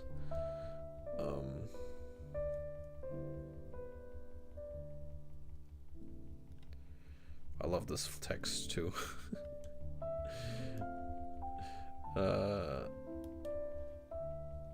This old text is so funny. Creates one giant wasp. 1/1. Represent wasps with tokens, making sure to indicate when each wasp is tapped. Wasps can't attack their turn created. Treat wasps like artifact in every way, except that they are removed from the game entirely if they ever leave play. If the hive is destroyed, the wasps must still be killed individually. I love this stuff. You must still kill the wasps individually. Unlike with Erish Norn, am I right? The Phyrexians were more of a hive mind than the wasp tokens, man. That's kind of sad.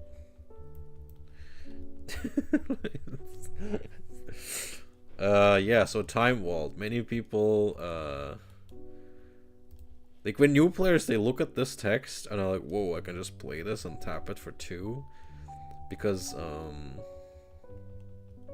they don't read the very last sentence that says that it begins tapped. Yep. Now they changed it so this is the first line. But many people just don't like reading the last line. Maybe intentionally. Maybe you just don't want to. I don't want to read that last line. And then of course Winter Orb.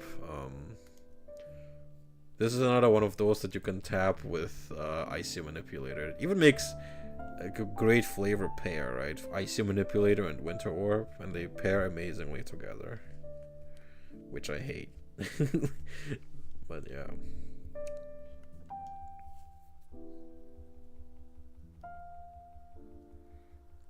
Create a mosquito one. Then we have the 10 dual lands. And that's kinda it. Yeah.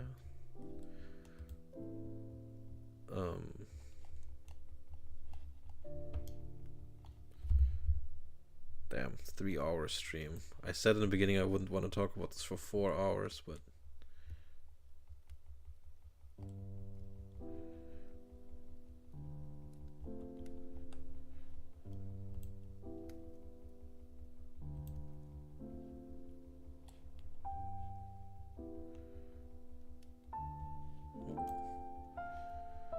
sorry, I was checking some news in a different tab. Yeah, the artworks are really amazing. Obviously I love Underground Sea, that's probably my favorite. There's something about it that you just kind of lose yourself in it. Plateau is also nice, Bio also nice, Savannah is great. I mean, they're all great, to be honest. Tundra, there's something about it too. But yeah, my favorite is definitely Underground Sea. It's so good.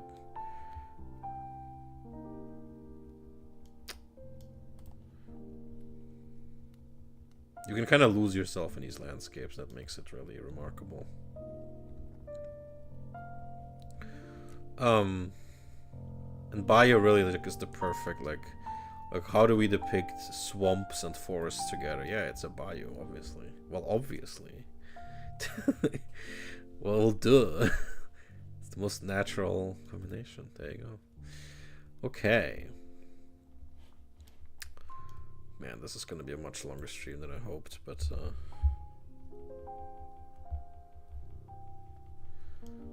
let me see if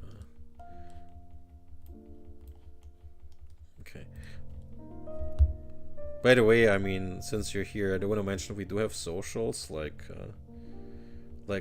we do have X and Instagram and a TikTok, and we do have a Discord. There's already some people in there. We're still fairly empty, but we have some people in there. Like Zero is in there, who we saw earlier in chat. And all that stuff is linked to the link tree in the description of this. As well as buy me a coffee, but you don't have to. You don't have to subscribe or anything. Yeah, so let's do the. Okay, so I'm gonna open. Right. I'm gonna open 12 of this.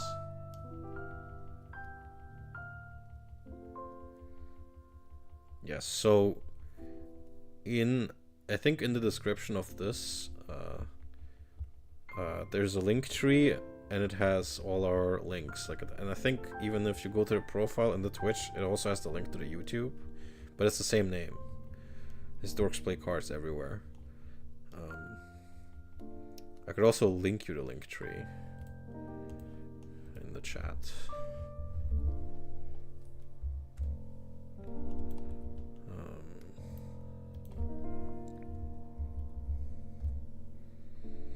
One second. Yeah, there you go. This one has the Discord invite and everything, basically, and the YouTube link and everything.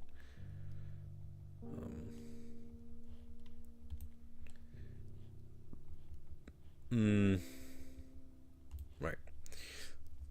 So let us open 12 of Alpha first. Do I have the deck box open? Yes, I do. I have inventory ready to go. Ready to add cards here. Okay, good. Okay. I just want to make sure I'm ready for everything. Alright, so 12 of Alpha. Here we go. And I'm going to sort them by... Yeah, like this, I guess. Oh. Open to order. I already saw what I got in here. Okay, that was extremely hype. Okay. So Disenchant, obviously. I mean, I already talked about all the cards. Wait a sec, why do they look like this? What happened to the borders? Damn, something happened to the black borders here, but whatever. It's not gonna matter. So Disenchant, Fear... Llanowar Elves, yep, pretty nice. Mind Twist, that's my first rare. That's, you know, it hurt me talking about it. Immediately came into my hands. Mons Goblin Raiders, Script Sprites, yep. Unholy Strength, Wall of Brambles, Wall of Wood. That's the first pack. Dark Ritual, really nice. Power Sink, Giant Growth, Script Sprites, Red Elemental Blast, Regeneration.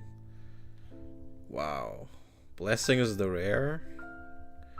Sarah Angel and Lightning Bolt. Very nice opening.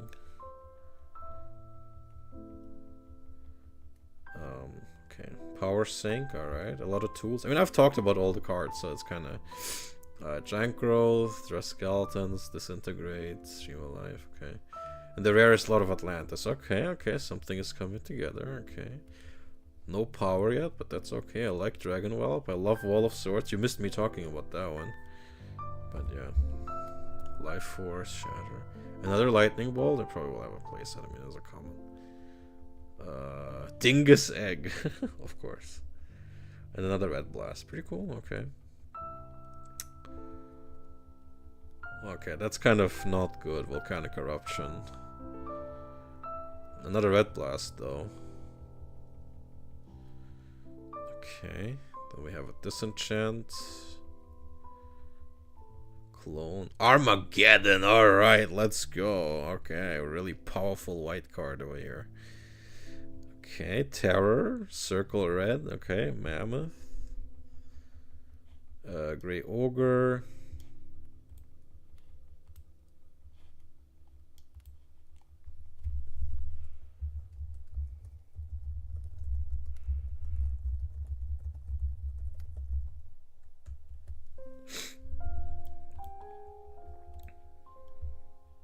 Rakdos Aggro.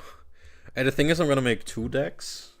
I will hope I can make 2 decks to make it more fun. So we see more things, and it's probably gonna be like two matches. And later on, this is also to play multiple formats. So maybe we can do like 1 round of standard and 1 of extended or something per round. So we see more formats and we see more decks and stuff like that. So it's gonna be more than 1 game per round. Yeah, so yeah, Goblin King, I didn't even see that, alright. Yeah, Tranquility is good to have. Yeah, I think I mentioned the Terror, the Wild Growth, yeah, okay. Raised Dead. Okay, Prodigal Sorcerer, I wanna... That's a common, that's good. I want like at least 3 of them. Stone Rain, pretty nice. Sinkhole, yep, common by the way. Soul Ring. Bio, that's our first dual land. Pestilence. Yep. Wow, 4 lands. That's crazy. I hate how lands filled the packs back then. But anyway. Giant Growth, okay. Plateau, okay, nice. Gumbloom Brigade. Gloom, pretty important. Okay, I think that's Sinkhole number 2.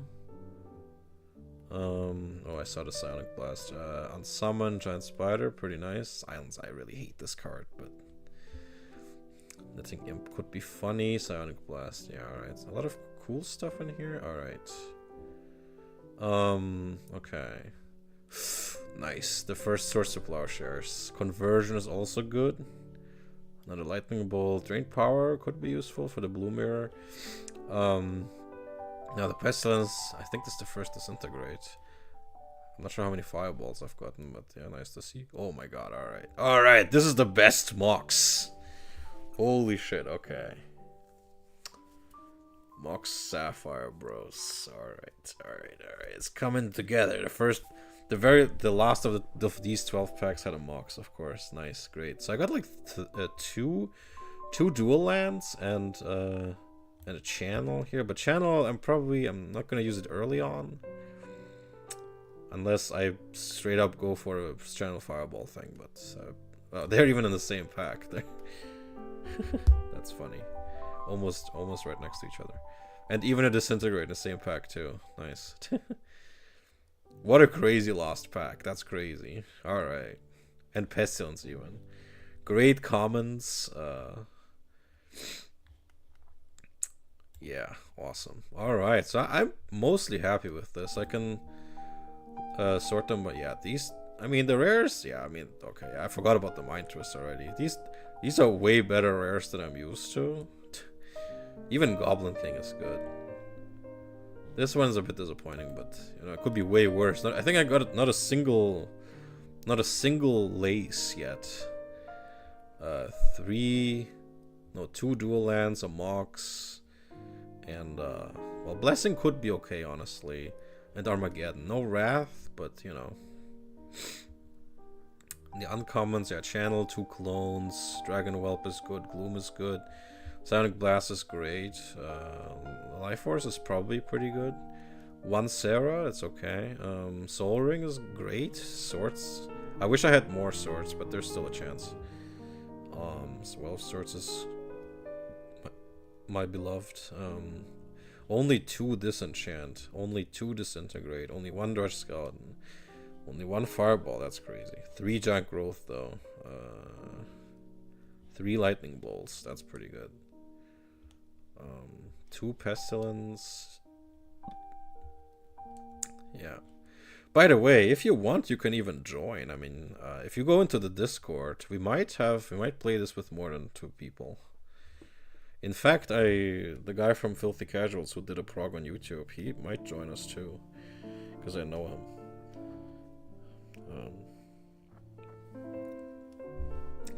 Yeah, 2 Prodigal, 3 Power Sinks is very good. Oh my god, full playset of Red Blast, I like that. 3 Shatters is good, only 2 Sinkholes. Only 1 Stone Rain. That's great, only 1 Script Sprite too. Only 1 Terror, only 1 Unsummon. Okay, wow. And the rest is lands. Damn, that's a lot of bait. Sure is a lot of basic lands. Okay, so this was pretty nice. It could be better in terms of removal and some of this, like the bread and butter stuff on the lower rarities. But I am not gonna complain.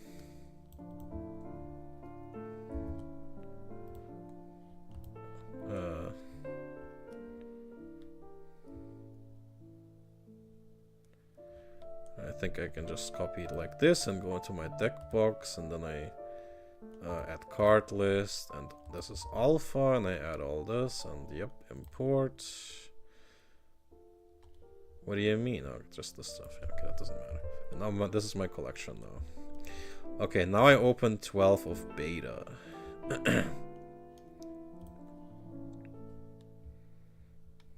Yeah, we are a bit short on removal. I think I can just do it here. So this is beta. It has a volcanic island background, because that's kind of the notable thing about beta, is that it has volcanic island, circle protection black. Okay, let's open this. It also has cut off backgrounds. I don't get it. Okay, so more immediately circle black. Okay, good.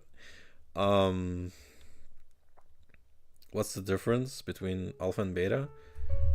Well, beta has a bit less rounded borders. It's also black borders, and it fixed a couple mistakes. And most notably, beta has Circle of Protection Black and Volcanic Island.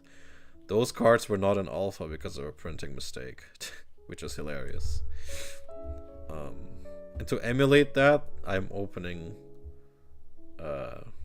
both versions, so I have a bit of a less chance to get Volcanic Island. So yeah, Pearled Unicorn is honestly kind of playable if you're missing creatures, because it's a common with 2/2, which is kind of okay. But it's interesting how white doesn't get a 2/2 for 2. White needs to pay 3 for a 2/2. Which is funny because red kind of gets a 2/2 for 2. And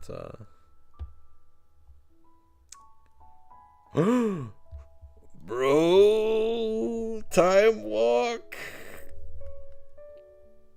Holy shit, the first pack of beta is a Time Walk, bro. Alright.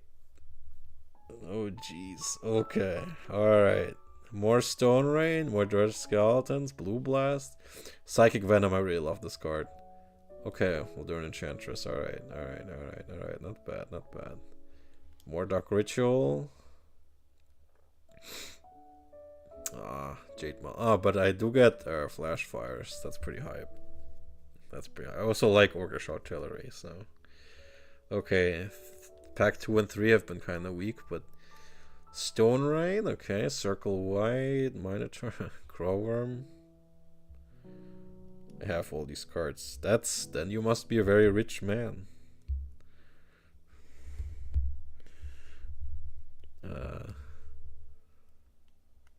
Birds of Paradise. That's a really great pull. Hi, Tullius.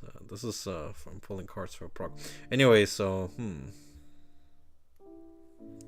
Oh, Revised. Okay, Revised is a bit different though. Revised had cards from Arabian Nights and Antiquities in it, right? Yeah, Birds is good if I want to fix my mana a bit. Ooh, Winter Orb, also an Uthden Troll. Oh man. Do I want to become the bad guy by playing Winter Orb? And then I hope I also get an Icy somewhere. More Disintegrate, more Sinkhole, our favorite. And now what's the rare? Okay, of course, Charizard. Oh, another Swords though, another Flash Fires. Nice. I'm getting really happy with these. Disenchant. Okay, Time Vault. Am I gonna be a memer with Twiddle? I think Twiddle is probably the only way to, unless you.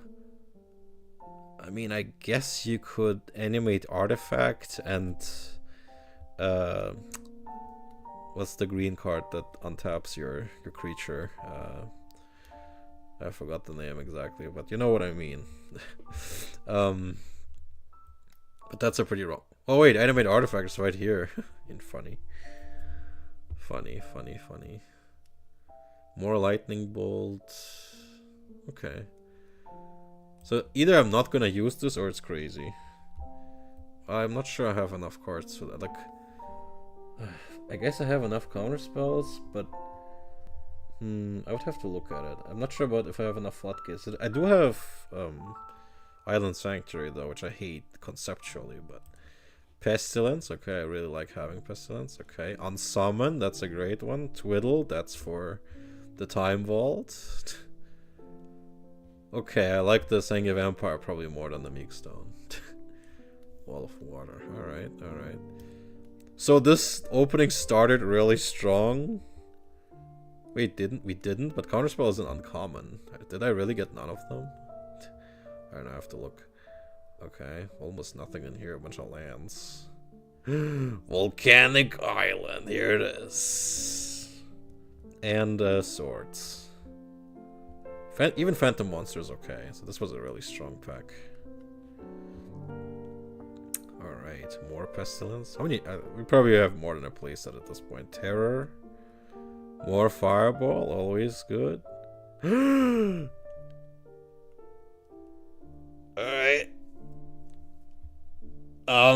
Yeah, okay. So everything changed? Okay.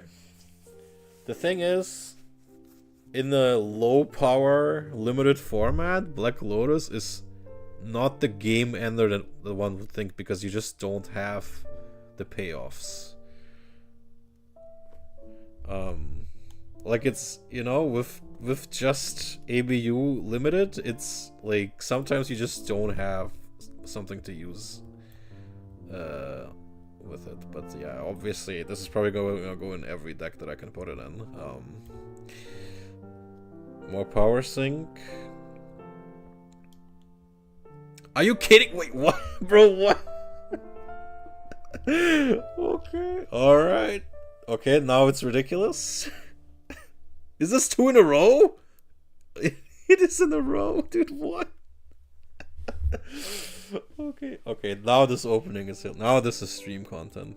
That's crazy. I was a bit afraid I wouldn't have the reactions, but damn.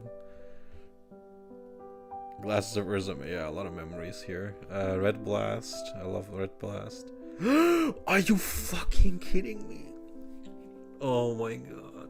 I've almost never had balance during these. That's such a great pull. Dude, that's like one of the best removals. That's so crazy. Like, unironically, the white rares are so strong. White has I mean, outside of Recall, I think white has the strongest rares.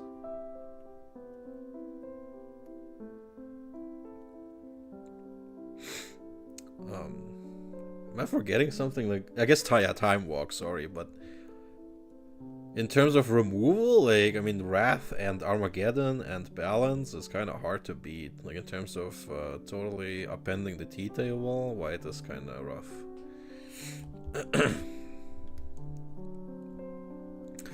Okay, so this opening was crazy. I'm just kind of afraid that, like...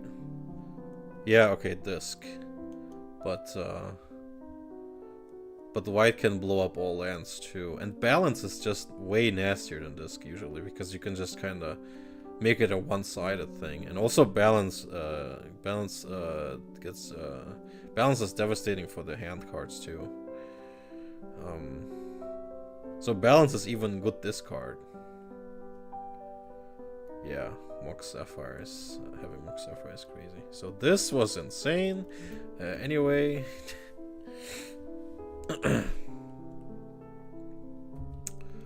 Okay, so we're gonna add this to the collection.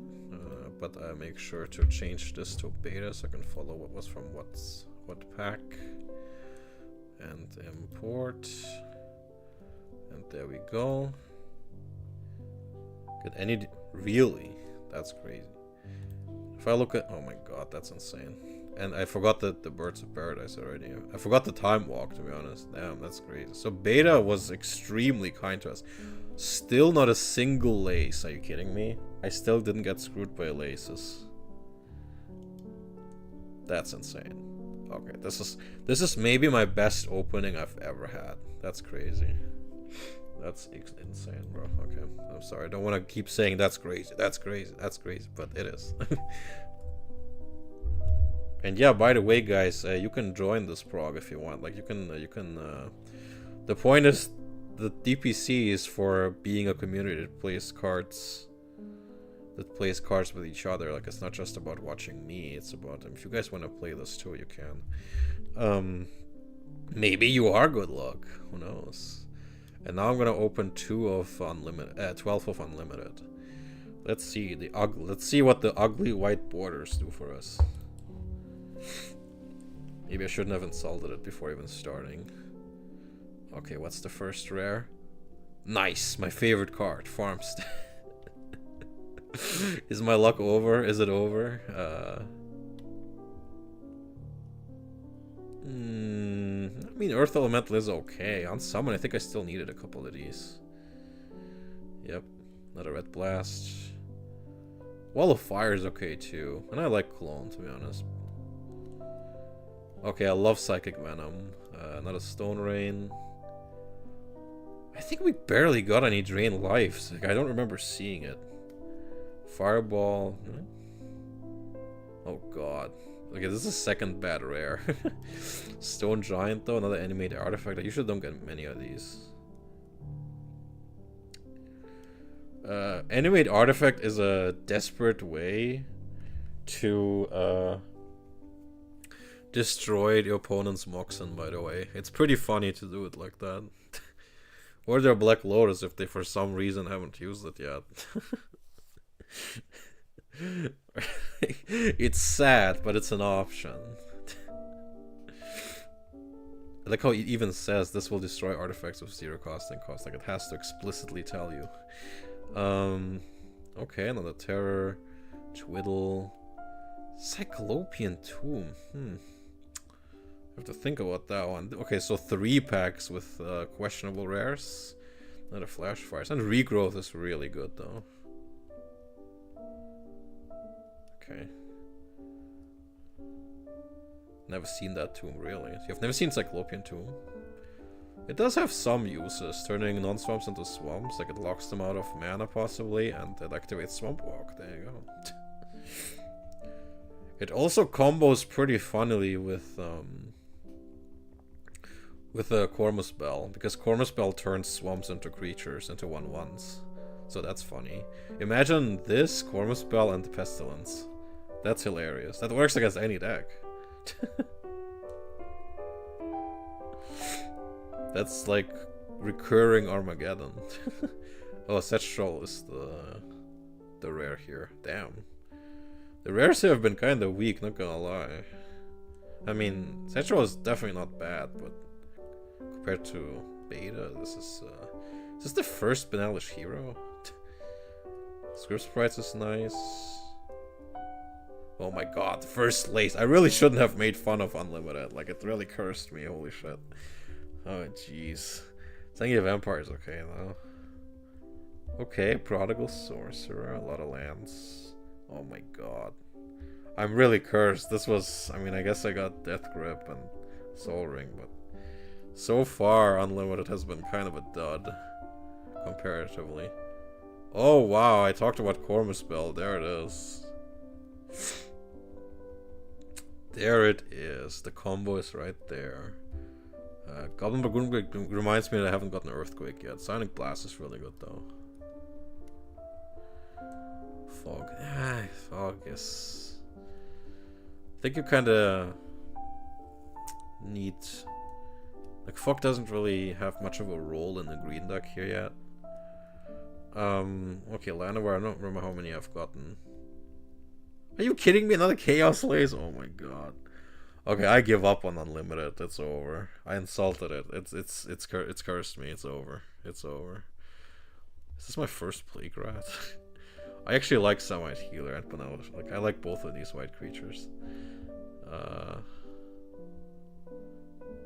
Oh god. Well, at least animate dead. Yeah, that's crazy, am I right? I like how you're getting into it. Yeah, okay. Okay, some good boons at least, and a Plague Rat. What's the rare? Oh god, finally a good card! Finally a good rare. Wheel of Fortune. And Control Magic. Finally. Finally some good fucking food, man.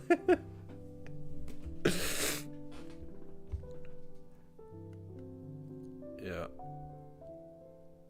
Power Sink, okay. Another Meek Stone. Life Force is good, but Hurricane is really good. Okay, I think this is the last pack. Come on, come on. Okay, I'll take... You know what? I'll take it. You know what? Fuck it. My favorite dual land. I'll take it. You know what? Fuck it. And Juggernaut. Finishing with Juggernaut. Great. Awesome. I like it. I like it. And Sinkhole. But I think we already had more than a playset of these. And probably also Stone Rain. I'm not sure I've seen many Mesa Pegasi. And Dress Skeleton. So a lot of decent creatures in here. Finishing with Underground Sea is pretty cool. But I think you're right. I think I've barely seen any... Or none. I think I've seen no counterspells. Like the actual counterspell. Anyway. Wait, let's take... I mean, this was kind of, like, generally kind of bad. I mean, this was... 2 Chaos Lays, Cyclopean Tomb, Farmstead. Drain Power is okay. Lich I'll probably never play. Cormus Spell. This is kind of a meme pull, but yeah. Wheel of Fortune is obviously awesome. And Setchel might win me some games, to be honest. The uncommons were pretty solid. At least Control Magic and Animate Data are good. 2 Flashfire, Death Grip and Life Force, Hurricane. I mean, I can't complain that much about the uncommons. Juggernaut 2, Psionic Blast, Regrowth. Did I even look at? Did I even see the Regrowth? I don't remember. Sang of Empire, Soul Ring. Yeah, pretty nice. 3 Benalish Hero. Yeah, many Fireballs. Okay. All right. So I think this one, 4 clones. This one had a bit better non-rares, I think.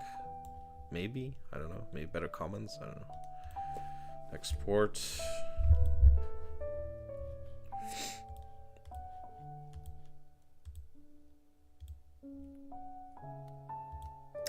Yeah, that's crazy. But there's gonna be many opportunities to get Counterspell.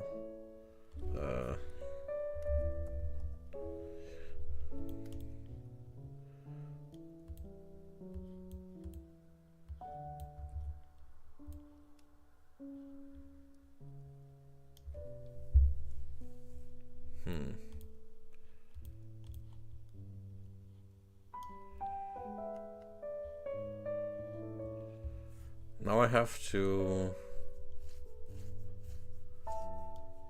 think about what kind of decks I make, but it's also kind of getting late and the stream is 3.5 hours now. Jeez, okay.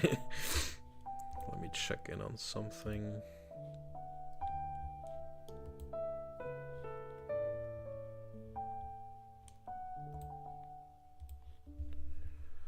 Yeah, I could, I think I could put this collection into Moxfield, so it's a bit of a, it looks visually easier to sift through stuff. Like if I was just doing this by myself, I wouldn't, but I haven't used this in a while. Oh yeah, here it was.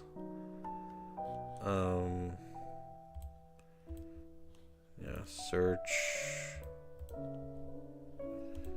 I could add more filter, color. I don't know what I look into first. Probably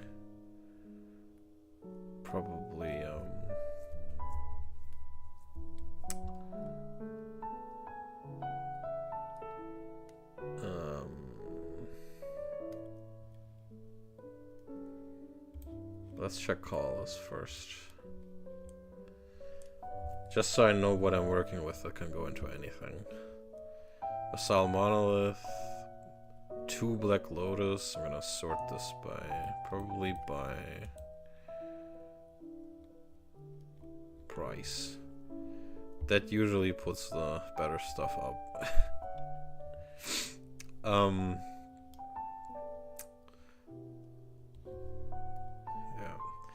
So 2 Black Lotus, 1 Soul Ring. So I'm kind of wondering if I can make more than one deck. But if I only make one, it's probably going to be pretty strong with 2 Lotuses. And let's see.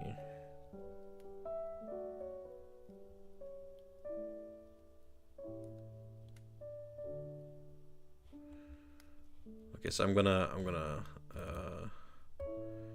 make a new deck in Cockatrice. I'll show it to you once I put something in here, but for now it's pretty much an empty deck list. New deck. What do I name this? What do I name this? Like ABU Dork. And then I add a Black Lotus or 2. Maybe I'll first assume that I make only one deck. I don't know, because there's only one format right now. But and then let's say, how many Soul Ring? Do I only have 1 Soul Ring? Really? Is that true?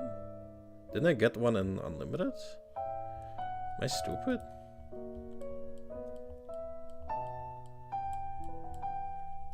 Oh, I got one here too.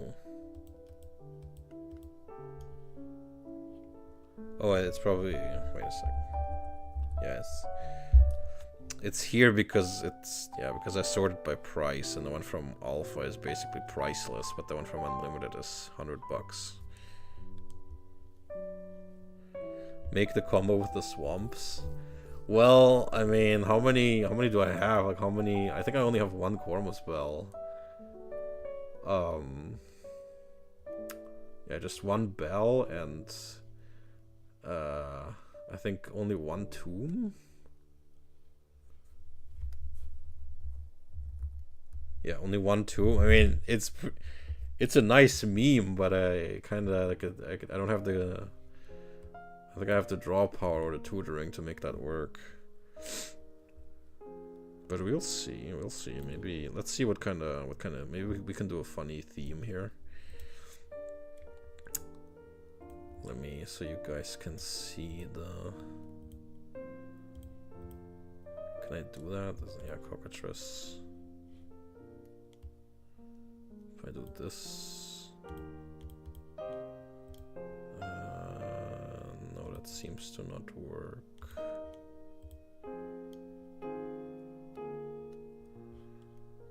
Okay, great, but that's just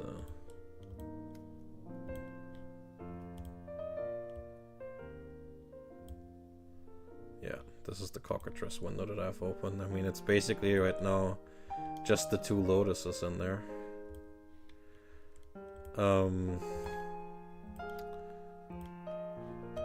Okay, so 1 soul ring, okay, 2 soul ring. Wait, which site? Deckbox? Can you sell those cards? I think it actually also is a marketplace.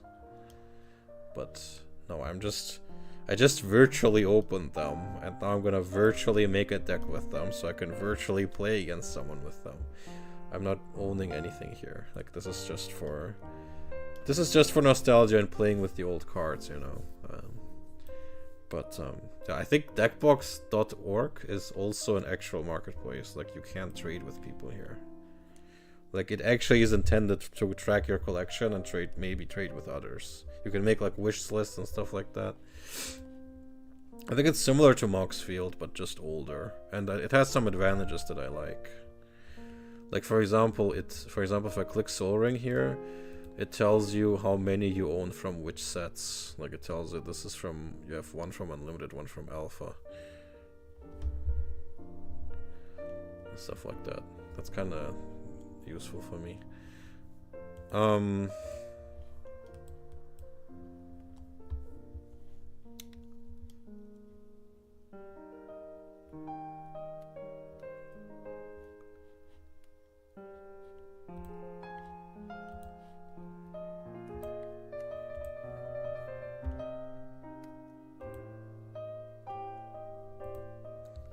Black Lotus Soul Ring.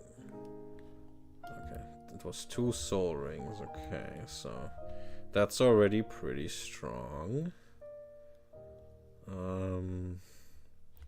I'll put Juggernaut, and that probably goes into many decks. Before I even know what kind of deck it will be, I already put Juggernaut on.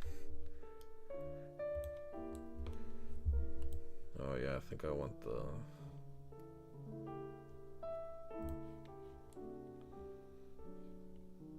I don't want the white border, so I'm gonna make this...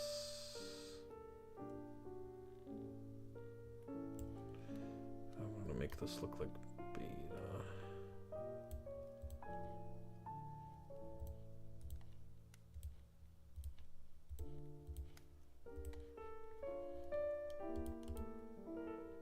Okay. Yeah, so 1 Juggernaut, right? And then, let's see. Maybe Living Wall, I think about it.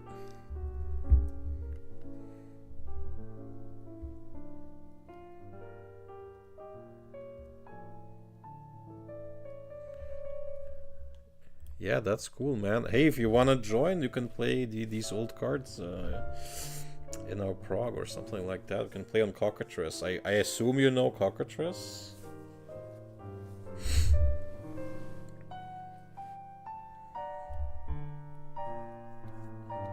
Yeah, I'm happy to have old guys in here who've played around this time. You probably have a lot of cool memories about these old sets.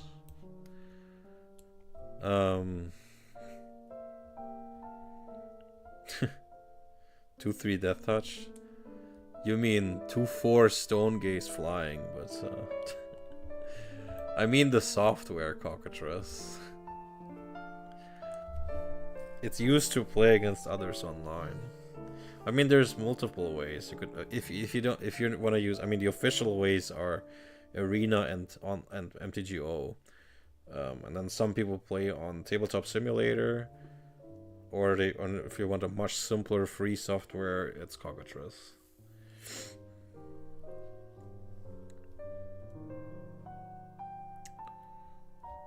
Maybe I put Living Wall in. Yeah, I put one Living Wall in, I guess. This is like, I don't even know what deck this is gonna be, so I'm gonna put like some artifact creatures in, like who knows. Rod of Ruin, maybe, I'll think about it. Meekstone, I don't know. I'll probably not finish tonight, it's pretty late, I'm in Europe. This is the second Soul Ring, Library. Maybe I put the libraries into my sideboard against this card, who knows. Winter Orb, I don't know, maybe in the maybe. See this, so yeah, I have 3 libraries total. Yeah, no, I didn't mean a 2/4 flyer. Yeah. I talked about Cockatrice, the creature, earlier when I was talking about green rares. But no, that's not what I'm talking about now. Winter Orb. You can Google the software Cockatrice. I mean, unless you're being sarcastic, in which case, well, I guess I missed it.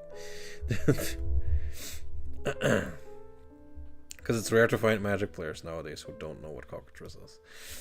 But especially if you're on Twitch. No, actually, I don't know. I don't think people on Twitch play Cockatrice a lot. Magic players on Twitch are more like MTG Arena players. Like it's its own category and stuff like that, so it gets a lot of people. But I'm surprised you're playing with the Turtles cards. I guess it's because you're playing on Arena.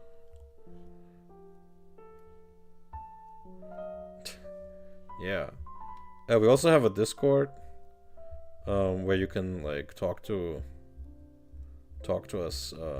Yeah. I mean, I understand if you think your only options are Arena and you have to play with Turtles on there. I can understand if you're demotivated by that. I've been playing... Oh yeah, Hearthstone. I'm not a big... I don't play digital trading card games that much. So this channel is more for like... I mean, we could discuss Hearthstone, but I haven't played Hearthstone much. But yeah, it's more like, you know... I mean, there's a lot of them, like Gundam, Riftbound, stuff like that. Okay, let's see what we got in the... But I think I'm gonna have to do this tomorrow because it's getting really late. But I'll at least take a look. Or I might do this between... Like, I might do this before I play against him, like between streams. I've just built the decks off stream, which sucks, but at least the pack openings round. But I just took too long for the set review because I just love Alpha. What can I say, man? Like, I need 3 hours to talk about it. Like, I'm sorry, you know. It's just a really interesting set. Oh, yeah. So we have a link tree. I can link it again. So before you leave, maybe click this link. It has our socials and our Discord invite on it. Maybe I should set up a bot so it automatically. Yeah, so this has all the links in it, including the Discord invite, if you want. People are starting to get into the Discord. It's fun to watch it grow a little bit. Also, I think I got 2 followers during. That's crazy. So the growth is slowly coming. They say the first 10 are the most difficult, and now I'm at 13. Pretty nice, pretty nice.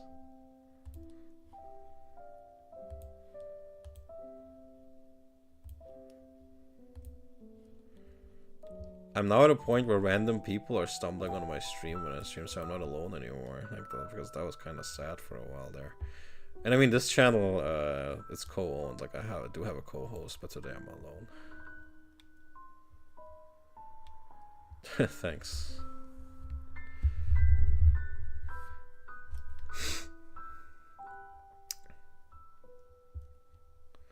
Yeah. It's a bit of a different vibe from most other people nowadays, but Maybe it appeals to old guys like us, you know. Anyway.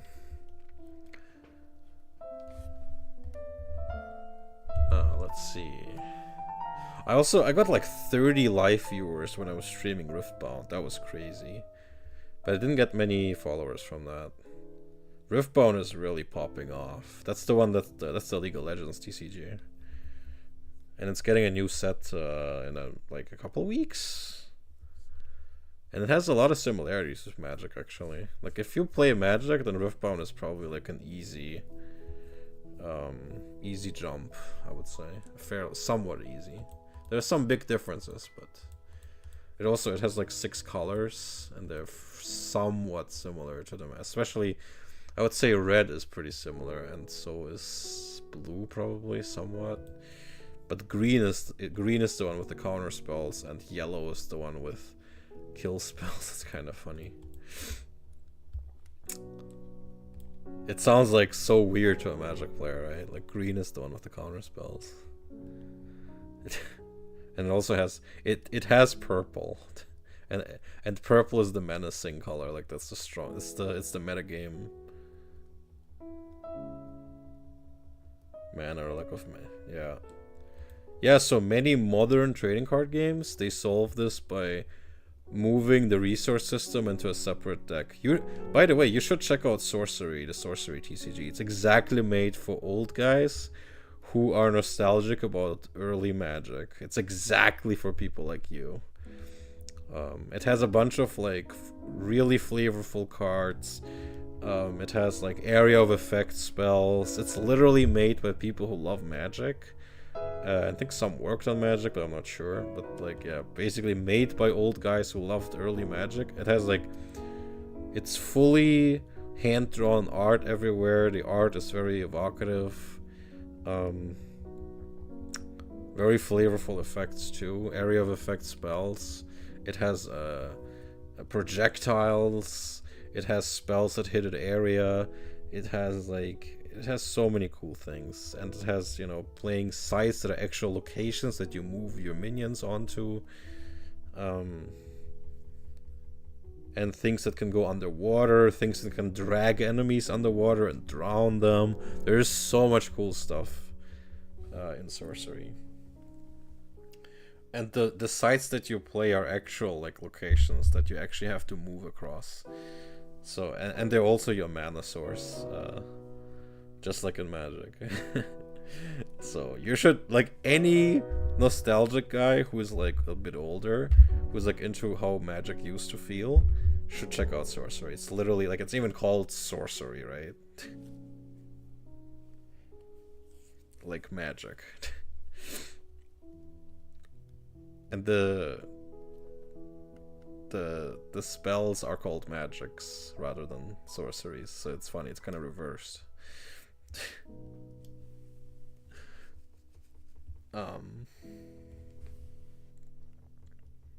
Yeah, definitely check out the Sorcery TCG, and check out our Discord so I can talk to you about it. Just like they only release one set per year, which is a great cadence for old guys who like it a bit, to take life a bit slower. Like one set per year, so that one set has to be really good. And the set they released in December 2025 is called Gothic, and it's one of the best single sets I've ever seen. It has like 444 cards in it. It's such an amazing set, extremely flavorful. The set before that, it's only had 3 sets. It only has three sets released, because the game came out in like 2024 or 2023, I guess. So the 2024 set was Arthurian Legends, and 2025 was Gothic. I mean, just check it out. It's so great. It's exactly people like you. It's exactly made for people like you. I should stop gushing, but yeah, I think you'll like it a lot. And we've played it on stream too. We have a stream where we played Sorcery, probably even 2 of them. They were really fun. I think we even have some ship clips and shorts on our channel with Sorcery. And we posted some clips of Sorcery on Instagram, and then some Sorcery accounts started following us. and that made me pretty happy. Like I because those are like definitely like older guys, who probably aren't on TikTok, and I don't like TikTok. So anyway, but we do have a TikTok. Anyway, you can play it digitally on Tabletop Simulator. They even have an official mod for Tabletop Simulator, but it's a bit definitely preferable to play it in person. It's not a digital card game. It is a physical card game. It's a real card game, and it's played on a 9 to 5 grid. So it's 20 locations. So it's 20 spaces you could put sites on. So it's on a grid. That you put your sites on and can move stuff on. So that's why it's a bit like a mix of like a D&D campaign and a card game, a bit like a board game too. So that's why it's probably much better in person. But then you have to find people to play with in person. You have to find if your LGS has cards for it, which is not guaranteed because it's like fairly new and somewhat niche. Probably if you're in the US, you have a decent chance. But if you're like in Australia or something, probably not. If you're in Australia, you're probably more likely to find Flesh and Blood. But that's beside the point. We have streamed some games that we played on Tabletop Simulator, yeah. Tabletop Simulator is like a program where you kind of simulate digitally a table with a board game on it. And there's also mods for it where you can play card games in there. But, I mean, it is conceptualized, like, Sorcery is a physical card game, just like Magic is. And it's probably better in person. Because it has, like, this board game feel and, like, loose card effects. It's, like, it's not a competitive game per se. It's, like, a much more casual.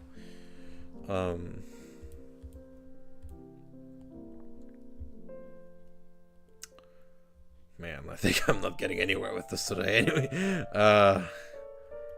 I don't know, which color do we check out first? I guess green probably. Let's see what we have here.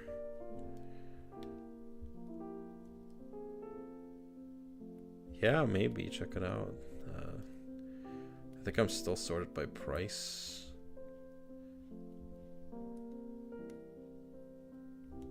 I do have one bird, Bayou. I might have to take, before I build a deck, maybe I have to, if it's so many cards, maybe I have to take notes. What I have here. But green is probably the least likely color I build a deck around, because it's just the commons and uncommons. And honestly, also the rares, I mean, I think it's very obviously the weakest color in Alpha. I hope you agree, you guys. It shouldn't be a controversial opinion, but I mean, it has some things like Channel, but they're not like really for green decks. How many Giant Growths do I have? This is important. Okay, I have a full playset at least. How many script sprites? Bayou, that's interesting. I have a full playset of script sprites.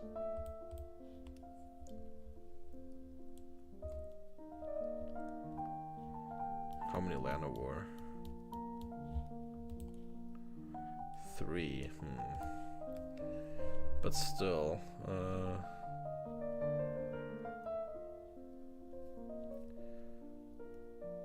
how many regrowths? Just one. Just one lone regrowth.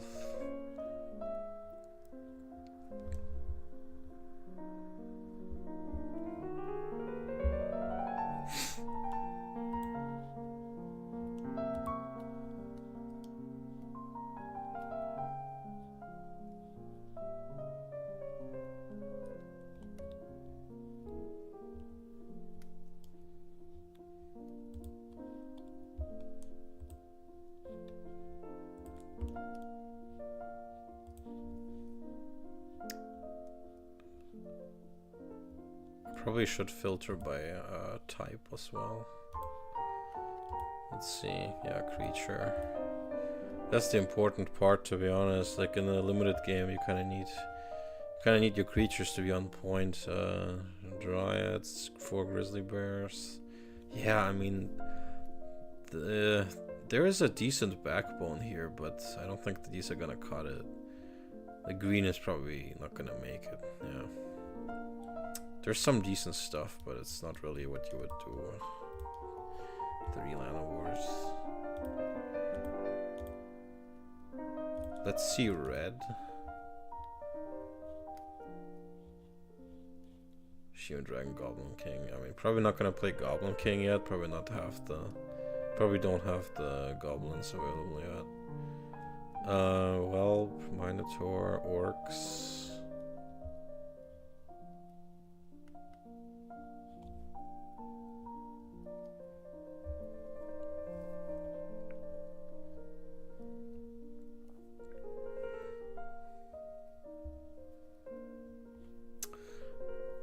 Oh, you know what? I forgot.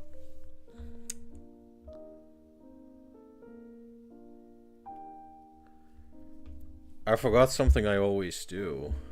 Oh, I have 4 viewers. That's crazy. You know what? Actually, I forgot. Wow. What am I doing? I always make deck building more during these progs more fun for myself by just rolling my colors randomly. Okay, so the way I do this is literally I go to Scryfall, and then I go to random card. And if it's a card that already exists, I play that in my deck. That's it. That's how I'm going to determine what I'm going to play. Maybe it's going to be bad, but that's what I'm going to do. And that's going to also make it fairly unlikely that I'm going to play multicolor. But it's possible though. It's possible. Okay, let's see. And I'm gonna keep going until I get to basically a card that's an alpha. Nope. Nope. Okay, I'm not sure if I count basic lands. But I could. Do I go mono red? Do you guys want me to go mono red? Mono red is fun.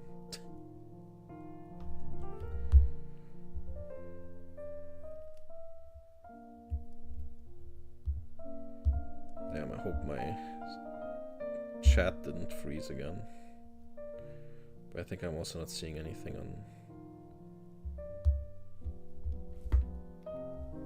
Wait, what happened here?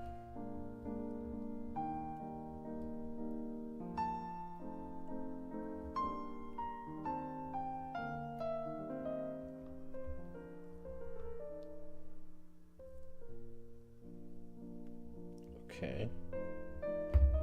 I don't know why that happened, but... Nope, I think I've...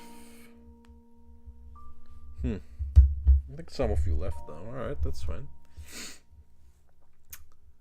Yeah, okay, so this is how I'm gonna determine it. I'm gonna play mono red. At least one of the decks I'm gonna try to make mono red.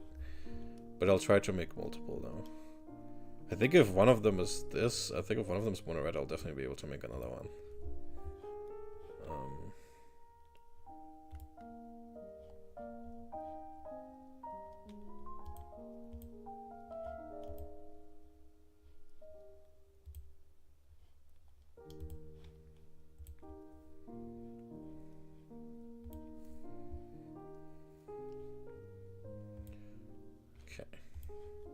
Well, then I'm probably not gonna be playing Winter Warp in this. Yeah, let's make a red deck wins. Let's make a red deck wins. I was already here, so I'm gonna remove this filter. Very nice, okay.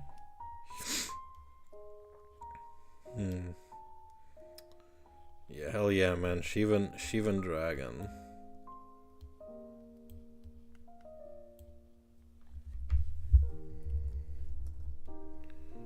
Shivan Dragon and...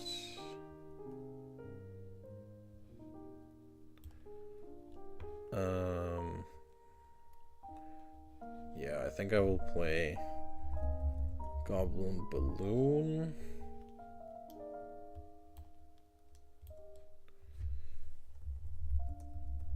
Dragon Whelp. it's honestly still playable.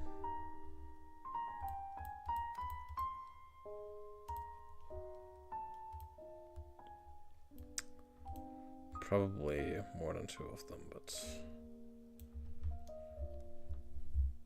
Iron Claw Orcs, definitely.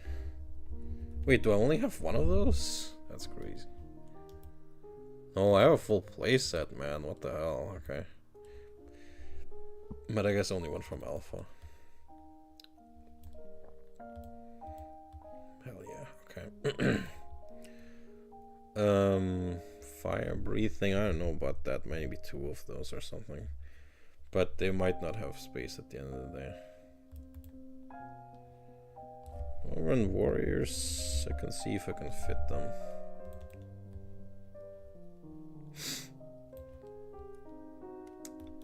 Disintegrate, how many of those do I have? Full playset, alright, let's fucking go.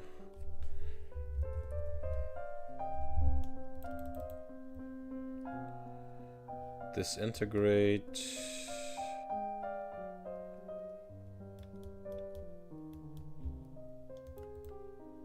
Damn, I only have 1 Dragon Whelp, but 2 brigades, okay. Brigade. This one, okay. Cool, cool, cool. Stone Rain, probably a play set.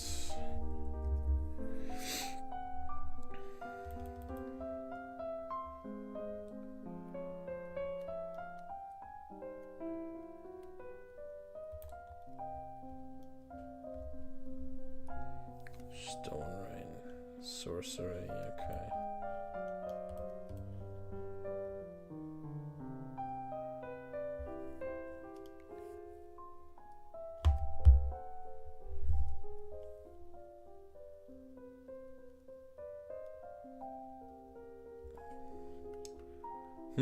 Flash fires. I mean, do I put a whole playset on my sideboard? I guess so. I guess I will.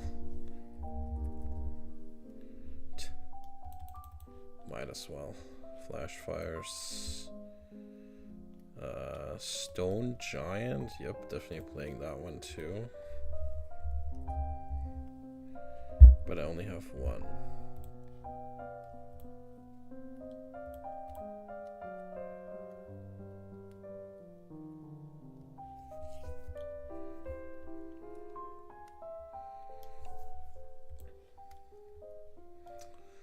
Orcish Oriflamme, Earth Elemental.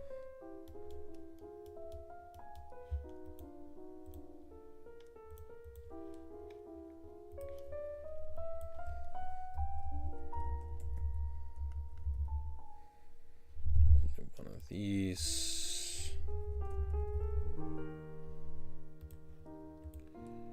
Earth Elemental. I'm not sure if I'm gonna use Wall of Fire. Fireball, yep, full playset, let's go. Might as well.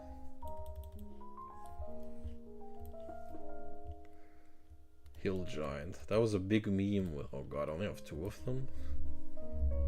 Might as well put them in the deck then, I guess.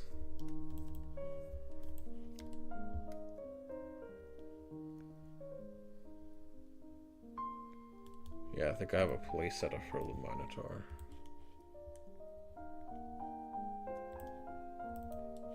Okay, he's okay.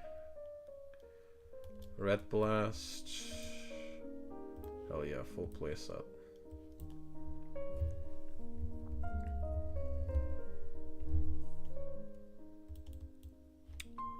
Oh wait. I meant putting that on the...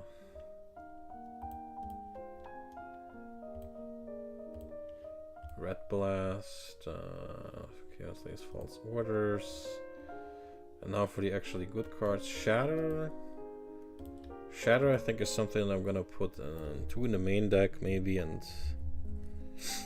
2 in the side. That's kind of what I like doing. Ooh, I'm already hitting the... I don't have that many more slots left.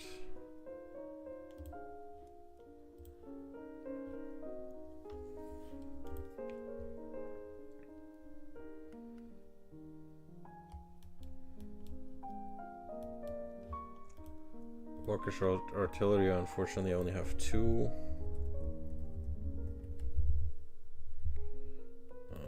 Okay. I think Ironclaw Orcs. Did I put Grey Ogre in here? I only have 1 Grey Ogre, that's crazy. Only 1 Grey. I don't think that's worth it at this point, probably. As a 3-drop. No, I have enough Hurled Minotaurs, and Mono Red, there's no point to play Grey Ogre then. Already put Flash Fires in there. Ironclaw, Oothen Trolls.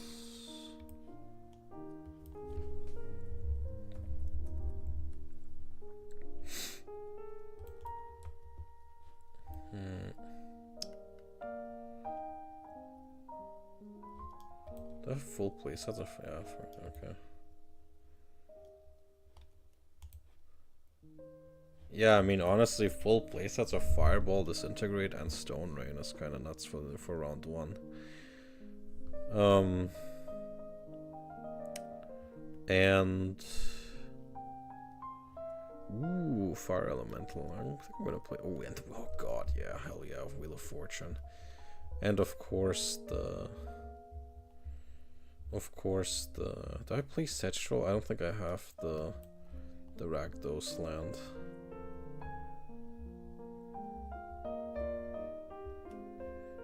Yeah, no. I think Volcanic Island seems to be the only one that I have. Okay, yeah, so I'm just missing the Wheel of Fortunes. The Wheel of Fortune and the Lightning Bolts. Do I have exactly a playset? It looks, wow. That's so lucky. So I'm just gonna put Fire Elemental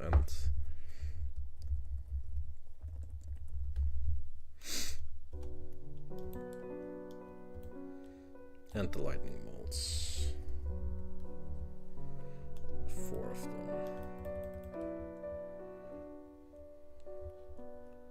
them. Anything else I'm gonna put in the sideboard? And the Wheel of Fortune, of course.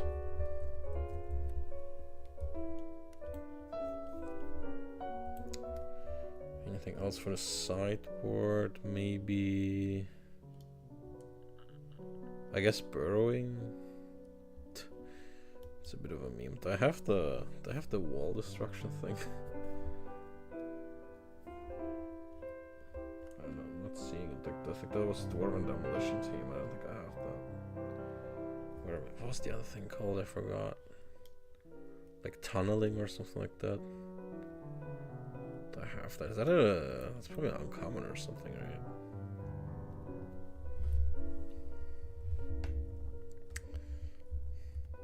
No. So I'm just gonna put some burrowing in the sideboard. Because I just need 2 more cards in there. Or can I do something with Chaos Slays? I doubt it.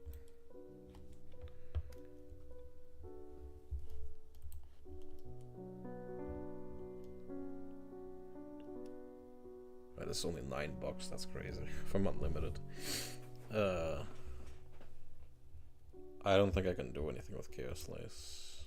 Anyway. I'm gonna put...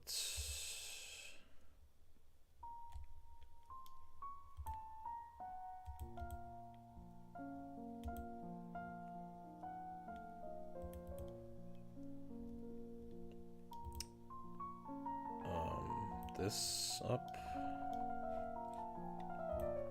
So let's see. Yeah, so if I'm playing like about, I don't know, 23 mountains or something like that.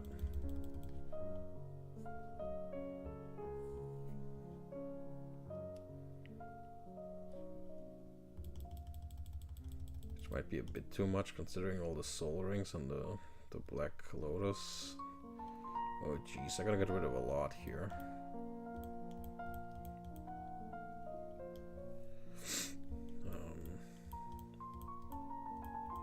Yeah, Juggernaut can probably, yeah, Living Wall can definitely go.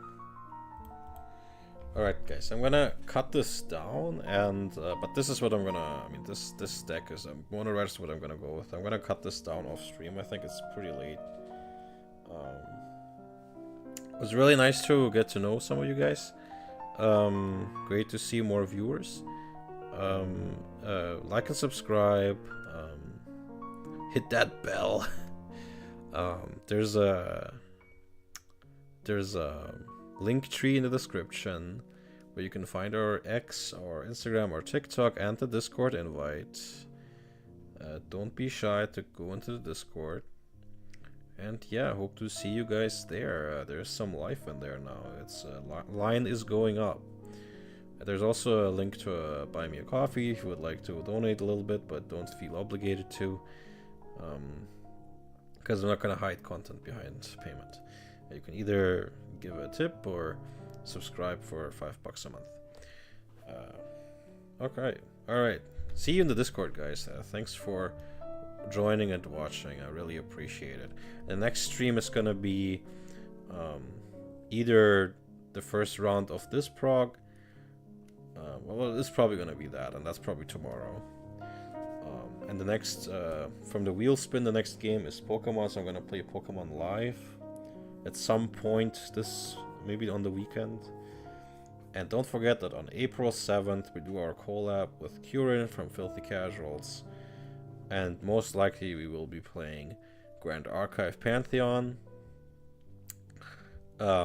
And I hope by that point their sandbox simulator has come out. If not, we're gonna play it on Tabletop Sim. It's a great game, so please check it out if you want. And until then, guys, have a nice night or rest of your day. And if we don't see each other till the weekend, have a nice and restful weekend, guys. Thanks for watching, and see you guys later. Bye.